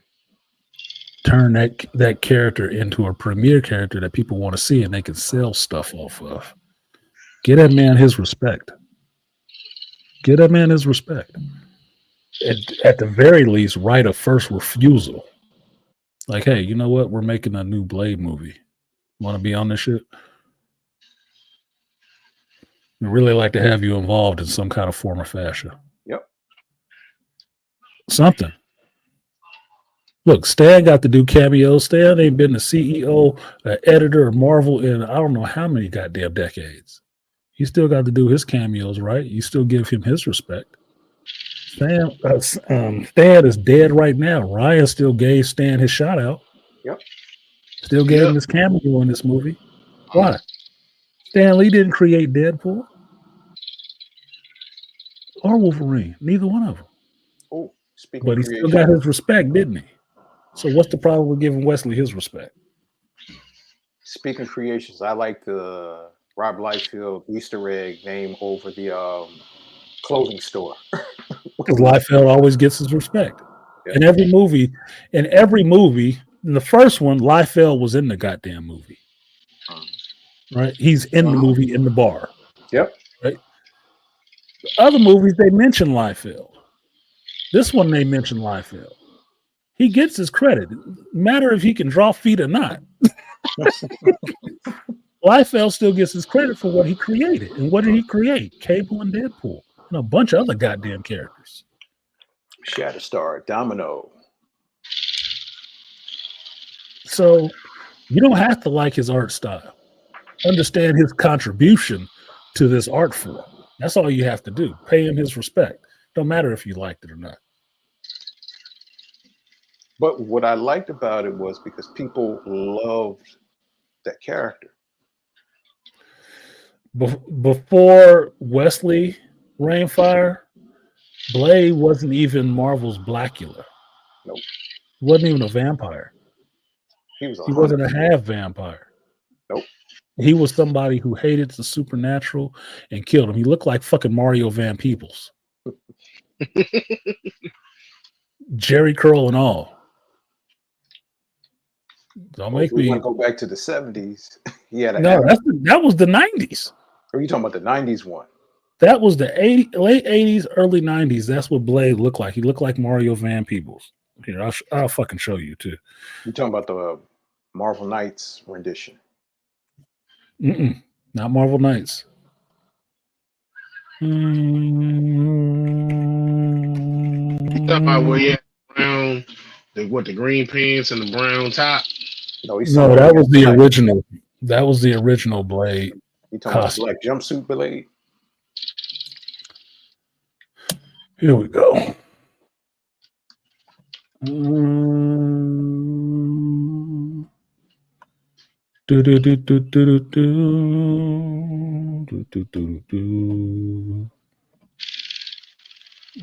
Okay, this one. There you go. Yeah. There's your goddamn Blade. Oh yeah. Looking like Mario Van Peebles. I'm not bullshitting. Midnight Suns, Night Stalkers. Yep. Night Stalkers book from the 90s.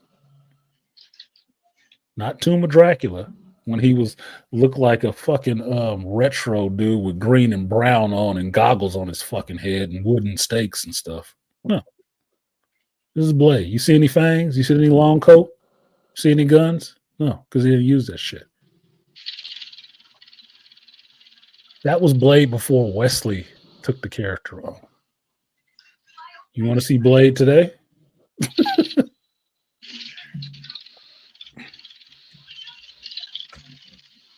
When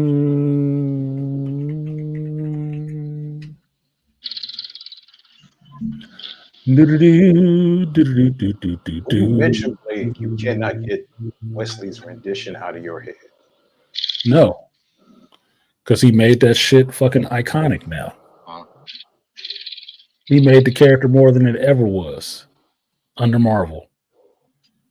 Now, who the fuck is that? Wesley. Running Vampire Nation. Who is that? Oh, I see a long coat. Oh, I see some body armor. I see some shades and a goatee. No shit. Where'd that come from all of a sudden? Give that man his respect. You're going to use it regardless. It don't cost you anything to give him his respect. Nothing at all. Oh, wait, this one. Uh-oh, somebody beating that child. Don't do that on YouTube, man. You get my channel shut down. Mute up if you're going to beat your kid. No, they watching the Olympics. I'm teasing. No kid is actually being beaten. YouTube is they watching something. There you go. Who is that? There you go. Blade in Marvel Comics right now as an Avenger. What does that look like to you? Kind of looks like Wesley Snipes to me. Yep. Trench coat, blades at the side. Yeah. Only thing different is the vest. They use them in the same thing in the video games too. Yeah. That version of Blade, how he looks, sells. It works. He made that character fucking cool.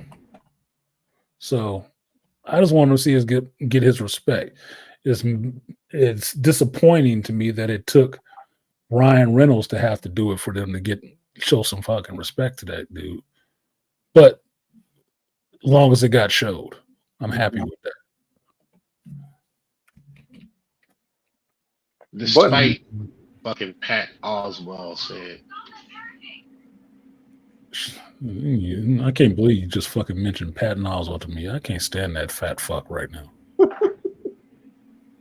He is so goddamn irritating to me. Oh, here's a perfect picture. Here's a perfect picture right here. Who did this on Reddit? I don't even read Reddit. I don't even know how to find that shit. I am not a millennial, apparently. There you go. There you go. Oh yeah, this is from Marvel's Blade, Wesley's Blade. Oh Lord. See, they gave me that same Luke Cage afro, right? Go on the fucking This was from character. a comic, dude. Okay, goggles. Yeah, this was from a comic Yeah. that was showing him in the 70s, but in this comic, it was showing that how Blade had existed in the 70s and made it up to the modern era where he looks like now. Because back in the day, him and Luke Cage known each other back when Luke Cage had the silk yellow shirts. Yellow and green. What he wearing? Yellow and green. Put And your they showed dark, him in the disco put your era. dark skinned brothers in some bright ass colors like that. Where Joe Herb at? What colors does Triathlon wear? Some bright ass green and red. Make me look like bullet magnets. Anyway, go ahead, Malika. No, that was a cool Lord. comic because it was paying homage of the Blade that we remember from back in the 70s from Tomb of Dracula number 31. I think that was his first appearance. To who he is now. Well, who he is now is the Blade version. It's just what it is. So, like I said, I just want the dude paid his damn respect. That's all. I ain't got nothing against Mashallah Ali playing the character. If you want to show love to the character, show us some love. But every script idea that I've heard about that they were playing at is some bullshit. Some regurgitated bullshit. Garbage. And I'm glad he ain't made that movie yet. Because it would just use his face and take his Oscar and throw it in the trash. For all his good acting work to being a piece of shit that they threw together, to have him get this beastly, get him working with a little girl. Oh. His daughter. He ain't got no fucking daughter. I don't need Blade being a deadbeat dad.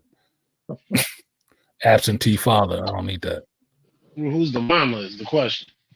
Who gives a fuck? Was it The more of question this child's destiny? you heard about that other announcement from San Diego Comic-Con that they had actually killed Deadpool off in the book to introduce Deadpool's daughter. I'm like, Yeah, the question. Do nobody have sons anymore? Everybody got fucking daughters now? Like, what's up? no, because boys ain't cool nowadays. It's like for a time, Captain America wasn't cool. That's why they killed his ass off in the comic books. Because the outside political situation where you weren't supposed to be proud to be American. So they killed Captain America off. Put his ass on a back burner for a while. They figured out something else to do with him. Dumb. Oh, shit. I didn't see this.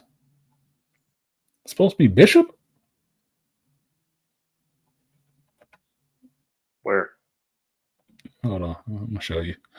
This is TV, not radio. So images work.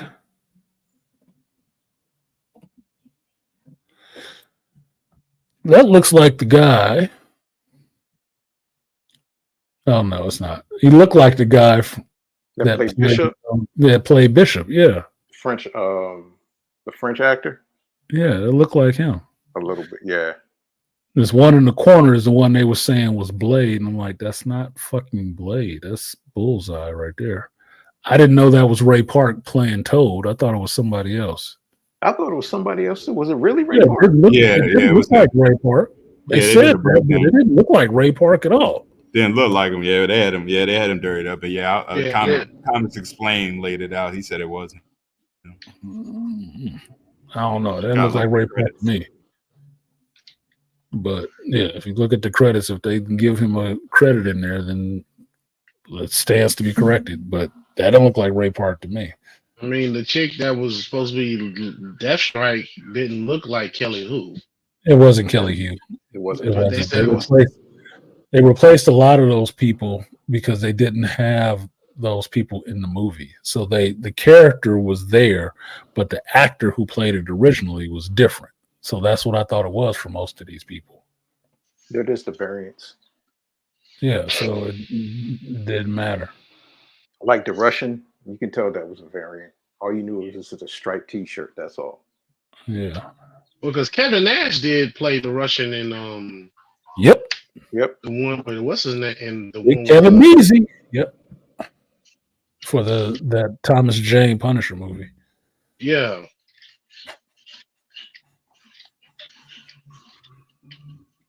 I love that part. 1, 2, 3, boom. That was funny. Anyway.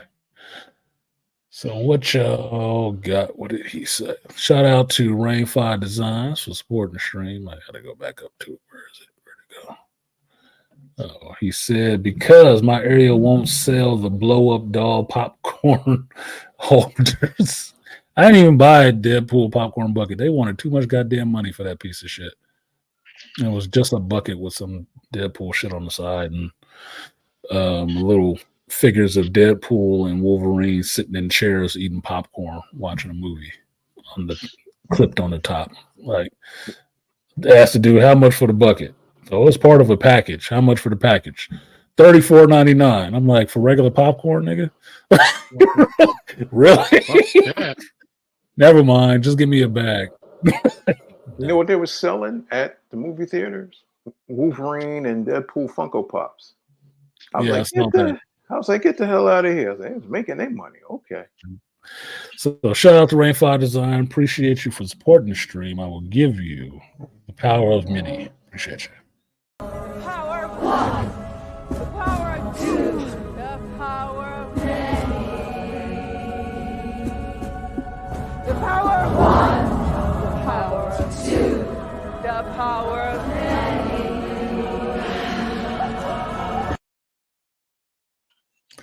So here's a question for you guys, since everybody up here has seen the movie. Where do you think they could go from this? And this is in two parts. One, story-wise, where do you think the MCU can go with this? Because this is the changeover movie. And then two, where do you think these characters that they introduce could go?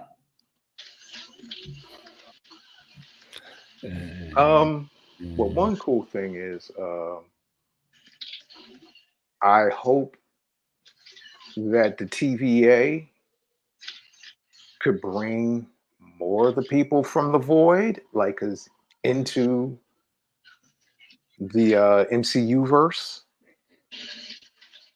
That would be cool, because remember, like they said, well, can you save? All we know is that, okay, we see X-23 at the end at the party. But I'm like, okay, did you bring Elektra? Did you bring Wesley? Did you bring Channing Tatum's Remy LeBeau? Did you bring anybody else? That would be great, because now you have a door that's open for characters that we'd like to see, but also other variants. Story-wise, I think we can get another good Deadpool, but like, I agree. They said, okay, we'll let you get off now, but the other Deadpool, we're definitely going to put the inclusion crap in it and all the other stuff.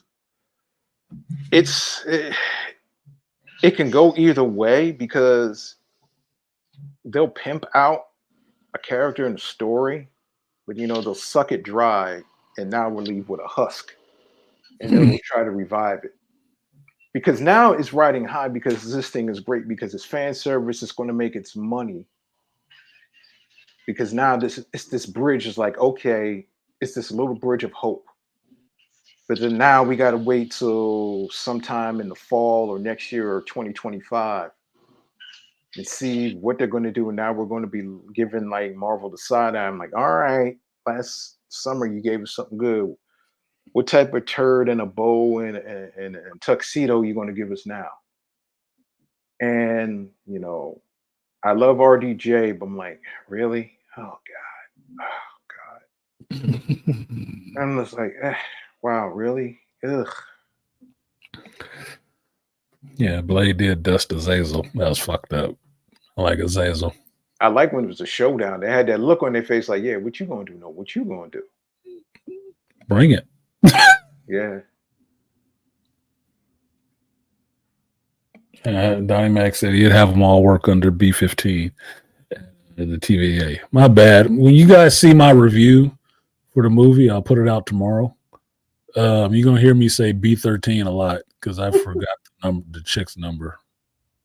It was 15, not 13. So I got to put it edit in there so people don't be jumping. See, the motherfucker don't know what he's talking about. Shut the fuck up, dude. But you know what? Donnie Mac has something cool. At night, and it was B-15, 13. They both in with team, motherfucker. I forgot. I was tired. One of them. Yeah, one of them fucking numbers. You got it. But you know what? Bitch number 13, bitch number 15. Who cares? Donnie Mac is on to something there. Mm-hmm. If you have a lot of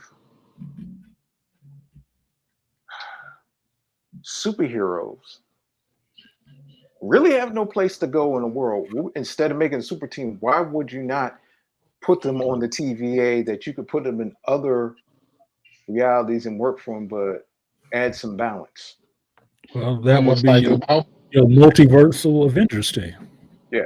Almost like Legends of Tomorrow, what they did with the DC shows. The characters that they weren't using, they stuck them on the Legends team. Or the MCU Exiles. That'd have to be a TV show. You get some weekly That's stuff. what I was thinking. That would be a TV show. Jennifer Garner ain't doing nothing. Yeah, she ain't doing shit. She could show up for a regular movie. A regular recurring role. On a streaming service. She's done television already, so she know how to do a serialized show. That's how she became a star. So that'd work.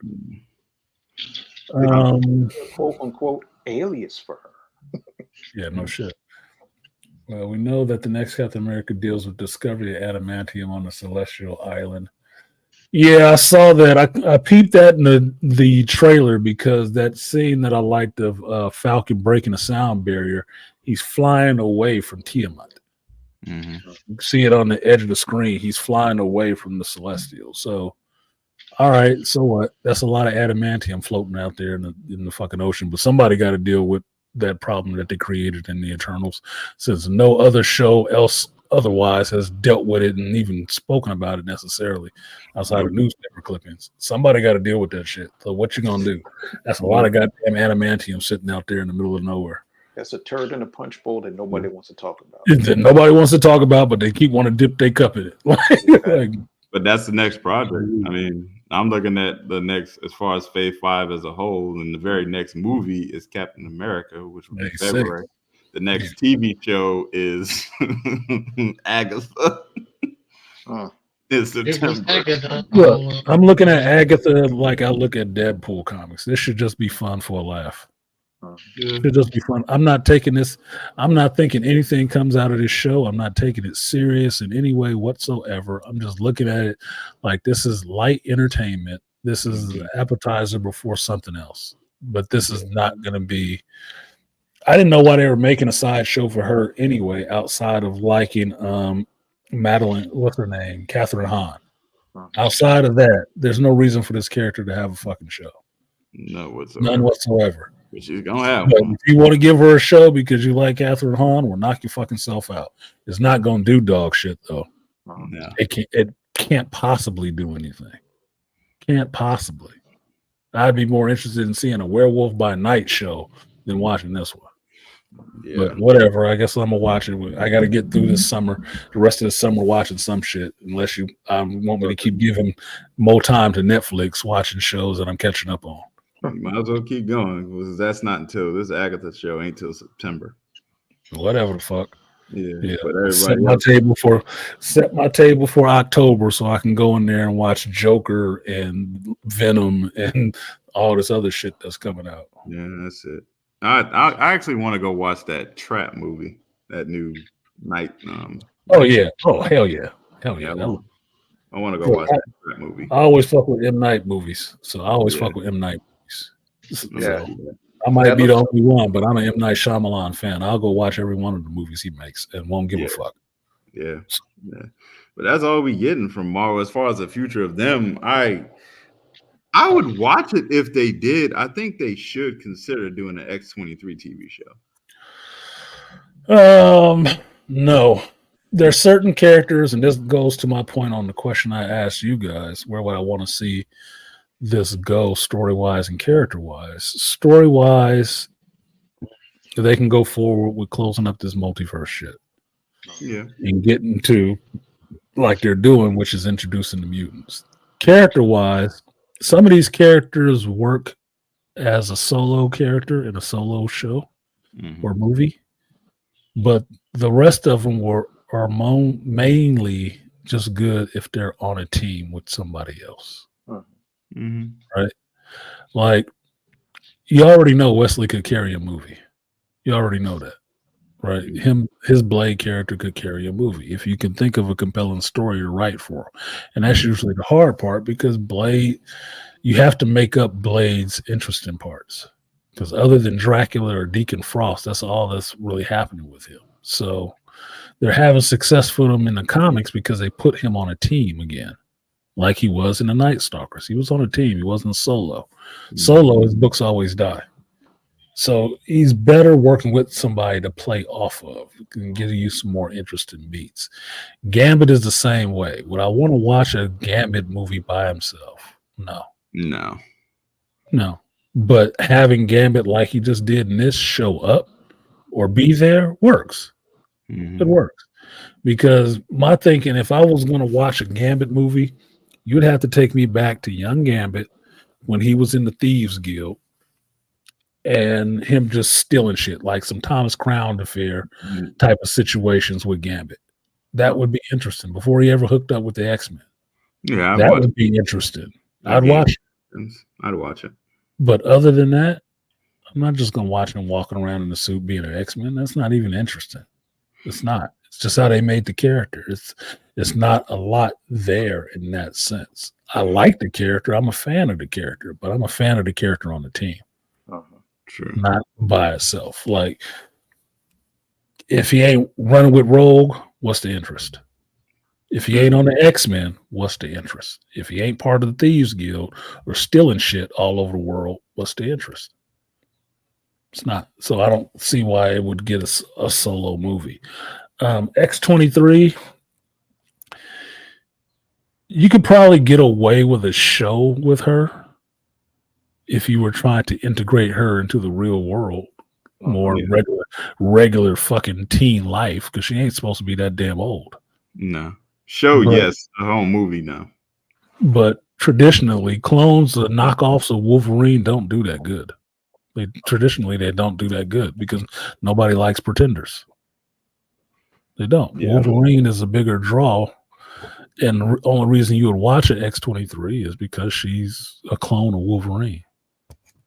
One successful one that's a female that people actually like and would watch.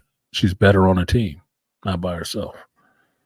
So if I was going to watch her by herself, I'd be more interested in seeing a Daken by himself than her, because Daken would at least be interesting. But I'm not that tied where I like the character. I'm not that tied to Laura Kinney like that, just because she's a female Wolverine. It's fine seeing her come back, but she'd have to be on a team somewhere. And that's mainly the problem with the MCU right now, and why nobody can lead this franchise, because you got a bunch of people who are better as day players than holding down their own movie. That's the problem. I might like the character of Shang-Chi, but Shang-Chi won't hold a franchise by itself. Especially now with the actor always saying something done out of his fucking gullet. Should have recast Black Panther. Should have recast Black Panther, but who are you going to recast it with? Because the actor has to hold down that series of movies for that character. I have an actor in mind, that I don't throw know. it out there, put it into the universe, so maybe they can catch it in their ears. I mean, yeah. If you saw, of course, you saw Black Adam, the dude who's playing Hawkman. Eldridge Hodge. That was Eldridge Hodge. Yeah, Eldridge Hodge. Maybe. I'd like to see him get a shot at. I would have picked Jonathan Majors before he was Kang. That was my pick. That was my pick before they announced him as Kang. But other than that, that could have been there are quite a few actors that could have done it. yeah, there's probably some up and coming dude that we have to get on board with. Yeah, but I think Eldridge Hodge. Mahershala could have done it. Mahershala could have done it. Yeah. Yeah. Yahya could have done it. Yeah, he could have done it. Yeah, y'all can do it. Yes, that's a good pick. He's done playing Black Manta too, so that'd be a good pickup from DC from Warner Brothers. Like this is a trip. It was like we just doing a whole trade, aren't we? Yeah, he just grow up to be the T'Challa's son grown up. Yep, I bought it. Yep, I got it. Take off the helmet and be like, "Is Yahya like? I thought that was Black Manta. Now he Black Panther. Whatever." Yep. BP, whatever. So what?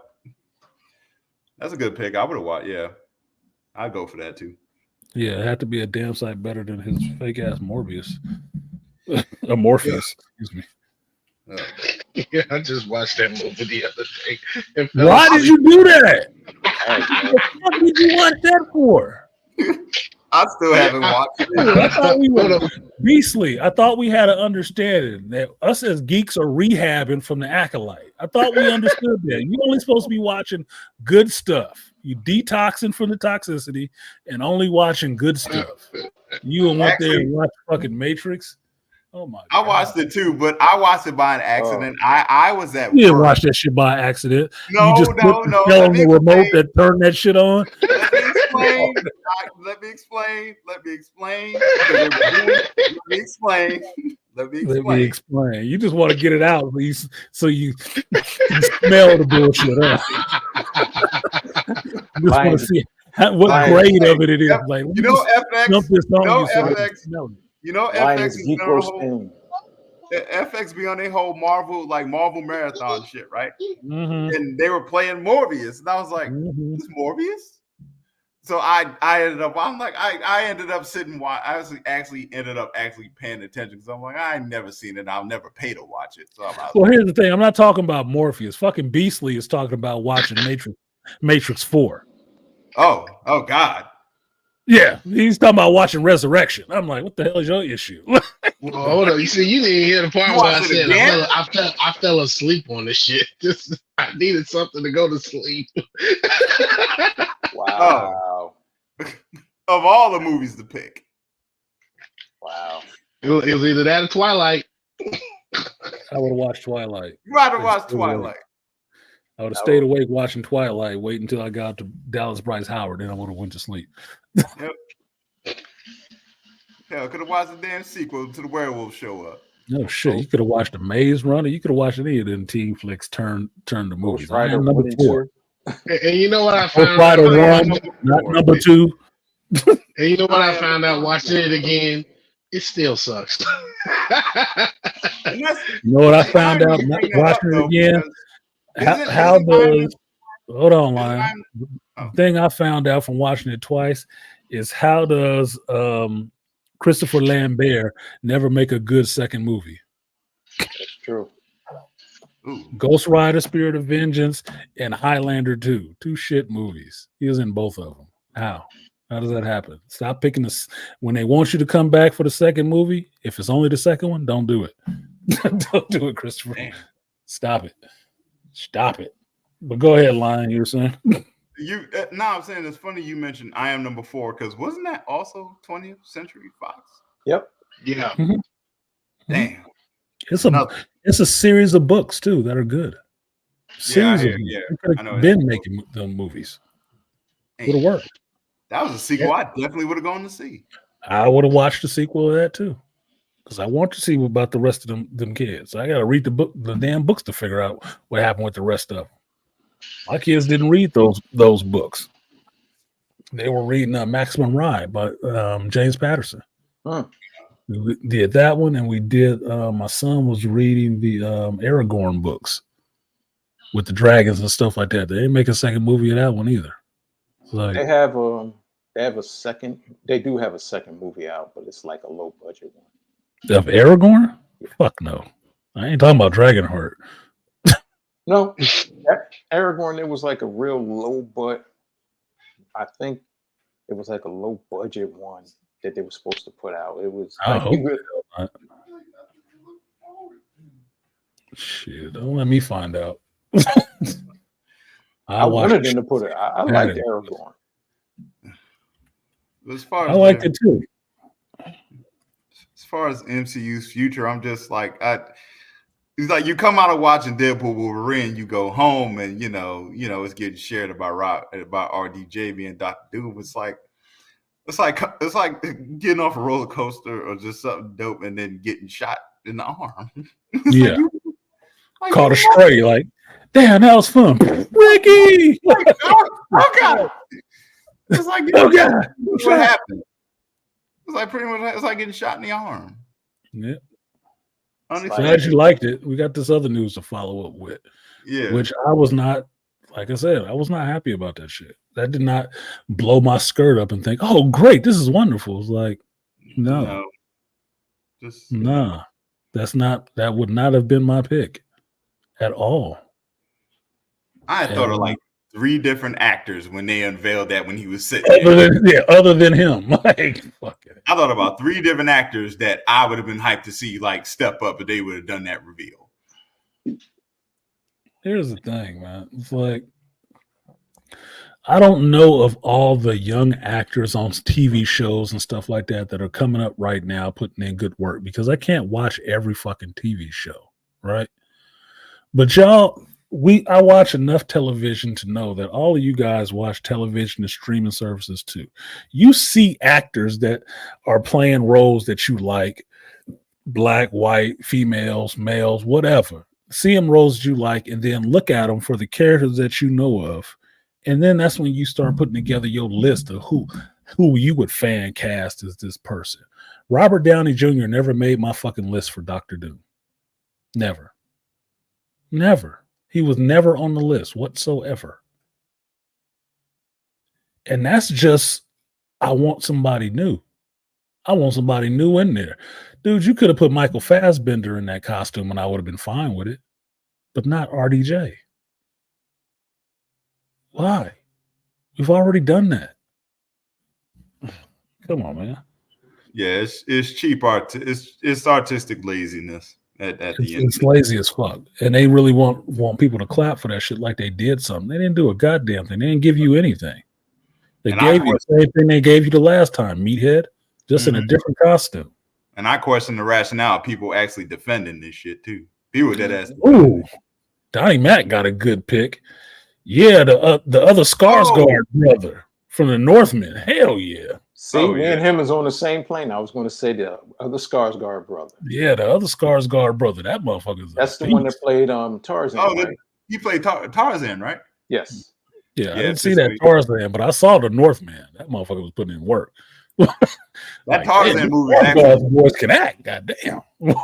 Honestly, I would actually tell you watch the Tarzan movie. It was actually good.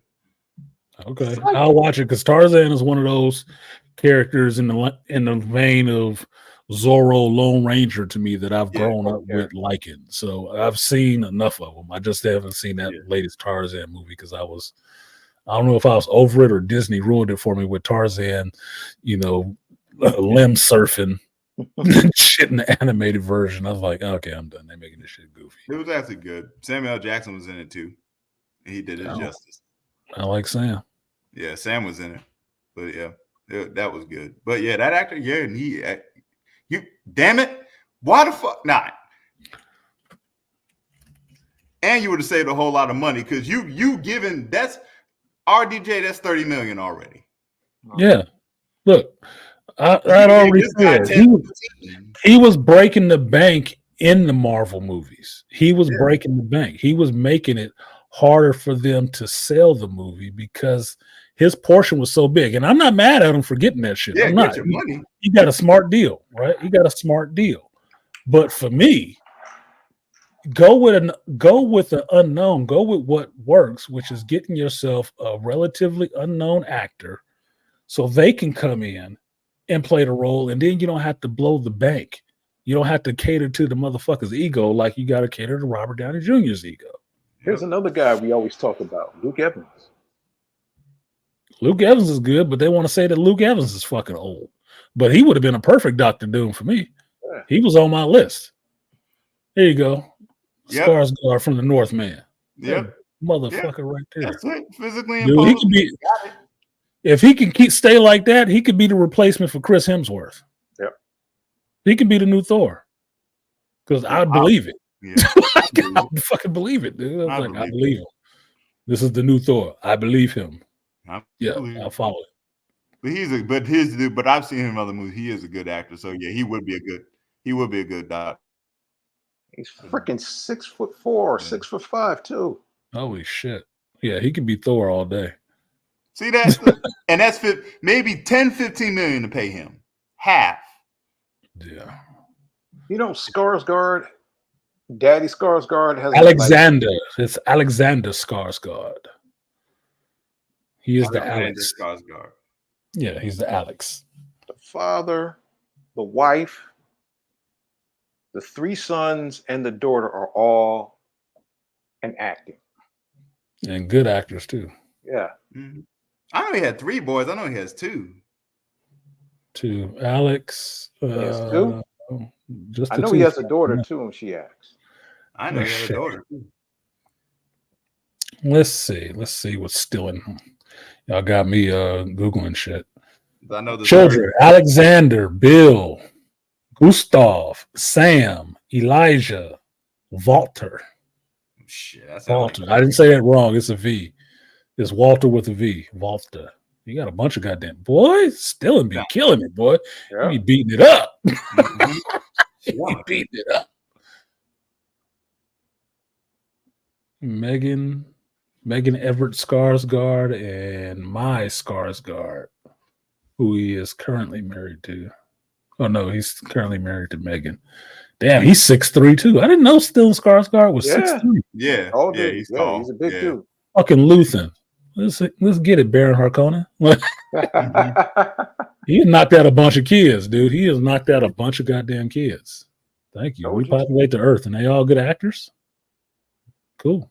Yeah, the younger son, the other son, Bill, he can play a character. Yeah, Bill is in the new Crow movie coming up that I'm looking forward to seeing. Yeah, I'll watch it. I'm not shitting on like, oh, it's not so and so. Well, look, man, Brandon Lee is fucking dead. Yeah. I don't know if y'all missed that or not. Yeah. And Robert DaCosta is kind of old now.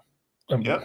So, or not Robert DaCosta. What the actor I'm talking about? Yeah, Mark DaCosta is kind of old now, even though he was in the last John Wick movie or the one before that. Even still, get somebody new. It's fine. We can start this Crow shit over again. Brandon Lee will always be the Crow. It's a different adaptation too. So let's move on. Because my brother was talking about it, and I kept telling him, man, it's an adaptation. It's the 2024 version. He said, but it's not going to be like the Brandon Lee movie. Of course, it's not going to be. Not. But it still looks dark and gritty. But it still looks just as dark and gritty as the original. Yeah, as it's supposed to be. He's Rainfire says Earl of Greystoke was the best live action Tarzan. Are you talking about Greystoke, the Legend of Tarzan? With Christopher Lambert? Yeah, exactly. That's the one I'm thinking of. I remember Earl of Greystoke, but I don't know everything. Donnie Mac said, "That's my God, Emperor Doom." Yes. Yeah. But of all the actors, our DJ. Of all the actors, look, Robert Downey Jr. wasn't on the list. Luke Evans would have been an awesome dude. I think he would have been an awesome dude. And I actually have a theory on what fucking story they're gonna run with. I don't want to say it because I don't want to fucking jinx it. You don't have to jinx it because Comic Explain already threw out the story of how you can even get Tony Stark being Dr. Doom anyway. So what did he say? He did his video on the comic book. I talked about it earlier in the stream. It's an Where infamous. Tony Stark got switched Oh, into Doctor Yeah. Doom's body, Yeah. into Victor Von Doom's body, and end up going back to Latveria, making his own costume and his own company and shit. And his Doctor Doom costume was still painted like Iron Man colors. Yeah. It was a what if story. It was like, okay, well, thanks for explaining it. That's what comics explained is good. Yeah. Yep. Well, I actually had a different theory. Mine would be he's one of the variants, and if you notice, all of the variants got killed in that damn what if show. Well, my theory was he's one of the variants that figured this shit out and was like, oh well, all of the Tony Starks are dying, so let me do something to try to change it. And he becomes that's how he becomes Doom in some weird twist of fate. Yeah, because his comment at Comic Con is kind of leading because he says different mass, same mission. I'm like, what mission would that be? What mission would that be? What mission does Tony Stark and Doctor Doom have in fucking common? Because I've told you this forever. Doctor Doom is super deuce in the Marvel Universe, period. The end. He's super deuce. He's super deuce. And they don't mean that like he is shit. He just a shit. He's the second one behind a bunch of people. He's number 2 in the universe in anything. So having that character is important, and having that character be around longer than one movie, to me, is important. That's why I don't want it played by Robert Downey Jr. Robert Downey Jr. is not going to be there playing that character for another 10 goddamn years. Him coming in playing the character has to be a variant. Has to. Because you might have backed up, 2 dump trucks full of money to get him to come back and do this role, but you ain't going to do that for the next 3 movies. Really? No. That means you're sucking a lot of money out the coffers to get some other people in there who will play that shit a lot longer for a little cheaper. Exactly. So initially you'll get that big bust. Yeah, you'll save your money up and blow your wad on 2 movies and then be right back to where you are now. Fucked off. Looking for the next thing to come along to save your fucking franchise. Also, make no mistake about it, I don't think Robert Downey Jr. being Doom is saving your franchise at all. It might make you some money in the short term, but it's hurting it long term. Hell, even when you think about it too, as far as it's definitely not saving it, is a reason why, because you're giving so much money for him. So what if you have to cutting good scenes? You have to make cuts now, director's cuts and editing. Because you can't put this particular scene because this is costing you so much money because you're giving all your money to RDJ. Yeah, exactly. That was the reason why one of the behind the scenes reasons why Tony Stark was getting killed off in Endgame was for that. Robert Downey Jr. was costing too goddamn much. He got money up front and on the back. Yep. He got that legacy contract. That's why he didn't take a lot of money for Iron Man up front. And it blew up. And when it blew up and he came back at him with that contract, he got him for everything. He ran the jewels on the motherfuckers. And they was having to pay out the ass for his roles. Out the ass. You talked about the budget. He was most of the budget. So what are you doing now to bring him back? For how long and for how much? Because remember 2 movies? When they did Avengers Infinity War, they all of them except for Mike Ruffalo got increases in their raises. And Robert Downey Jr. said, all right, if you do not increase him, I'm out the flick. And I'm like, well, we can't do that. He said, okay, give half of my money that you're paying me to him. And Mark Ruffalo looked at him and was like, what? He says, no, give him half of my money because this is going to be something big. And he needs to be a part of it. Yeah. That's his homeboy. Like I said, that's his homeboy. Mark Ruffalo is his homeboy. He was looking out for his homeboy, which is good. You should do. But he could afford to do that because he was already making so goddamn much. And like how you said, remember Robert Downey Jr.'s wife is a producer. and she helped him make that deal, that back end deal. Make that contract. Yep, make that contract, because he said every time, like, he gets parts when he did every time he appeared in a Marvel movie, he got a portion of the box office receipts within his contract. And that's why he kept pushing to be in a lot more of them. Yep. And they couldn't say no to him because he was one of the big stars. Yeah, that shit was working off of him. He sold Iron Man 1, John Favreau, Robert Downey Jr. sold the MCU. They sold you the MCU, what it could be. And you bought it. You bought into Robert Downey Jr. He became not that suspect. We don't know if we want to take the risk on this actor ass to becoming having his second life in acting and getting all that money, getting all those roles. He did. So he deserved it. I don't shit on him for it at all. I don't. I just know it's more money that they need to be spending right now. They could actually put that shit into writing decent scripts, bringing up the younger actors. They could. They could be looking to bring up some other younger directors. New Like I said at the beginning, what has the Russos done that you've really loved since leaving Endgame? Gray Man was decent.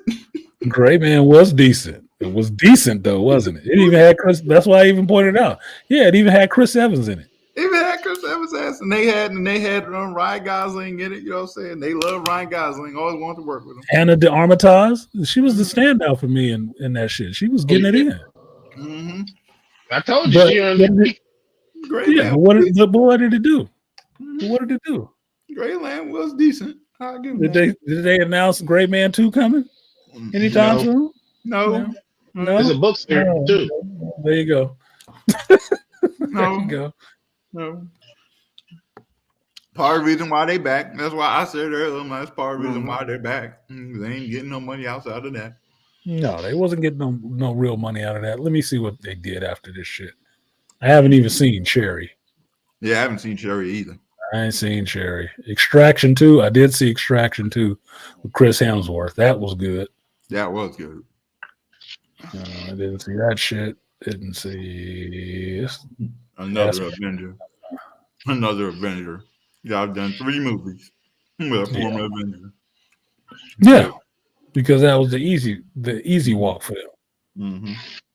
And I was like, oh, well, at least we're working with a Yeah, star. we've already worked with them. We don't have to really do any casting, right? We'll just build the show around it. Thank God. Extraction 2. I was showing up for Extraction 2 anyway. I didn't give a fuck who was directing it. Yeah, I was gonna watch it regardless. I was watching that regardless. Me and FD Steven was talking about the first Extraction. Like, dude, that was crazy. That was fucking nuts. I'm definitely watching the second one. Yeah, it didn't matter if the Russos was on it. So fucking what? Gray Man, I watched it because I was interested in it. I like Ryan Gosling. I like Chris Evans, obviously. Right? The Russos was doing it. All right, whatever the fuck. Captain America, a little different. Whatever. So I said, okay, it was fine. It wasn't blowing my skirt up or anything like that, but it was fine. Mm-hmm. Anything else they hadn't done? No. You brothers sounded like these Wachowski brothers. That you couldn't make a hit outside of some other shit that somebody else set the table for. Pretty much. They ain't done shit since the Matrix. Yeah, you can't cook your own meal is what you're telling me. Mm-hmm. Now you coming back. Well, like we didn't see you coming. Mm-hmm.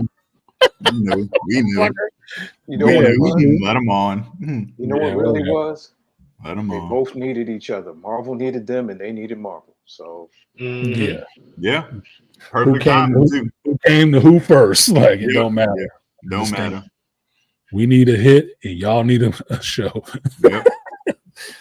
Fine. Like a couple that broke up and split apart for a little bit and it came back together. They both did. They both tried to. Yeah. Nobody else wants us. Yeah, No. You're right. Yeah. Nobody else wants us either. We're too problematic for anybody else to deal with.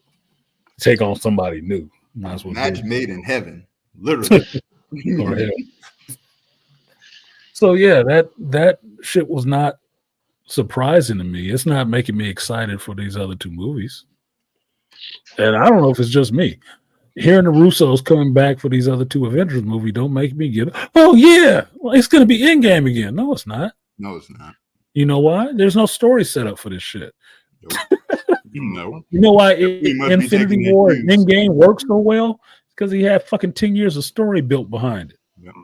You They don't gotta have that watch the now. movie. The thing about it is they may be behind the scenes, but they got to watch the movies just like us and watch our reaction to it now. Yep. They got to react. They're pretty much taking their cues. Well, will they? No, but They're taking their cues from Marvel and what they writing. Yeah. And what somebody else has coined the phrase. I can't remember who said it, but it might have been Nerdrotic who said they cast directors. They don't hire directors. They cast. I like that. I like That's that. a good line. Makes Yeah, sense. they cast It's directors, true. which is true. I like Because that. you're putting them in this role to do these two movies after the original guy that you had planned, the dude that did Shang-Chi walked Yeah. off that shit. The new up and coming director. So these are the guys you pulled off the bench to go back and do what you do. Well, you already know what they do. Can't help but wonder why he walked off. Can't help but wonder why. I wonder why. Some details, because Russos don't write scripts. Can I quote you? Yeah, they direct. They don't write scripts. They'll They're write not scripts, James- but they're not known for writing scripts. They're known for No, they're not a James Gunn who will say, I'm doing this movie, and by me doing the movie means I'm sitting down and writing this shit. I'm learning these characters a little bit, and then I'm gonna direct the goddamn movie. They're not that version of a director. Yeah, because he's doing it for Superman. There you go. So what are we getting? Just some people showing up to lend their name to you possibly watching this movie because the last thing they did for this company was awesome. Yeah, it was awesome with 10 years of setup. Mm-hmm. Keyword. Yep. This last 5 years of setup, you ain't got none. With you got 5 years to do the setup. Okay. With these two movies, I got 2 words for you: budget cuts. Budget. No, what's 3 words? What's Bob Iger been running around talking about? Cost containment plans. Oh, what that mean? It ain't gonna be epic. Nope. That don't sound like epic in scale to me. Yep. Especially now that the shit you've been producing keep losing money. And the one thing that could have helped you with that, you just hired him back. In the wrong role. In the wrong role. You could have brought him back as Iron Man as a variant from any other universe. Yep. And it would have worked. Yeah, people would have accepted it. Doom, not the version I'd be looking for. I want an actor. And I'm not saying he's not an actor. I want somebody new to play Doom. You know what I would have loved? I would have really, really, really loved.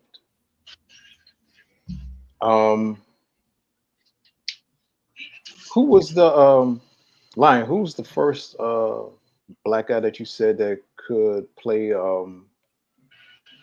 that could have played what's Black the name? Panther? Eldritch Hodge. Eldritch Hodge. Okay.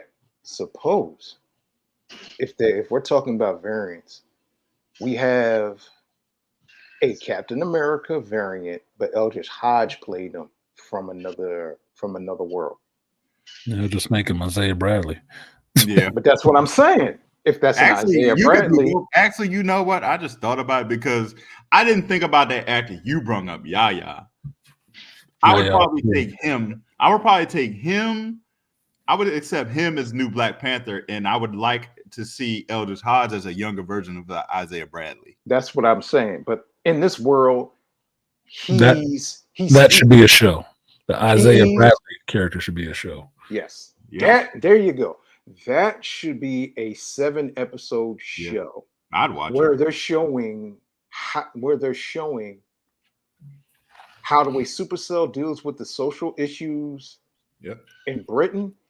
I want to see the social issues where he went through from the 60s to the 70s to the 80s and tying in now how the way he is, but also he's raising his grandson and his grandson is having his abilities and how they're trying to deal with that. I don't know. They probably end the show after they actually release him from jail because he spent a lot of time in jail. But I want to see that. But You suppose, want to see him get up to the point where they do put his ass in jail. yeah, Oh yeah, I want to see that too. Yeah. It would be a perfect lead in for where you see him in Winter Soldier. Yeah. With Falcon and the Winter Soldier. But that's And why then know nah, what I I was was saying? saying, why, hold on. Then you can see why he's so disgruntled, because you would have seen his story. Because taking him through being part of this experiment, the other people that were in experiment that went crazy and killed themselves, and then being put in war and war situations and stuff like that, that would be a hell of a lead in for two characters, not just Isaiah Bradley, but for me, you can put Red Guardian in there, and it'll give him more to work off of, to understand that the Captain America Red Guardian thought he was fighting all those years was not Steve Rogers. It was Isaiah Bradley. Mm-hmm. It was that Captain America he was fighting against. That's why Captain America didn't mention him and didn't know him. He's like, did he mention me? No, he never did, because it wasn't him. It was the Isaiah Bradley dude who was running around as Captain America before they gave the jab to the white boy. You know what I That would do? would be an interesting story. That would be a hell of an interesting story. I would show one show. That's part of the reason why people. I would do a team up. Like for one episode, I would do a team up of him with Blue Marvel.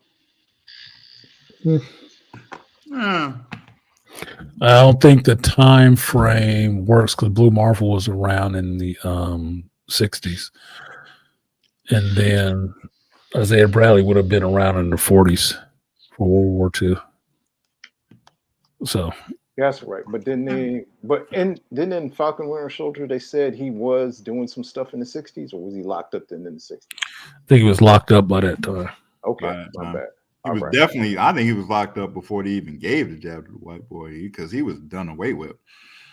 So, because I think they gave him the jab, but when he did that mission that he wasn't supposed to do, that's why they locked him up. Yeah. Oh yeah, when he tried to free everybody. But I would definitely like they have to have that damn mission that he mentioned when he was telling about when him and Winter Soldier met. Mm-hmm. They have to have that. That has to be in the episode when they mentioned it in Falcon Winter Soldier. Now, Falcon Winter Soldier was a better show than people give it credit for, man. I liked it. It was entertaining. I didn't like the villain, the Flag Smasher villain. I didn't like that, and I didn't like the Power Broker getting switched to a chick either. But the show in and of itself, I thought was entertaining, especially seeing John Walker go crazy. Yeah. And Sam having to fight in the middle of all these super soldier people, and the regular dude in there still trying to get it in with these people. Yeah, they super powered. Like, that was some shit. Look, the motherfucker got nuts. Okay, he need wings to carry nuts that big. He is trying. They all fighting here. He is trying to stop an armored truck from falling. Yeah, no shit. It wasn't even just that. When they first got into the scrap with John Walker, Captain America, him and Bucky was in there in that train yard. Yeah. Oh yeah. And he was going toe to toe with John Walker. Look, it was some problems, dude. It was problems. That motherfucker was still in there in the fight, though. That's why I don't like people really disrespecting Sam in that sense. Like, oh, it's Black Captain America. Yeah, it sounds funny to you. That's a fucking insult, though. Yeah. He's Captain America, whether you like it or not. He took on the mantle. Steve gave it to him. That's who the fuck he is now. Exactly. Now he'll go back to being Falcon eventually, but in the meantime, you can give him that respect and call him Captain America, because he has always been a soldier. And I don't know why it's now fun to disrespect black soldiers, because he got wings. Look, Aquaman talked to fishes. You gave him more respect. And yeah, life model decoys. If you want to see a shitty version of it, go ahead and watch that Agents of S.H.I.E.L.D. Like, what was it? Lord.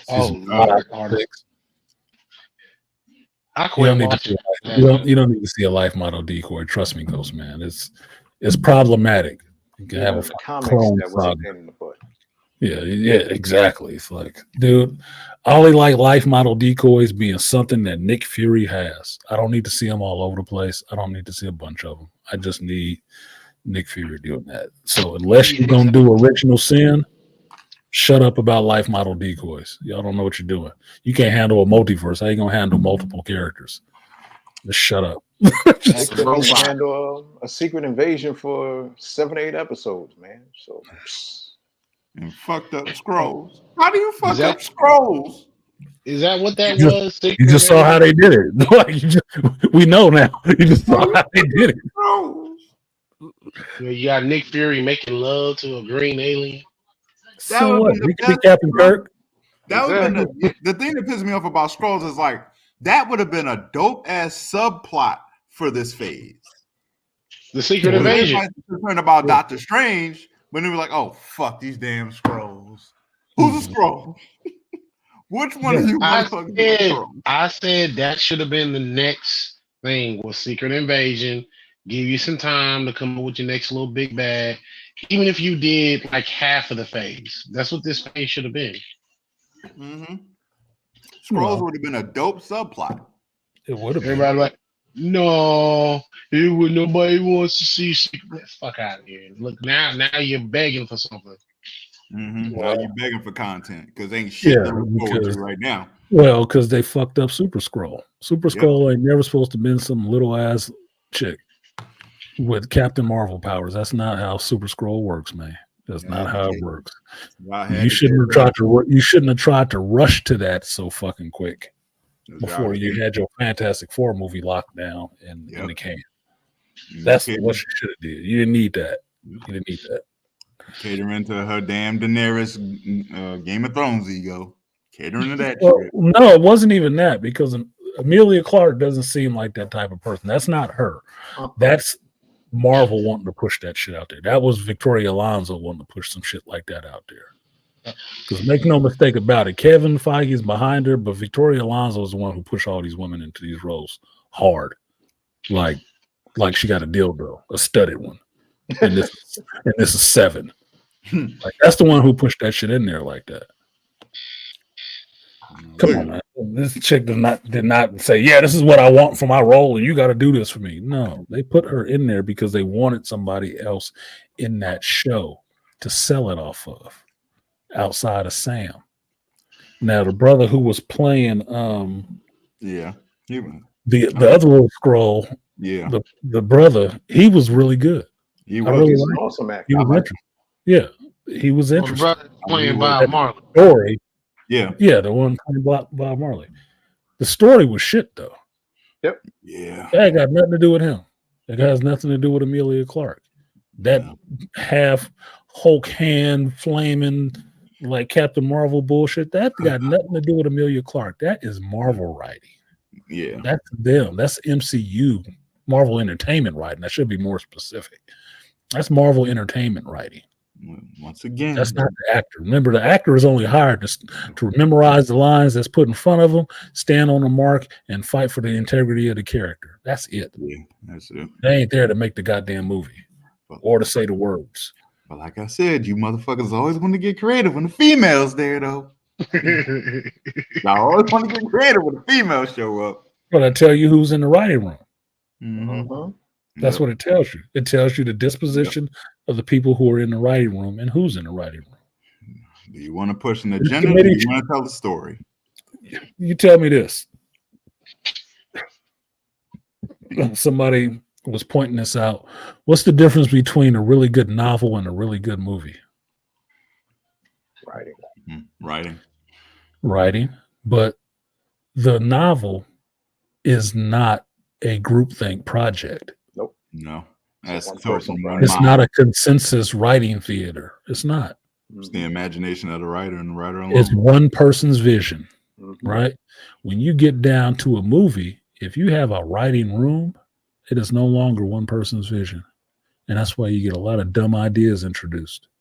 And also, when you it's not a writing by committee, put it that way. Exactly. Yeah. And also, if you have a lot of people invested in that movie, you're writing what the investors want to. Mm-hmm. So you look at something like people have their feelings about Christopher Nolan or whatever, right? Okay. Did you like Inception? Loved it. How many people were in the writing room for that one? 2. Him and his brother. Mhm. Yep. Like Memento, how many people were in the writing room for that? I haven't watched that. You haven't watched Memento? You need to check that shit out. Check it out tonight. It'll push the head back. Question: You like Fargo? I haven't watched that in a while. I haven't watched Fargo. I never watched Fargo. Who were the writing people in the room when they did that? Exactly. Things done by committee are not usually very good because it is not one singular vision, especially if y'all ain't on the same page about what you're trying to put out. Acolyte just came out. How many people was in the writing room for that piece of shit? Oh, I'm sorry, I buried the lead. It's a piece of shit. No, it's very By committee. Show by committee. I didn't watch it. I had to see the look. lead what's supposed to be on the screen. Don't know the material, but they're leading what's supposed to be on the screen. Yeah. I didn't watch it, but I got to see the look on my homie's face every time he came from work for watching that episode. I was like, how's the show? Yeah, you just being fucking funny, wasn't you? How that show doing? Oh, you Morris Day from Purple Rain, huh, motherfucker? Okay, you got jokes. How's it going? Okay, I said I liked you. I don't want to have to cuss you out. Let's watch Acolytes. Yo, Let's watch it tonight. Yeah. The power of one. The power of many. Look, the only thing that show was good for was making memes out of that shit. That's the only thing that was entertaining about it. It wasn't. Like, I still listen to people doing the whole thing about the actor and the director coming out and talking about the show, what people didn't get or whatever. I'm still like, why are y'all still talking? Shut the fuck up. It's over. It's garbage. Go away. Please leave now. Go home. We don't want to see you anymore. No, we just we really want a second season. Fuck you. You want 2? I gave you 2. There's your sequel. Get the fuck out of here. We didn't get to share our vision. You shared your vision. It was shit. We got it. You had no vision. Even with the big ass glasses on. Get the fuck out of here. We got more. Get the fuck out of here. You got more. You ain't got more shit. Shut up. There's more shit we can ruin. I know. Get the fuck out of here. Just go.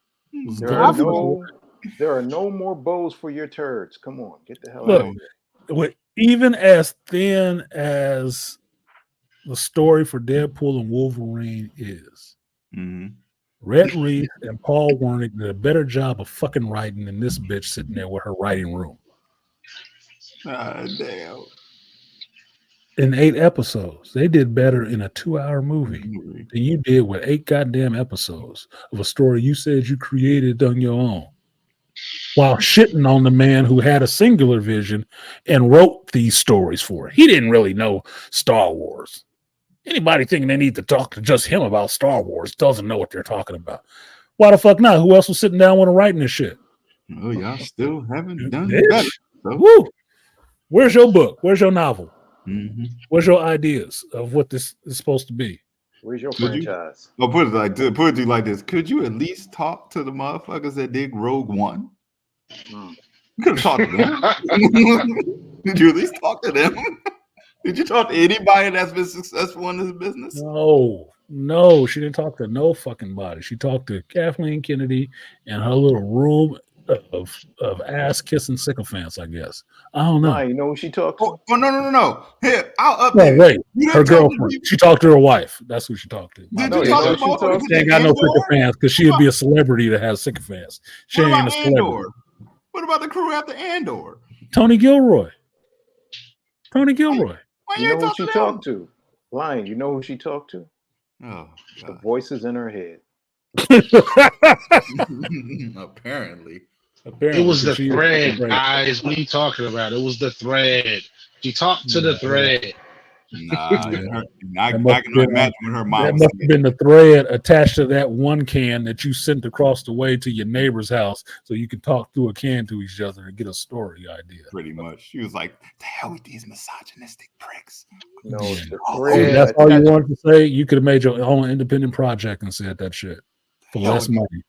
It's the thread attached to that thing that she flushes in the toilet every month. Yeah, a That's who she was tampon. talking to. That's Could the have talked to the tampon motherfuckers thing. at Andor. You ain't even talked to the Mandalorian crew. You ain't talked to nobody, man. People she talked to wasn't ones I would have listened to for shit. Damn. 'Cause the people she's listed that she talked to on this was one Dave Filoni, who I'm telling you, I'm done with his ass.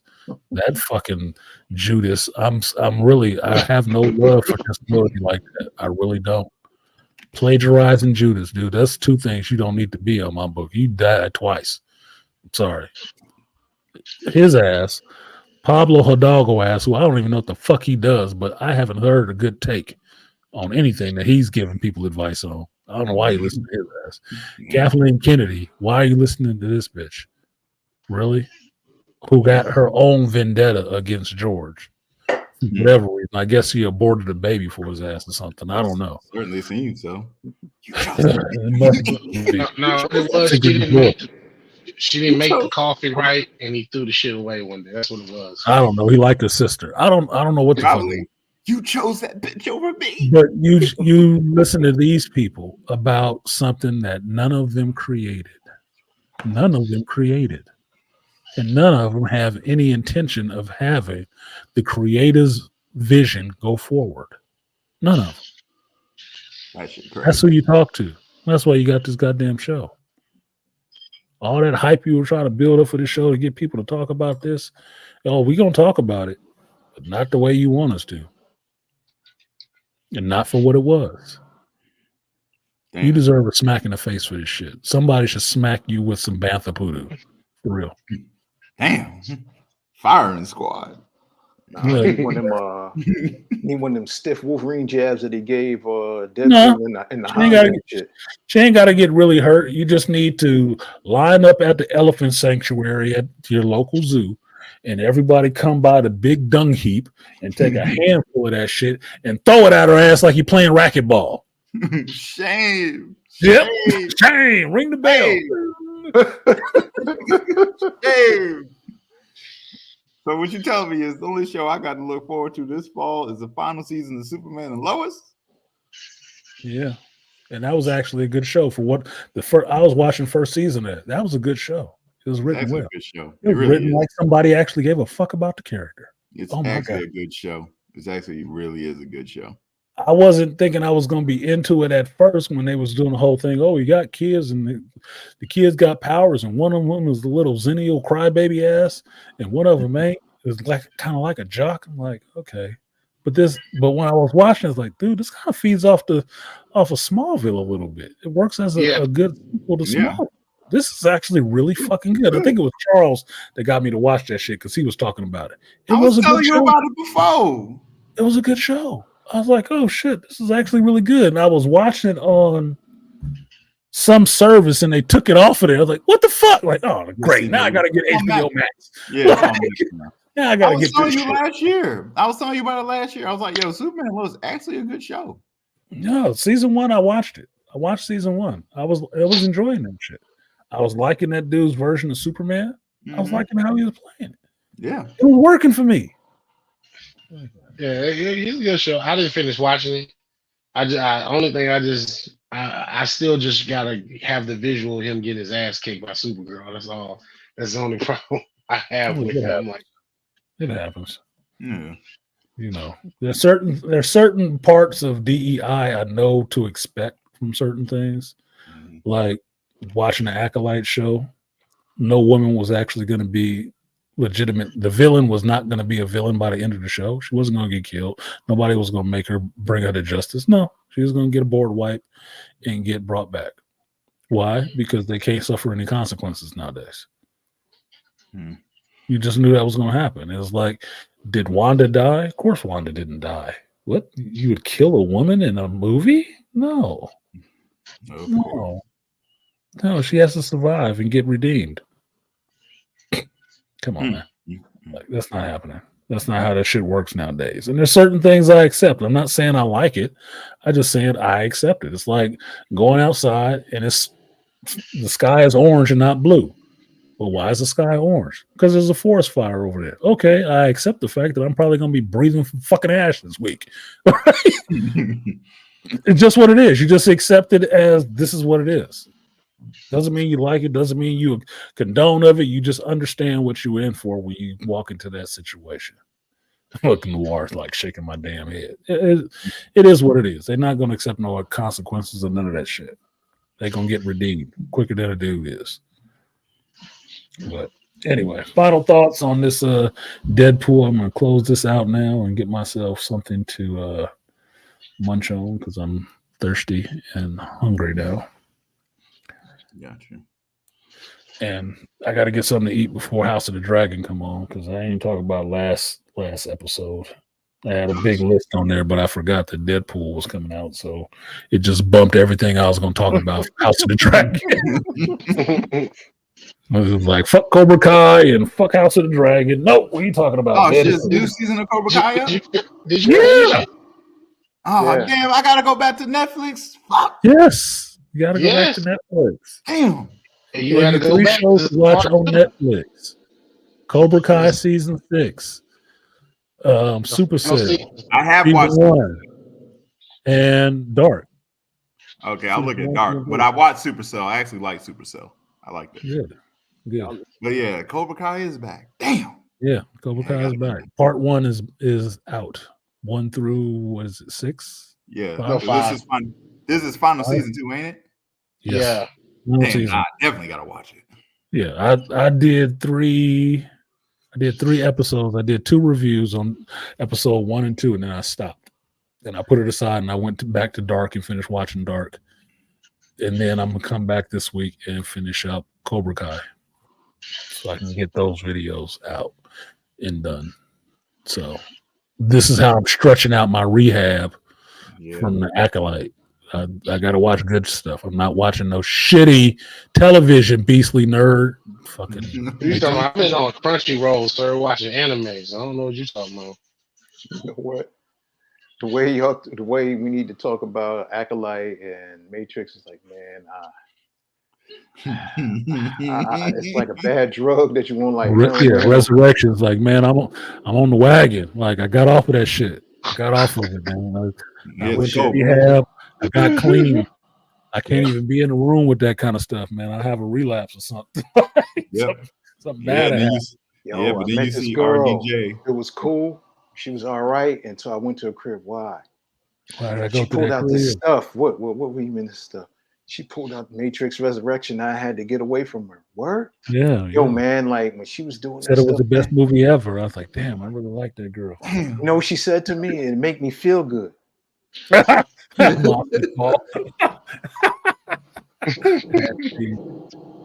then when I noticed with her, man, like when I went to her bathroom, I noticed she had all these pills. They was blue. And you know, it was weird. Like TV just kept having this green code run up all of it. And you know, she was always walking around with these shades and she kept asking me questions. How do I feel about transhumanism and transgenderism? I was like, what? No, we just gonna fuck. What the hell is she talking about? What do you want to tell me? And she always asked me, she said, you know, I want to go to another world. And she said, we was about to get into it. And she said, jack in. What, huh? What? Ma'am. We just put that on the shelf of things we did not speak of. We can go put it over there with Blade 3, shitty ass Joe Schumacher Batman movies. It's a bunch of stuff that can go into that void space, that hole, and let Eliath eat, nigga. Let Eliath eat. I don't ever want to collect rent. Yeah, pay that boy his rent. Pay that man his rent. Pay that man's rent. There's no Star Trek Search for Peace. There's no Superman 4 or Superman 3. There's no Supergirl. No, I'll let Supergirl rock. I like her later. I let her rock. She even came back in Smallville, so I'm cool with that. Yeah, the movie was shit, but the idea was at least good. Let's bring in Supergirl. But fuck That Matrix shit, I was disappointed. And I'm a huge Matrix fan. I was disappointed. Yeah. Like if I haven't thrown away my Matrix game with the glitch in it, Oh. that means that's how much I'm tied to that franchise. But that was a I will good still game. play that game even with the glitch in it. The Path This of fucking Neo? movie, I won't watch. Talking about No, the Path of Neo? no, Into the Matrix, the game. Oh, you always had a glitch in it too? I got the original game. The original game has a fucking glitch in it. Oh yeah, it does. I did play that game. Bro, I had 2 copies and I had to take them both back because they both had a fucking glitch that wouldn't let me play the game. And yeah, Noir Truth, Wonder Woman 84. Yeah. When Steve Trevor got graped. Yeah. Oh, excuse me. The strange Steve Trevor piloting somebody else's body got graped. Like, and she didn't want him when he didn't look like Steve. Like, bitch, you just had his ass. Which it wasn't really Steve. Damn, it just dawned on me. Because wasn't that Pedro Pascal the main villain that playing Ares? Yes. That bad hair, now, please. now he is playing Mr. Fantastic. Traded up. No, Pedro Pascal played Maxwell Lord. Maxwell Lord, yeah. No, I'm sorry. No, it wasn't Malika. It was supposed to be a Donald Trump Maxwell Lord. And that's why it sucked. Yeah. But yeah. Same reason the season of The Boys is sucking to me. They're trying to make Trump into Homelander. Homelander is a version of Trump. No, he's not. Homelander is Homelander, you fucking idiot. Yeah. Yep. Take your Trump shit somewhere else. I don't give a fuck about that in The Boys. Don't bring your politics bias. Yeah, don't bring your political bent over here, man. That's why this whole season is a wash for me. That's why we watch shows and movies to get away from that bullshit. Exactly. I can go deal with it all the rest of the week, but if I'm watching this show, I don't want to see that shit in it. I'm not watching the show for that. I'm not. Man, my whole job is to deal with politics now. With judges My job is constantly involved in politics for where I work, and I get enough of it. World events and shit like that affect us. I'm good. I'm good. I can't not hear about it. But for 2 hours or 30 minutes or 45 minutes on a show, I don't want to think about that shit at all. I watched I did a whole season. So I did about 8 hours of TV of streaming yesterday, just finishing out Dark. You know what I never got in that whole time while I was immersed in that world and what was going on in that world? Nobody mentioned Trump. Nope. And I enjoyed it. That's the bad part about entertainment now, because now whether it's a movie or TV show, one of the first questions you're asking is, are you trying to push an agenda, or are you trying to tell a story? You trying to push politics. Umbrella Academy's new season, I don't think is out, but the last season is up. Last season is still up. I have to go back and watch that too, because I have to see how that went for the third season, because I hadn't watched it. But because there's such a lull right now, there's so much dead shit out here, I have time to go back and catch up on shows that I hadn't been watching. Yeah. So I actually get time to go back and finish videos that I didn't get to finish in a timely fashion. So yeah, I'm trying to be productive in this time, not going backwards. Mm-hmm. Yeah. Final thoughts. I'll go first. Yeah, Deadpool Wolverine, loved it. Probably gonna go see it next week on a matinee or something like that. Great to see it. Shout out to Ryan Reynolds for giving us the fans one more go. That was great to see.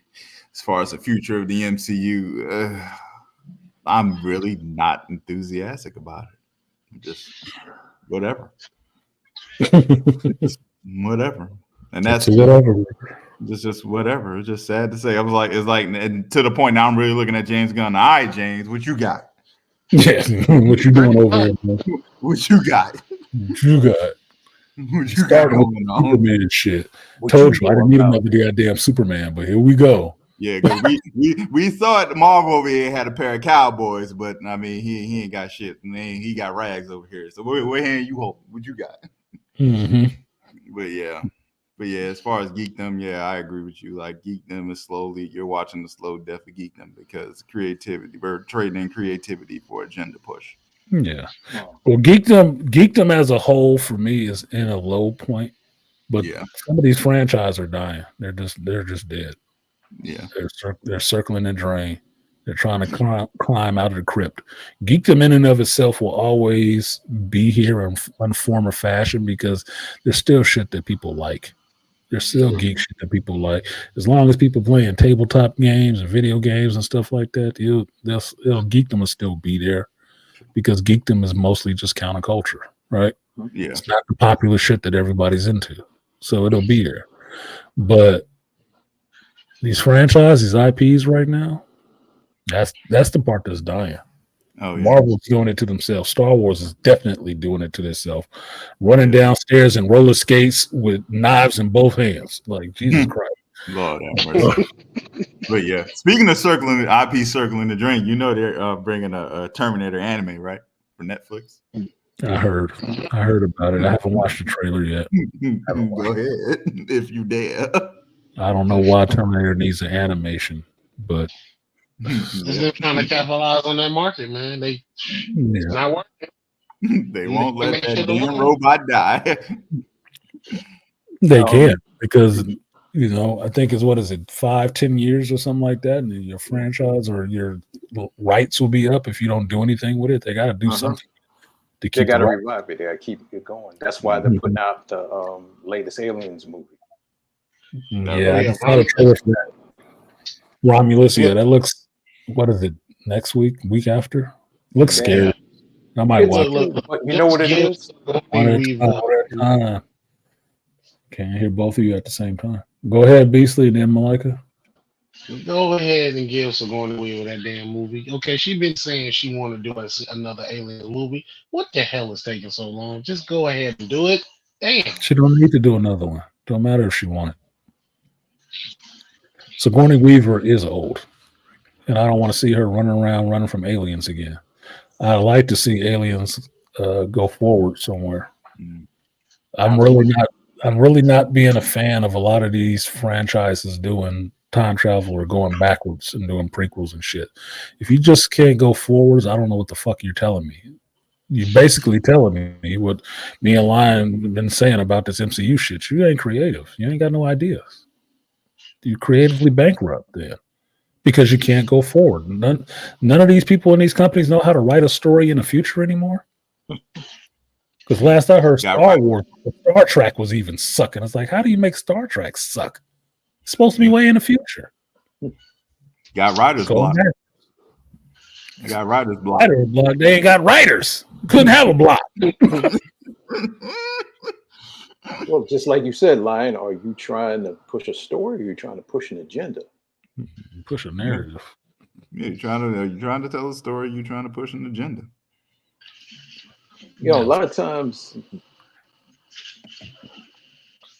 when you're doing Star Trek, it's supposed to be, we don't have a lot of these agenda driven problems.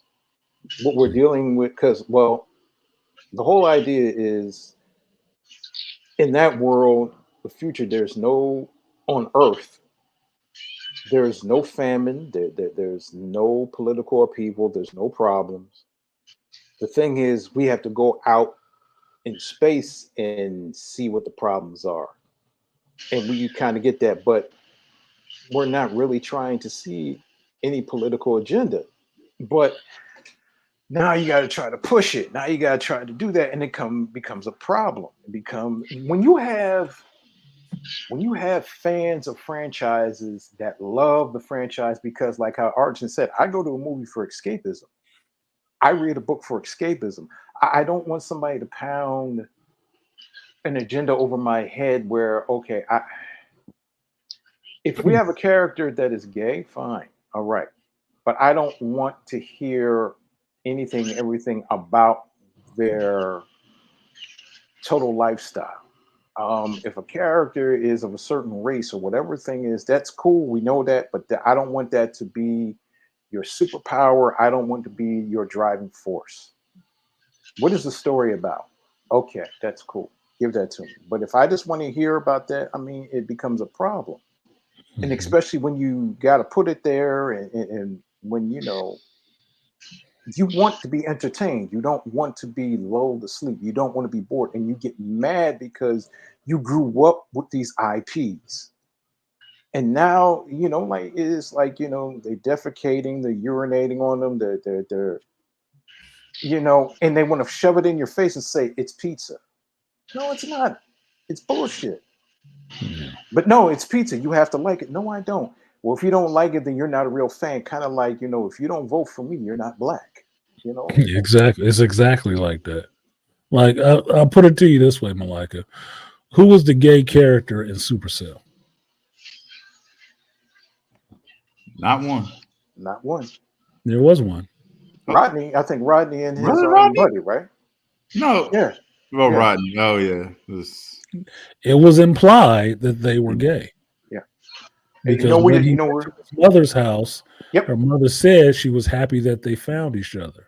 And that was something that I realized too, but it wasn't. It wasn't pushed up there like that's the whole blatant. point of the character. But It that's the wasn't his point. whole thing. But that's the point. It wasn't blatant. You asked me that question, I had to pause and think about it, like I was like, oh, Rodney? Well, I mean, if he was, but that's the point. They didn't try and push it. It was more about the story. It's more about him, his relationship with his friend, which you knew was close. Yeah. How they let you know that it might have been a homosexual situation was what his mother said in dialogue. Yeah. They didn't spend a whole bunch of time on it. They didn't stretch the whole show out into that. It was just something that happened, and that was the end of it. Just an episode. Just an episode. It just kept it moving. And he was more bothered about his story. About is more the focus was really the relationship with his mother, and not exactly what his relationship Exactly. was. It was more about the strain between him and his mother. Exactly. So there's ways of doing this stuff where it's not so ham-fisted of just trying to force it in somebody's face. Like, I'm going to make you accept this. You're not making anybody accept a damn thing. You're not. That's not your job. That's not your ability. It's not within your power. Like Leslie Headland bitching about all this stuff with this show. It's not in her ability to make anybody like a goddamn thing. And nobody really likes it. I'm sure there's somebody who really loved what she did. Good. Take all 5 of those people together and y'all start something else. But the majority of the fan base who came here for Star Wars hate that shit. And they know it's not really Star Wars. It's Star Wars in name only, dude. So somebody lets you play around in they universe and you did this dumb shit. Good. I hope you're happy with yourself. Get the fuck out of here. Hope you enjoyed it. My parting thoughts for the Deadpool and Wolverine movie. It gave 2 things: fan service and entertainment. Dick and fart jokes were cool, but that's what was to be expected. But it wasn't predicated on how the way it's for shock value, how the way they do it in The Boys. Mm-hmm. It was funny. Hugh Jackman has his shirt off, and what's the name looks at his abs, and the women are looking at him, and he's like, "Oh, for once, please put your shirt on." And it's implied because it's supposed to be that way, but it gave me something that what a movie's supposed to do, and especially for geeks that you love that, and even as somebody that wasn't into geek stuff, they can enjoy it because it's supposed to do that. You're supposed to get lost in this movie. You're supposed to get lost in this world or many worlds because this is multiversal. But take me on a ride. There was no agenda push. There was no social political thing. It was about, no, we got to save the universe. How are we going to do it? All right, take me on a ride. Good villains, good antagonists, good villains, good protagonist, good co-protagonist, and gave you a little bit of everything that everybody could like. It was a buffet of fun, and anybody could take something with it. And you know, Ryan Reynolds and Hugh Jackman, they gave a good show, and that's what I enjoyed, and that's what I wanted to do for 2 and some hot at half-ass hours. So it was good. What you got, Beast? Is he still there? He He beating got them. killed in the danger room. He beating them kids up. Oh, okay. This is how I was up there talking and my mic was me. Forgot to turn off the mute button, huh? All right, Joe Biden. Let's fuck it up. Oh shit. Okay, no, but what my final closing thoughts are. So I want to say to all of the so-called creators at Disney, Marvel, hell, even the ones at DC that can't seem to get right with their shit. Anybody, this is how you actually make a comic book movie, and this is how you actually please the fans. And when you don't insult us, we'll give you money. When you don't try to preach to us or belittle us and act like we the piece of shits, we'll give you your money. People talking about like this is the first time I've seen people talk about spoilers again. We talk about media blackout. This is the first time I've seen people wanting to spoil a damn movie. Everybody that I'm talking about, everybody that I normally don't even see talking about comic book nerd shit. Oh, take your family to go see this. I just seen that so many times on Facebook now. Take everybody to see this movie. Everybody you know, your grandmama, your kids, your wife, your husband, your best friends, your neighbors, your side chick, your side dude, all of them. Take everybody to go see this movie because it's such a damn good movie. And you know, you can kind of turn your mind off a little bit. Don't turn it off completely. Think about the entertainment that you're consuming because you might catch some bullshit. But other than that, it's pretty good. But as far in the direction that they'll go, I honestly don't know if they should. For me, like most people, in game was the end game because I don't see where they're gonna go. And me personally, I felt like that they should have put more attention towards Spider-Man, X-Men, and Fantastic Four coming into this shit either anyway. That way, there wouldn't have been no excuses. That, okay, this is the next crop of heroes we finna focus on, not just the Avengers, because we all know most of those heroes are not even a part of the Avengers. So maybe in Ultimate Alliance film. That'll work. That's just me. Appreciate That's all you I guys. got. Appreciate you brothers for coming up and lending your voice and sharing your opinion because you are black geeks, comic book nerds, if you want to say that. It's up to you how you define yourself. But I do appreciate you coming up and sharing your views because that's not one I hear on every large platform. I don't. I only get one soy or soft dude up there, which kind of bothers me. Not overly, but it just seems a little muted to me, especially when you got a character like Blade showing up in this, when you got the Captain America 4 coming out where Isaiah Bradley will be highlighted, Sam Wilson will be highlighted. I think it's important to hear what black geeks have to say, just like it's important to hear what black men have to say. It is. Especially when those characters are being put out there to the forefront. I think our opinion matters a little bit more on what we want to see in that vein or what worked and what didn't. I appreciate Ryan Reynolds, Hugh Jackman, Rhett Reese, Paul Wernick for actually, like I said many a time, locking arms and holding the line on this for the fans. I appreciate your sacrifice in the battles that you fought to get this movie onto the screen that fans would enjoy, not critics. I don't give a fuck about critics. I don't. Critics don't decide anything for me. They just decide most of the time what I really probably want to watch and what I really don't want to watch. Because if they like it, if they hate it, I know I'm going to love it. And if they love it, I know it's dog shit. So, case in point, The Acolyte. So, because I don't listen to critics to tell me anything about what I like, what I don't like, I'll watch a lot of stuff.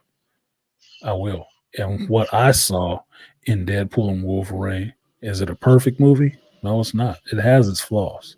I go over them in my review, but it was damned entertaining. It was damn entertaining. I was entertained by that movie, not because I shut my brain off, but because I can immerse myself into this world, in this story, relate to the characters in this world, in this story, what they have gone through, and see these characters have the hero's journey within that 2 hour period and come out of it and feel like I saw something worth watching. Hey, this is good. You should probably go see it immediately too. I didn't have that feeling for the Acolyte. All I told people was not to watch that shit. Don't watch that. Don't go there. No. But Wolverine, Deadpool and Wolverine, I was telling people to go see it quick before it got spoiled. So they can have the experience of seeing these two characters on the screen and see all that fan service in a good way, not a pandering way, but a good way that was given to you in this movie. That was top marks for me on this movie. And that's why I like the movie, because it will get more rewatches because of that than anything else. Just sitting there to watch it again to pick out all the nuggets they threw in there and all the little clever verbal shots they took at everybody. Dude, you could have got that good personal shots unless Matt and Trey was writing it, because they went in. And every character that showed up on their screen got their shine a little bit. Everyone, even the background villain characters, got their shine a little bit. That's showing respect to those characters. And I appreciate that, because that's all I want from people. Show some respect for the creators of this shit. Show some respect for the characters. Plain and simple. It's very simple. If you can't do that, you don't need to be working in this stuff. You need to go on and make your own franchise, and you can disrespect those characters all you want to. But respect the stuff that the fans like. So I appreciate them for that. I appreciate you folks for coming here and being on this stream with me. I appreciate the people who not subscribed, who donated to this stream, and appreciate what I do in the sense that they tried to help fund it so I can do it. Shout out to Malika Me Bang, because he came through on a Thursday. Lion, he's up here on the panel. King Parrish, 2 Triv, Malika again on the super chat side. What the fuck is that? Oh, Beastly. Damn, my B look like an R like a motherfucker. Thanks for having me. Beastly Nerds, Jack, and Rainfire Designs. Appreciate you for supporting the stream. You're welcome, Lion. I'm glad you came up, man, because I know you was chomping at the bit to talk about this shit. Waiting on you, dog. I was waiting on your ass, boy, like a trapdoor spider. Like, where you at? When you said you were gonna go see it, I had bought my ticket like last week, because I know I was going to see it in IMAX. I was like, I'm definitely seeing this in IMAX. Yeah, that's when I got my ticket. I got my ticket last week, and that's why I ended up in between two people. I was like, I don't give a fuck, but I was in the middle of the theater where I want to be. Middle. Yeah. And like, whatever the fuck, y'all on your dates. I'm watching this movie. Let's get it. Yeah. Can I ask you a question, Artisan? Always. What you got? How many people were that came in today? How many people were in the chat, and at least that saw the stream today? I usually keep track of that. I probably shouldn't tell y'all, but I do. It was at the high point. It was 23 people. All right. I got something to say to the people that come here every week. Please donate. This is a small channel. This is a brother that takes his time. Even when he's at work, he will go in and he will give us a show on Sundays. And I look forward to this show every week. Very few Black geeks come on and have a show, but give a good comprehensive show. He doesn't ask for much. I know sometimes we don't have it, but there are people that come in that been this guy's been doing this show for 4 years, and there've been people that this dude's been doing this show for 5 years. Damn, I'm sorry. It's okay. But you know, he's become a friend, and we talk, but at the same time, I give what I can.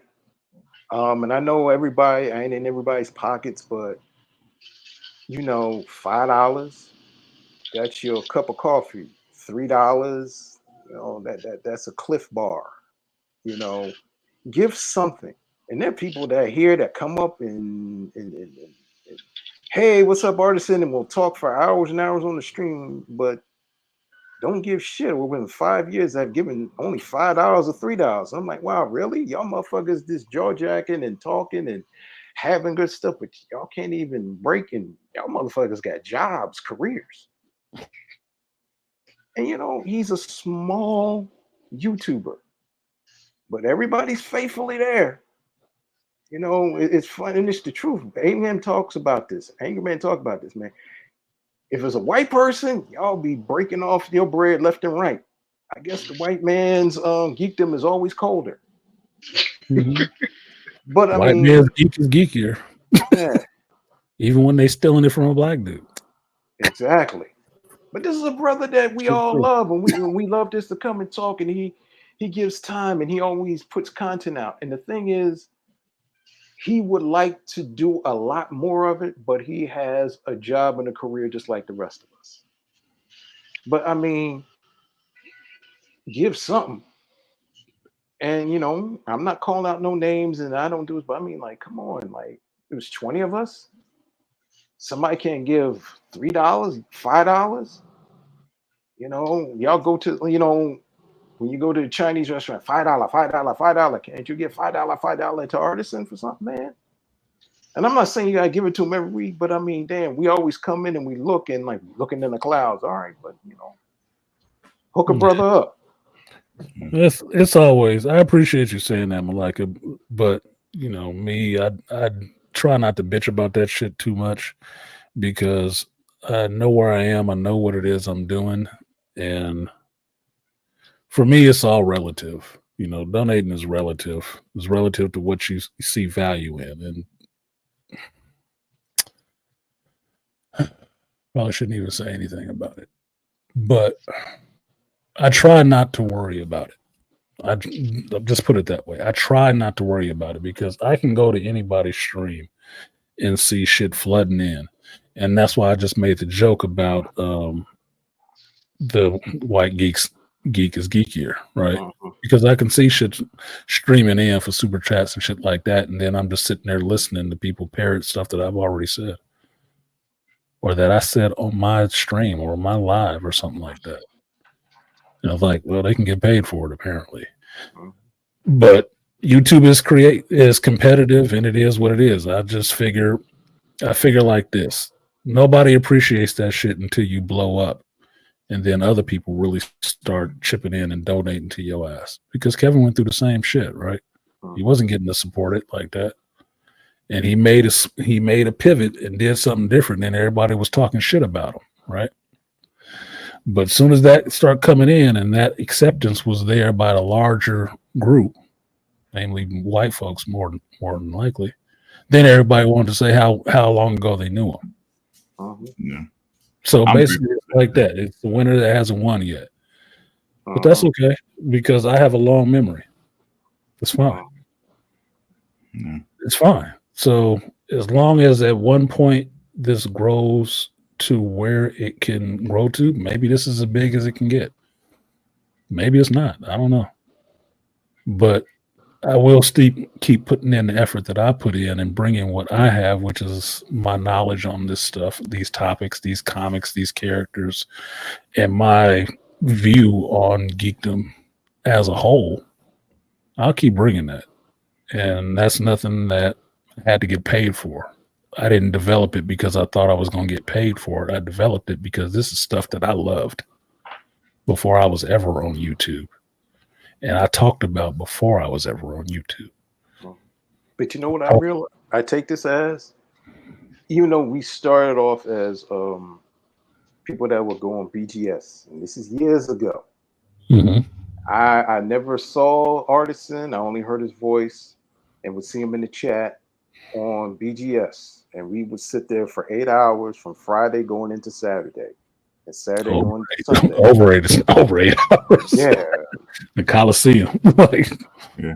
And we would all be, line was there. We will all be there. Yeah. And it was a space for all different kinds of black men. But when it came to geek stuff, it was a certain part where we was like certain people we stood out. It was like, oh, you into that shit? Oh, you into, and Artisan became the resident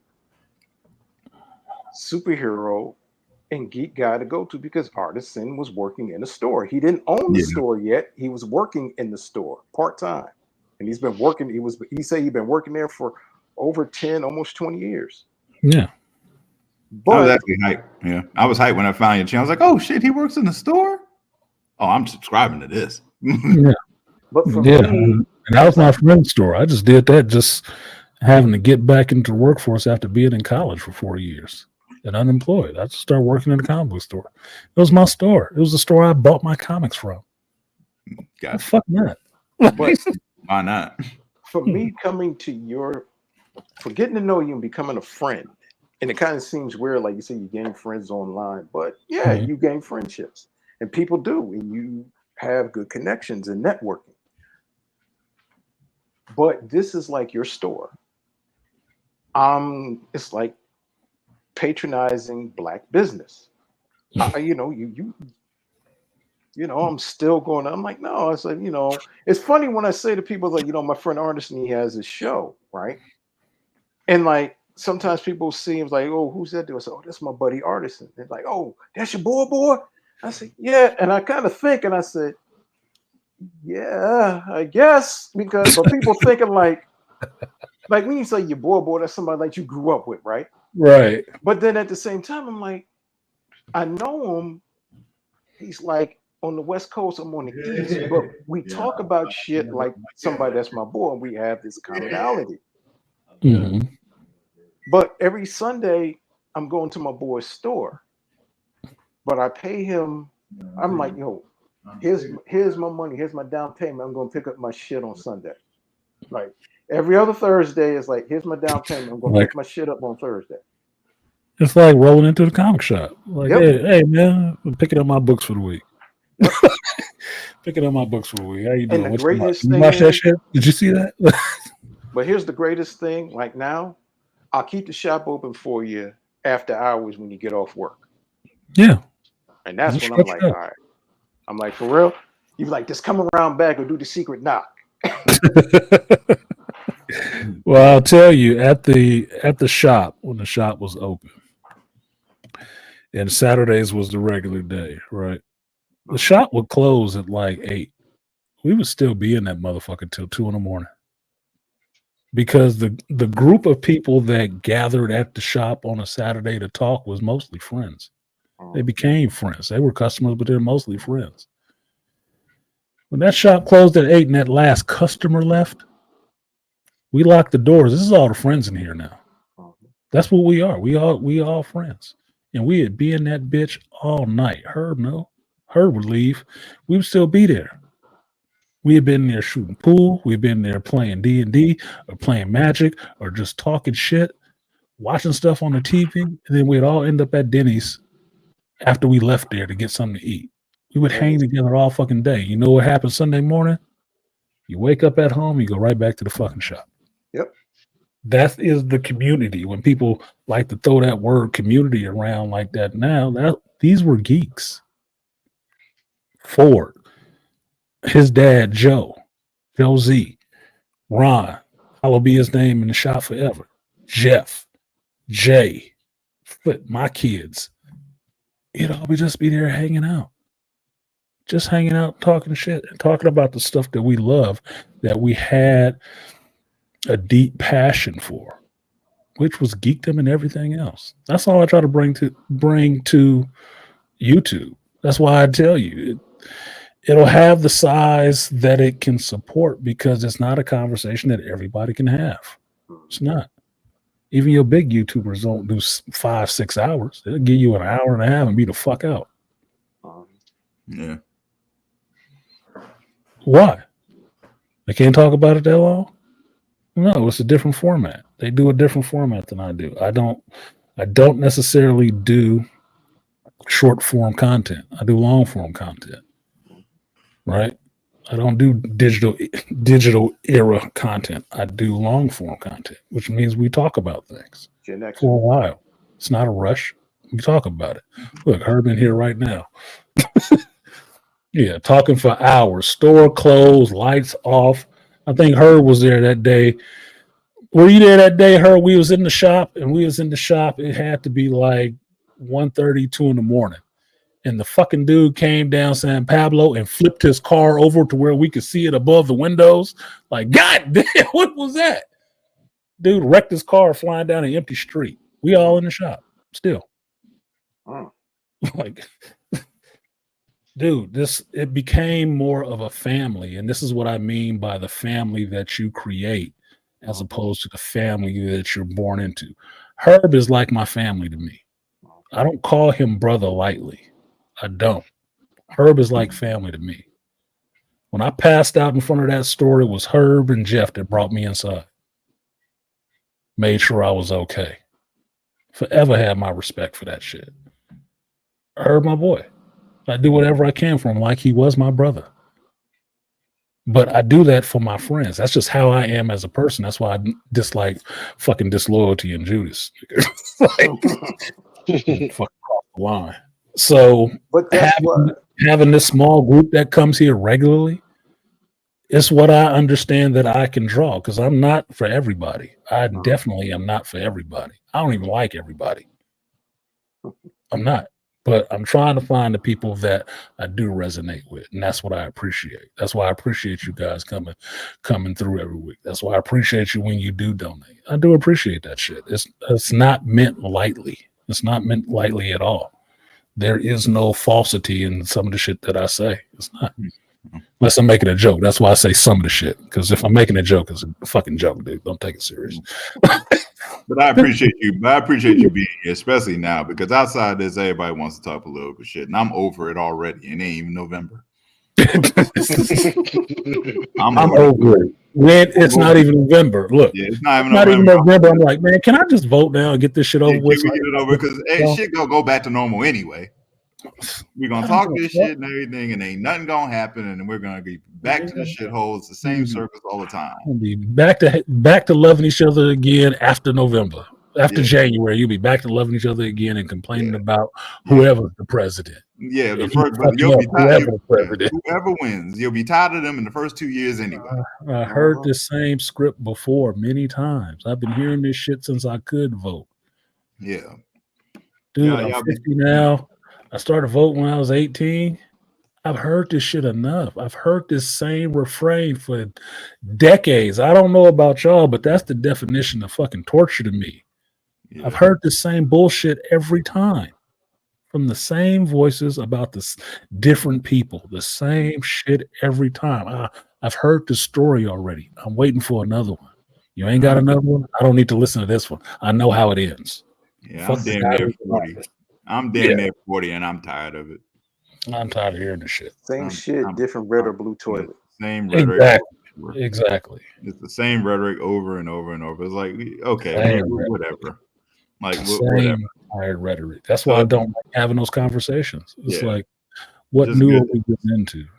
It's just good to just talk about geek shit and just talk about entertainment, no matter how good or how shitty it's doing. It's just good to talk about outside this political shit that no one really gives a shit about anyway. No shit. They don't really. They care around election time. They don't really care. They don't care. They don't care. Like Malika was saying, year 2, you ain't gonna give a fuck about this dude. Yeah, year 2, you how long you been in office? Yeah. Like me, like that motherfucker governor. He's governor.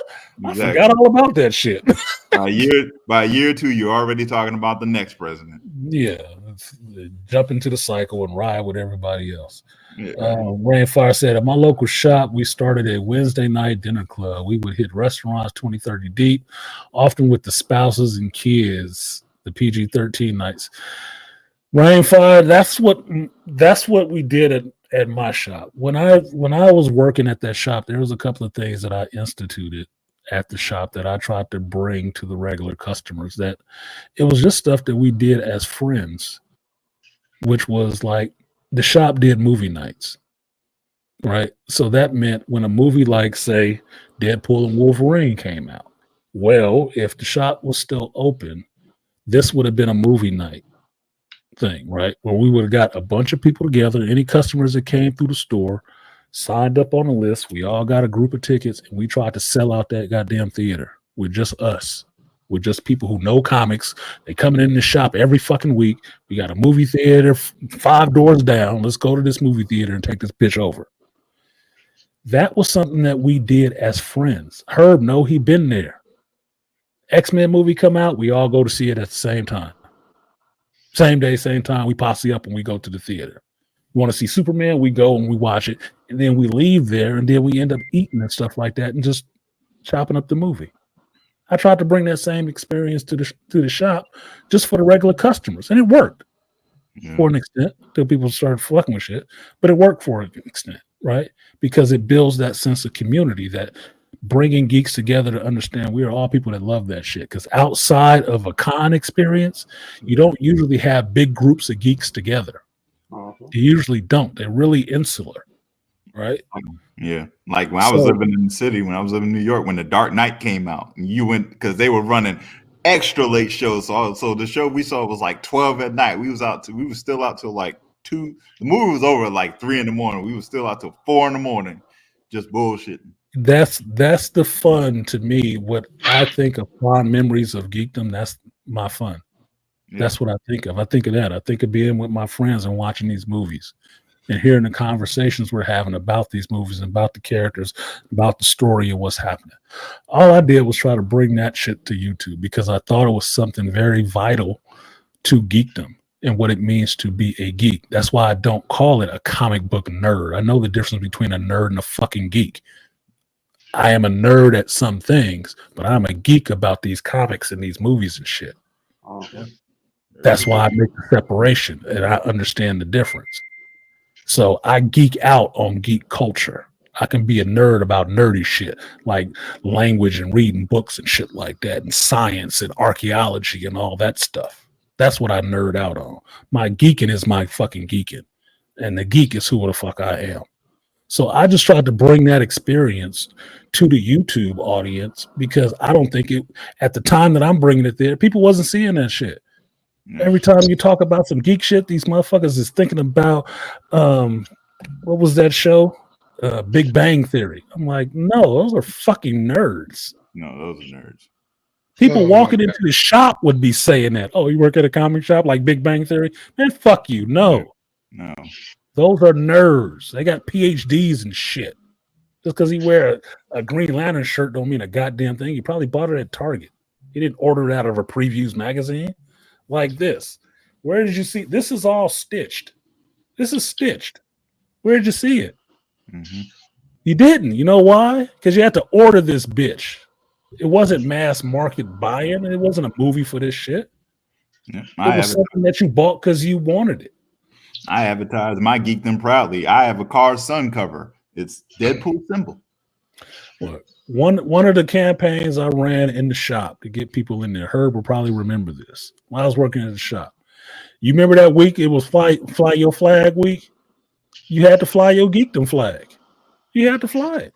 If you came in with your geek shirt or something that you wanted to show, we would give you like something percentage off or something like that. So it made the customers come in and dress up a little bit. And what you got was people coming in there showing off their cosplay costumes. I take pictures of them. I put them up on the website for the store, on the Facebook page, to get that, to build that sense of fucking community. So when you had things like Free Comic Book Day, people would show up in their costumes. And it was mostly about the families. It ain't about trying to get some underage half-naked girl. No. It's about families, about this sharing this, what they love with their children and how their children become new fans. KK, you dumb bitch. That's how you make new fans with families. And also how you make new friends. And how you make new friends, because you find people that you like. You find people that resonate with the same thing you do. And if you talk to them a little while, you find out you probably agree on a lot more shit than just that. You find your or tribe. at the very least, you can listen to their point of view. Like, no, I think Val Zod saw Superman as the better Superman. He's the only true Superman. It's like, yeah, I like Val Zod, man, but that's like a token character. What do you mean token? Well, this is what it means to be a token character. But I think, Have you ever heard of Black Vulcan? Yeah, you ever heard of Black Vulcan? Yeah, that's why I don't like that black thrown in front of Captain America. Shit Have like you heard that. of Apache Chief? Have you heard of Samurai? Have you heard of El Dorado?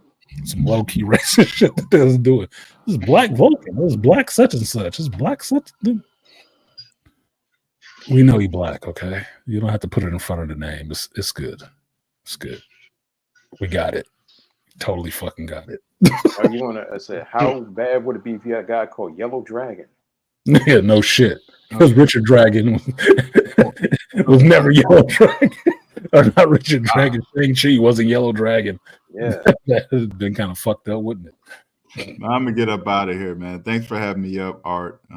Try to stop by. Definitely trying to then next week. But thanks for having me up. Appreciate you being here. Appreciate you, Lion. Appreciate you coming up and sharing your voice, the deepness. I didn't get the deep voice, so all you deep voice motherfuckers know I'm secretly jealous. But only a little bit. Yo, yeah, of course. But y'all be safe. Malika, Beastly Nerd, y'all be safe, all right? Brother, peace. All right, sir. All right, be easy. Look, Herb said, we saw all the Marvel movies that way. We'd head back to the store and just talk about the movie afterwards. Yeah, just talk about it, hang out. You want to call it community? You want to call it fellowship? That's what it was. That's what it was. Just hanging out. And you know what the funny thing is, being Gen X, and when we were kids, we didn't have a place to go. If you were a black kid, it was funny. Phil Lamar, he said, growing up, you could not be black and a nerd. You had to be one or the other. No, you couldn't be. And the thing is, there are certain rules in black culture where you had to abide by. There's the unwritten rule where certain things you just didn't like. You watched Star Trek because it was something on, or you watched the Star Wars movies because they were popular. Comic books were still a kiddie thing, but if you were into it, or if you read because, okay, it's cool. Why are you reading a book in the summer? Why are you reading a book with no pictures in it? If you were into it more than surface level, you were weird. Exactly. Mm-hmm. If you knew more about that character, like, oh, what's that with the bat? The Marvel character, the one that dresses like a bat? I was like, no, that's DC. Oh, you a nerd, huh? But it's Batman. He's not in DC. He's not in Marvel. He's in DC. That's just common sense. Or if you read, probably know his real name. Yeah, Bruce Wayne. Why are you reading them white books? I said, what do you mean? Yeah, exactly. Oh, you reading all the white characters. Why aren't you reading none of them black characters? No, just book, not even that, but like perfect example, Frank Herbert's Dune. Why are you reading? Damn, there was too many volumes in that book. Why are you reading these white books? What do you mean? A lot of words, bro. A lot of words. Yeah, that's the kind of like that. It's kind of like that episode of Boondocks. I respect you for doing that reading thing. What do you mean that reading thing? Reading them books and stuff. You're congratulating me on reading. Yeah, that's some cool shit. Read it. Something that you normally do. Yeah, that's some cool shit. But even though that's a joke, that's something that we can relate to because it's not the norm within the Gen X era where we grew up. It's cool for everybody now because now you have a plethora of shit. Yeah, this is hella cool for them now. It's like they got hot chicks in it nowadays. I'm like, holy cow. And everybody's into it and everybody gets paid off of it. Like, this is funny as fuck because this was never a cash thing. Here's the funny thing. When you would go to comic book conventions, it was very rarely you saw a few black people. We was the raisins on a wedding cake. But I mean, now we have blurred. I'd say black ones were there, but it wasn't a bunch of the normal ones. Like, you wouldn't see a Dr. Anwar there. Yeah. Being a doctor. You wouldn't Yep. think that would be somebody you would see there at a con or something like that. Like, this nigga like comics? What do you do for a living? You probably live in your mother's basement. Well, I'm actually a PhD in chemical stuff. Like, really? You want to Dr. fuck? Tia Johnson. Are you single? Nowadays, that's what they look for. It's like, fuck you, dude. Everybody grows up. I mean, You what? Dr. Tia Johnson, AM, Charles. You know, oh damn, you into that shit? Yeah. Yeah. And just the people you name, you think about how that runs the gambit. Exactly. If you take them at surface level with who people think they are, you wouldn't think that none of them were in the comic books at all. You wouldn't. Oh, this motherfucker think he a whole cop. You don't think cops like comic books? Why do you think they got into police work, you dumb fuck? It's two people I can tell you right off the bat they probably like. They probably like Batman. They probably like Wolverine. Hands down, if they got into law enforcement. Definitely like Superman. Because who else gets into that shit like that? You think your rabble-rousing asshole fake activist like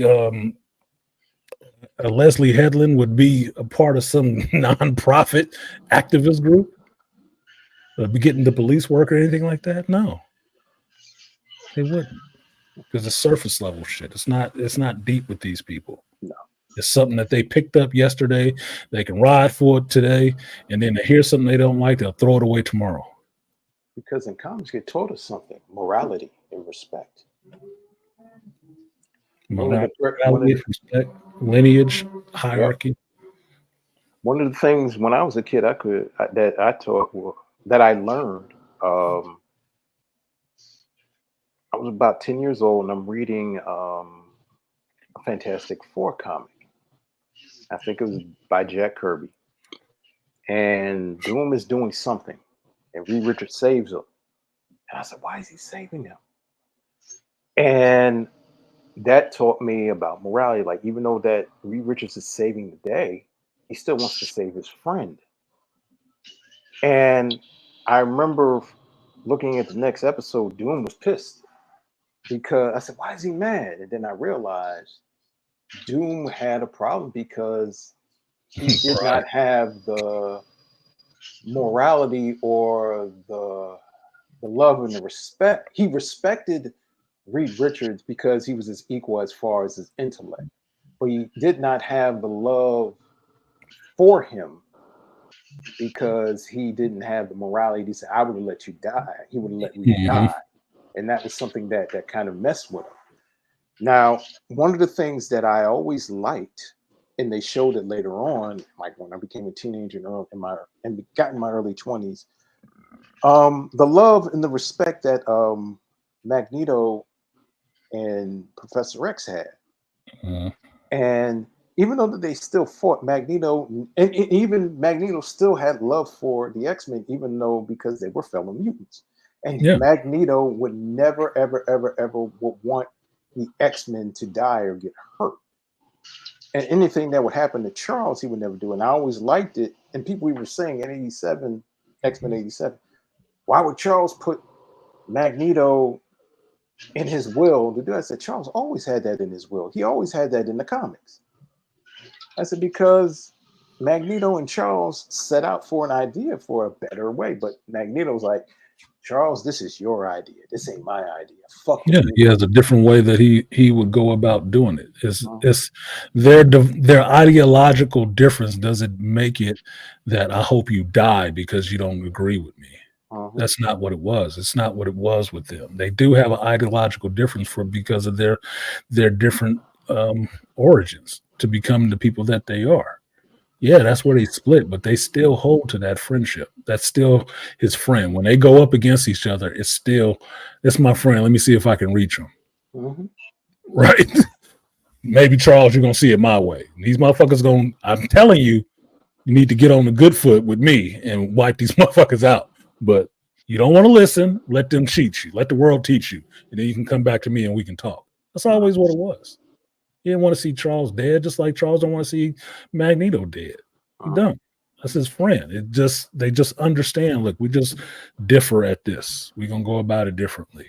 Philosophical differences. Philosophical differences don't mean I gotta hate you for life and you need to die and all the rest of that dumb shit. You need to be canceled. No, he never tried to cancel Magneto. He just like, look, I don't agree. But you can go do that shit over there and find your own acolytes. And he did. Just don't try to threaten the world. You threaten the world, me and my team gonna come put you back in your place. Make sure you calm that shit down. And that's what I learned. And it wasn't about black. It wasn't about white. It wasn't about male. It wasn't about female. It wasn't about sexuality. It was about humanity. Mm-hmm. Well, you know, you give that to the better writers from their generation. Chris Claremont. Even fucking Stan. Even Stan. Putting that in there. The reason being, Stan saw war. Stan was a soldier. He was in the military. That's why you can get a character like Captain America and you feel all that pride and all the rest of that shit for it. Give that to the people who wrote them, who had actually seen war and understood what it looked like. Understood what it meant to be patriotic in some senses and what the higher ideals of human beings were. I remember I was in school. I had told, when I went back to school, in my 40s, and I had told some kids, I said, you know what I had to see? I saw black superheroes that were normal. And the kid was like, what do you mean? I said, the first professional black superhero that had a profession, I said, was John Stewart. He's like, yeah, wasn't he in the military? I said, I said, John Stewart in the 70s was an architect. He was a Marine, but he was an architect. I said he was. I said he was. He wasn't an ex-villain or ex-con. He gets rehabilitated. He wasn't a dude from the streets. This was a normal man. And I remember seeing it as a kid, and I was like, wow. And it hit me in my head. I was like, about time. And then I said, it was just something that was cool. And I told him, I said, Luke Cage, Sam Wilson, they were all ex-cons. I said, the only second person that was just a normal, everyday person was Black Lightning. I said, but the problem was they had to put the word black in front of his name. You know, Jefferson Pierce was a teacher. It had to be Black Lightning. He just couldn't be Lightning or Electro Man or nothing, but they had to make it black. And I said it was just specific that they had to do that. And the only real great character was Black Panther. He was a fucking king. I said, but here's the thing. Only later on in the 70s, he became a king. He was Prince for a while in the 60s. Only in the 70s, that's when they made him a full-fledged king. But I said, this is something that you learned. Y'all were used to just seeing normal black superheroes and even normal black females and regular females as leads and stuff. I said, I saw it.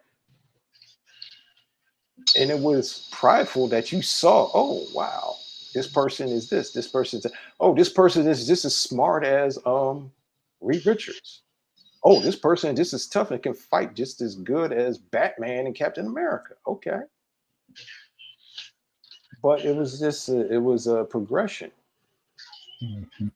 So to Rainfire's point, he said, only at a geek establishment can you have cult movie nights or have the LARPers come in and recruit. Me and my ex learned calligraphy and Spanish fencing in one night for free. Yeah. In the shop, there was always something playing on the TV. And that's how you would see a bunch of old retro movies in the shop, because it was always playing, something was always playing on the screen. And people would come in just to see what the hell we was watching. Like, what are y'all watching? Y'all always watching some different shit. Like, what movie is this? I've never seen this. You should watch it. It's good.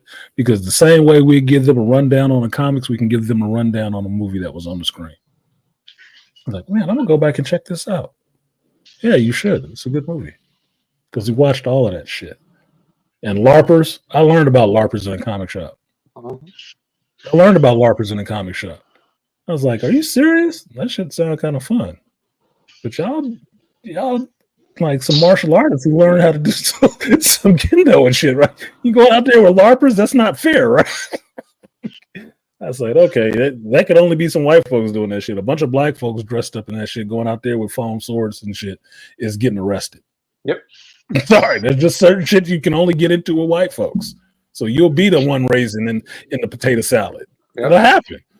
It'll happen. But you can find one or two of y'all to get the band together and have some fun doing some different shit. If it wasn't for white boys, I wouldn't learn how to play D&D.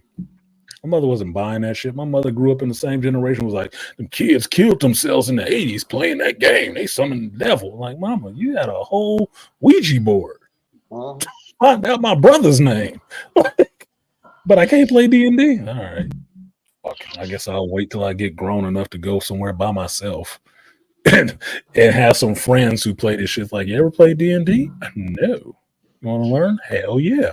Because I play any kind of game. I don't give a fuck what kind of game it is. I will play that shit and learn how to play it. And if I like it, I like it. It's just what it is. I like D&D. I like Magic the Gathering. And I still play both whenever I can. So I learned a lot from being in a geek establishment, because that's where stuff like that circulates and where you actually find your tribe, find your people that like the same shit that you do. And it's only in places like that. My only problem is, since the pandemic, a lot of those places have dried up or had to close. I did my part for trying to keep it open. But I know that places like that are valuable. And they are shrinking. They are shrinking. Maybe they'll come back one day. Given this level of writing that's in this younger group, maybe not. But maybe it'll limp along or something like that. I don't know. I still push for people to put out their own creative work, because maybe we can find the next IP out of people who do have the nuts to actually write something and put it out there. Supercell. Joe Herb. I ain't forgot about you, homie. I ain't forgot about you, Herb. The funny thing is, Thursday when I hell yeah. One second. Yeah, Rainfire. Look, people that's into that kind of shit, wine, beer, mead. Yeah. Mead. You need to get them to make you some mead. Oh my God. My boy Chris gave me some mead. I can still taste right now when I just said that shit. Like, that shit is good. And Chris a whole fucking chemist.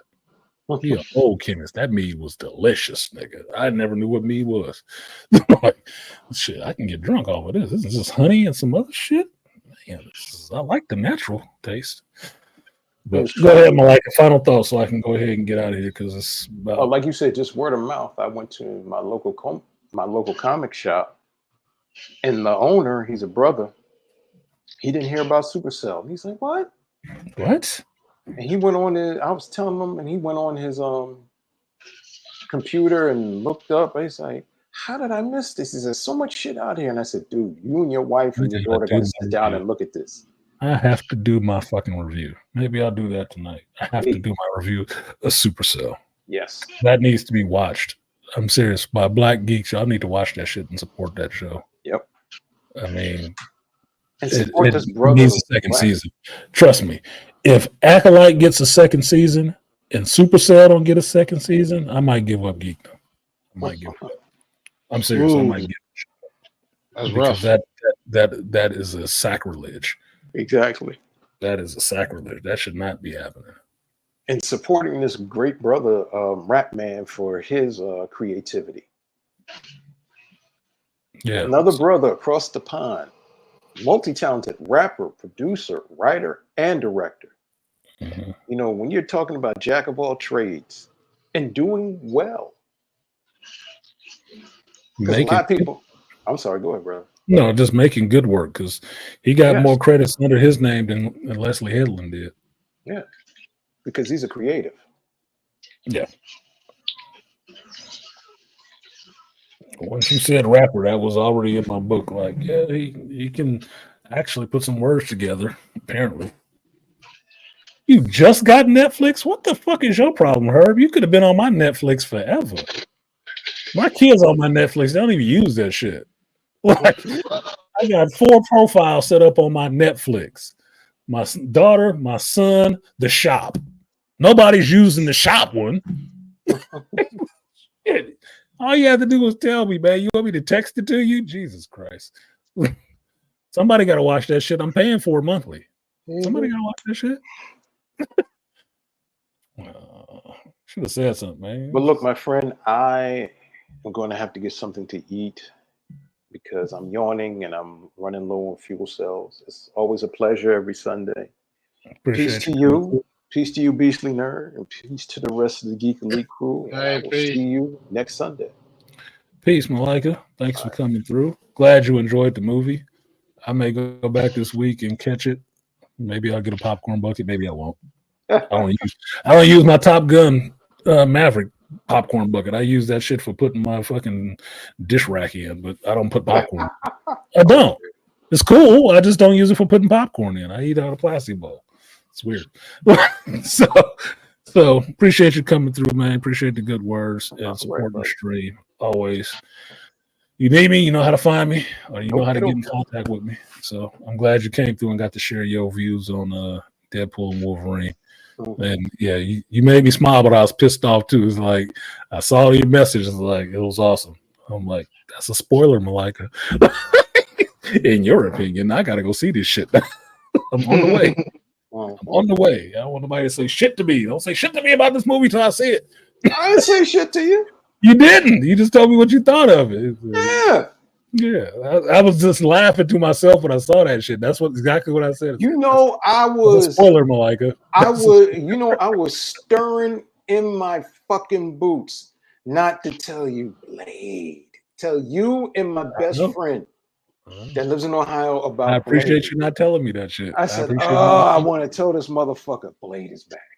Yeah. And if I said that, you'd been pissed the fuck off. He's like, yeah. And you just been waiting for it to happen in the movie. I would have been like, oh, what the fuck? Yeah, that's cool. But yeah, I heard that was going to be there. That was a well-kept secret. That was a well-kept secret because it was shocking and satisfying and exhilarating all at the same time. And the funniest part about it is some of the white geeks was happy about that shit too. Yeah, that's what they keep talking about. Like, oh God, Wesley Snipes' Blade showed up. I was like, yeah. My brother went to go see it twice. He saw it on Friday and he saw it yesterday. And while we've been talking on the stream, that brother called me twice because he wants to talk about it. I saw it again, man. And what about this? And what about that? Because my brother, he likes movies, but he's not a geek. Mm-hmm. We'll talk about stuff and we'll talk about certain movies. My brother's into movies, but he's not a cinephile like us. Mm-hmm. Like we'll talk about stuff and we'll do stuff, and he'll be like, yeah, but I said, you got to see the book. He said, oh, you know that comic shit, man. You know that shit. But he's cool that he'll go to movies and he'll know certain actors and actresses and even directors. I'm like, oh, okay. So it does run in the blood. I'm like, okay, so.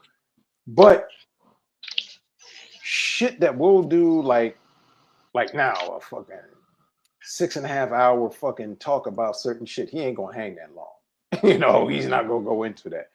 No, but usually when I see people, they say they find out about the channel, and I tell them what I talk about, and they look at the channel and say, "You talk for 6 hours about this shit?"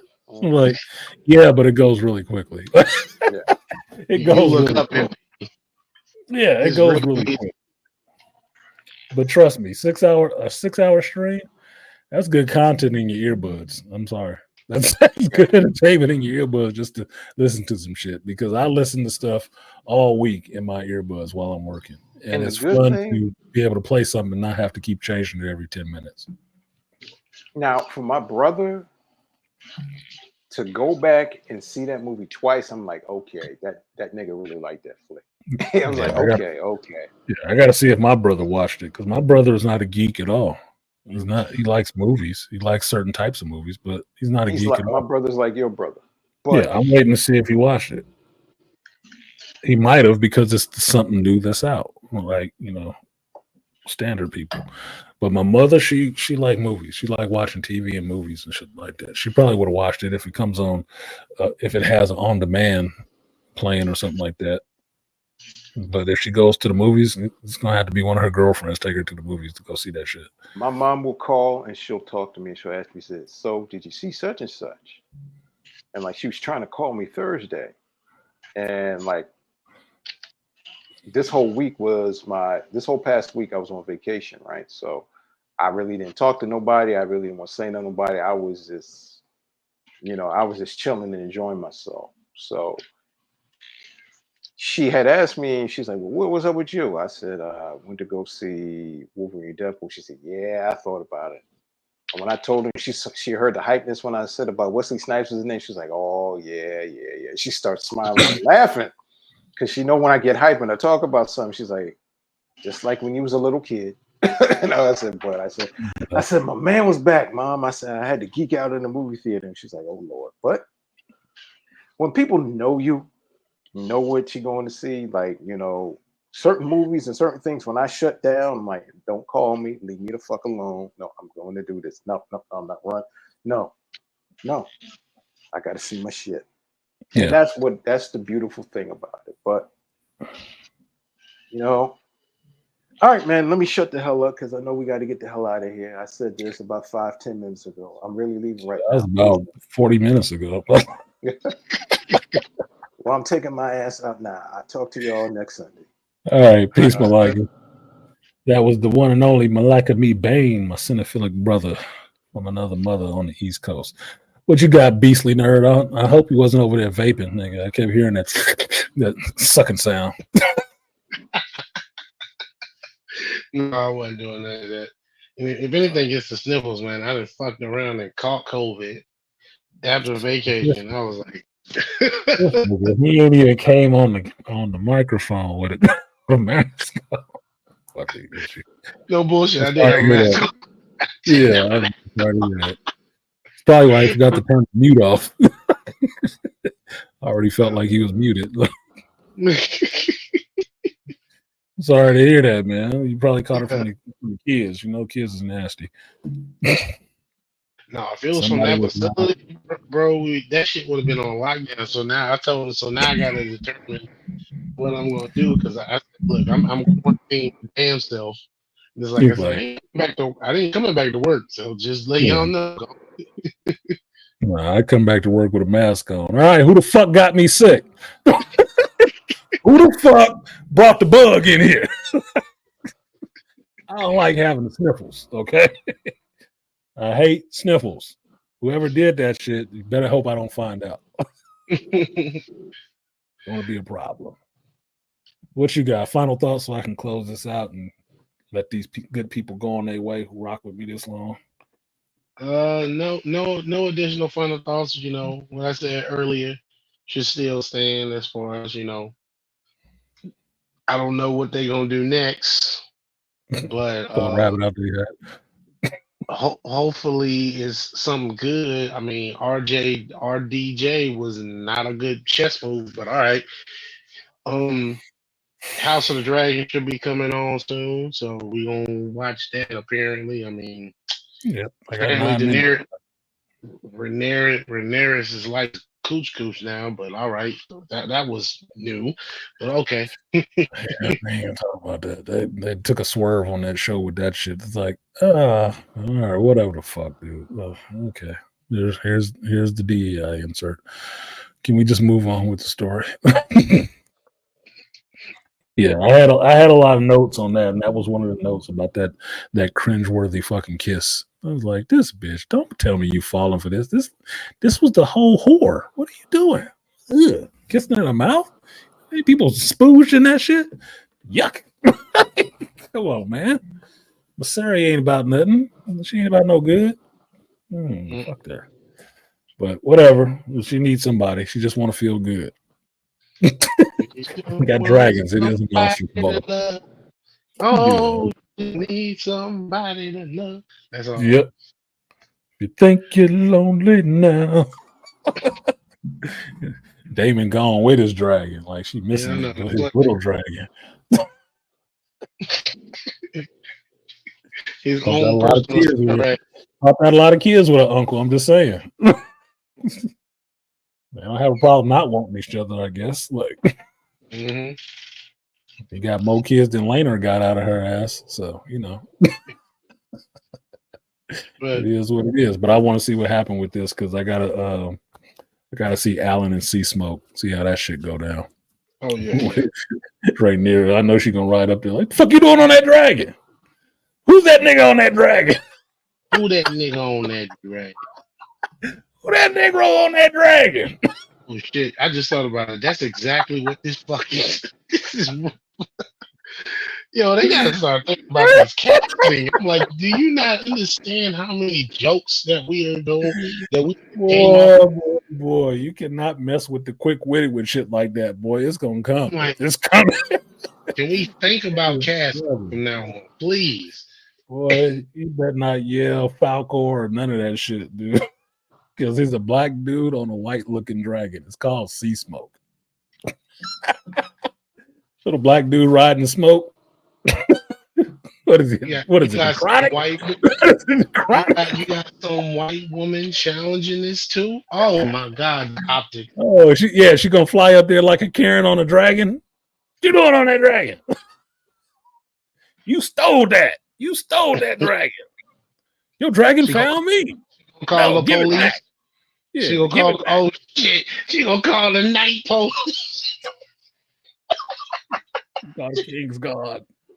Gonna call the King's God. HBO, man, what y'all doing? This optics is not looking good for y'all show. She about to Karen Allen ass for being on that dragon.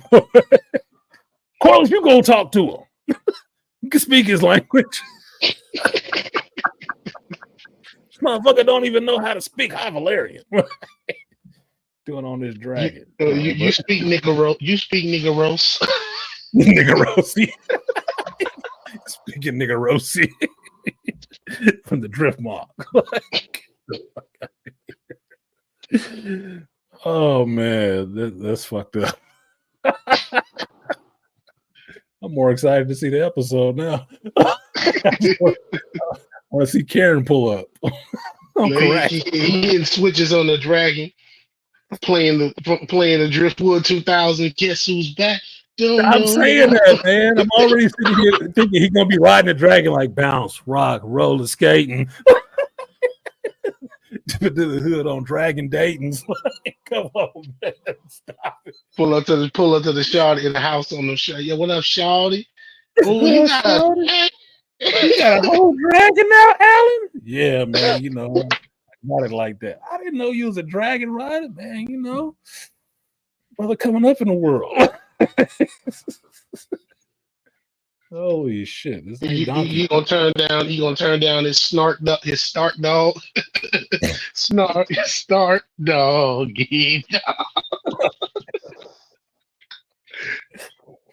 Roll up on his brother. Oh, you don't want to sail the seas? I'll fly over. Dumbass. But that's funny. Thanks for that. That made me. My fucking cheeks is hurting thinking about that shit. All right, man. We get up out of here, brother. Peace, Beastly. Good to see you. That is the Beastly Nerd, the one and only Dark Beastly Nerd. Notice I didn't call him the Black Beast. No, I just called him Beastly Nerd. The color modifier is unnecessary. So, peace to everybody for showing up today to the Hero's Journey. In our roundabout conversation about geekdom, Deadpool and Wolverine. Despite what you heard, you should go see this movie yourself before listening to anybody's reviews or them spoiling anything for you. You should go see it for yourself and decide for yourself what you like about it. As with all media that you intake, watch it consciously and make up your own mind on what you like and what you appreciate.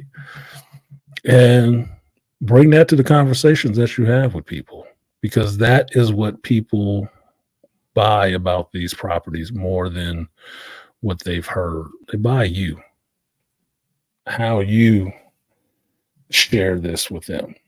For me, Deadpool and Wolverine was a good time. It was a good watch. It was a well-deserved watch after 8 weeks of terrible watching. It was, especially for somebody who reviews stuff like this. This was a damn godsend, a breath of fresh air. if you say that. So the sad part, it's only one movie. It's over, and now we can get through the rest of this year, getting towards the next steaming piles that are coming our way. But in the meantime, for now, it was good. Tomorrow, it'll be the same thing again. So thank you guys for showing up today. This has been the Hero's Journey. I do this every Sunday, rain or shine, at work or at home, at 11 a.m. Pacific, 2 p.m. Eastern Standard Time. Excuse me. I don't burp on microphone all the time, though, thankfully. I've been Artisan MC, and I will see you guys next time. Peace.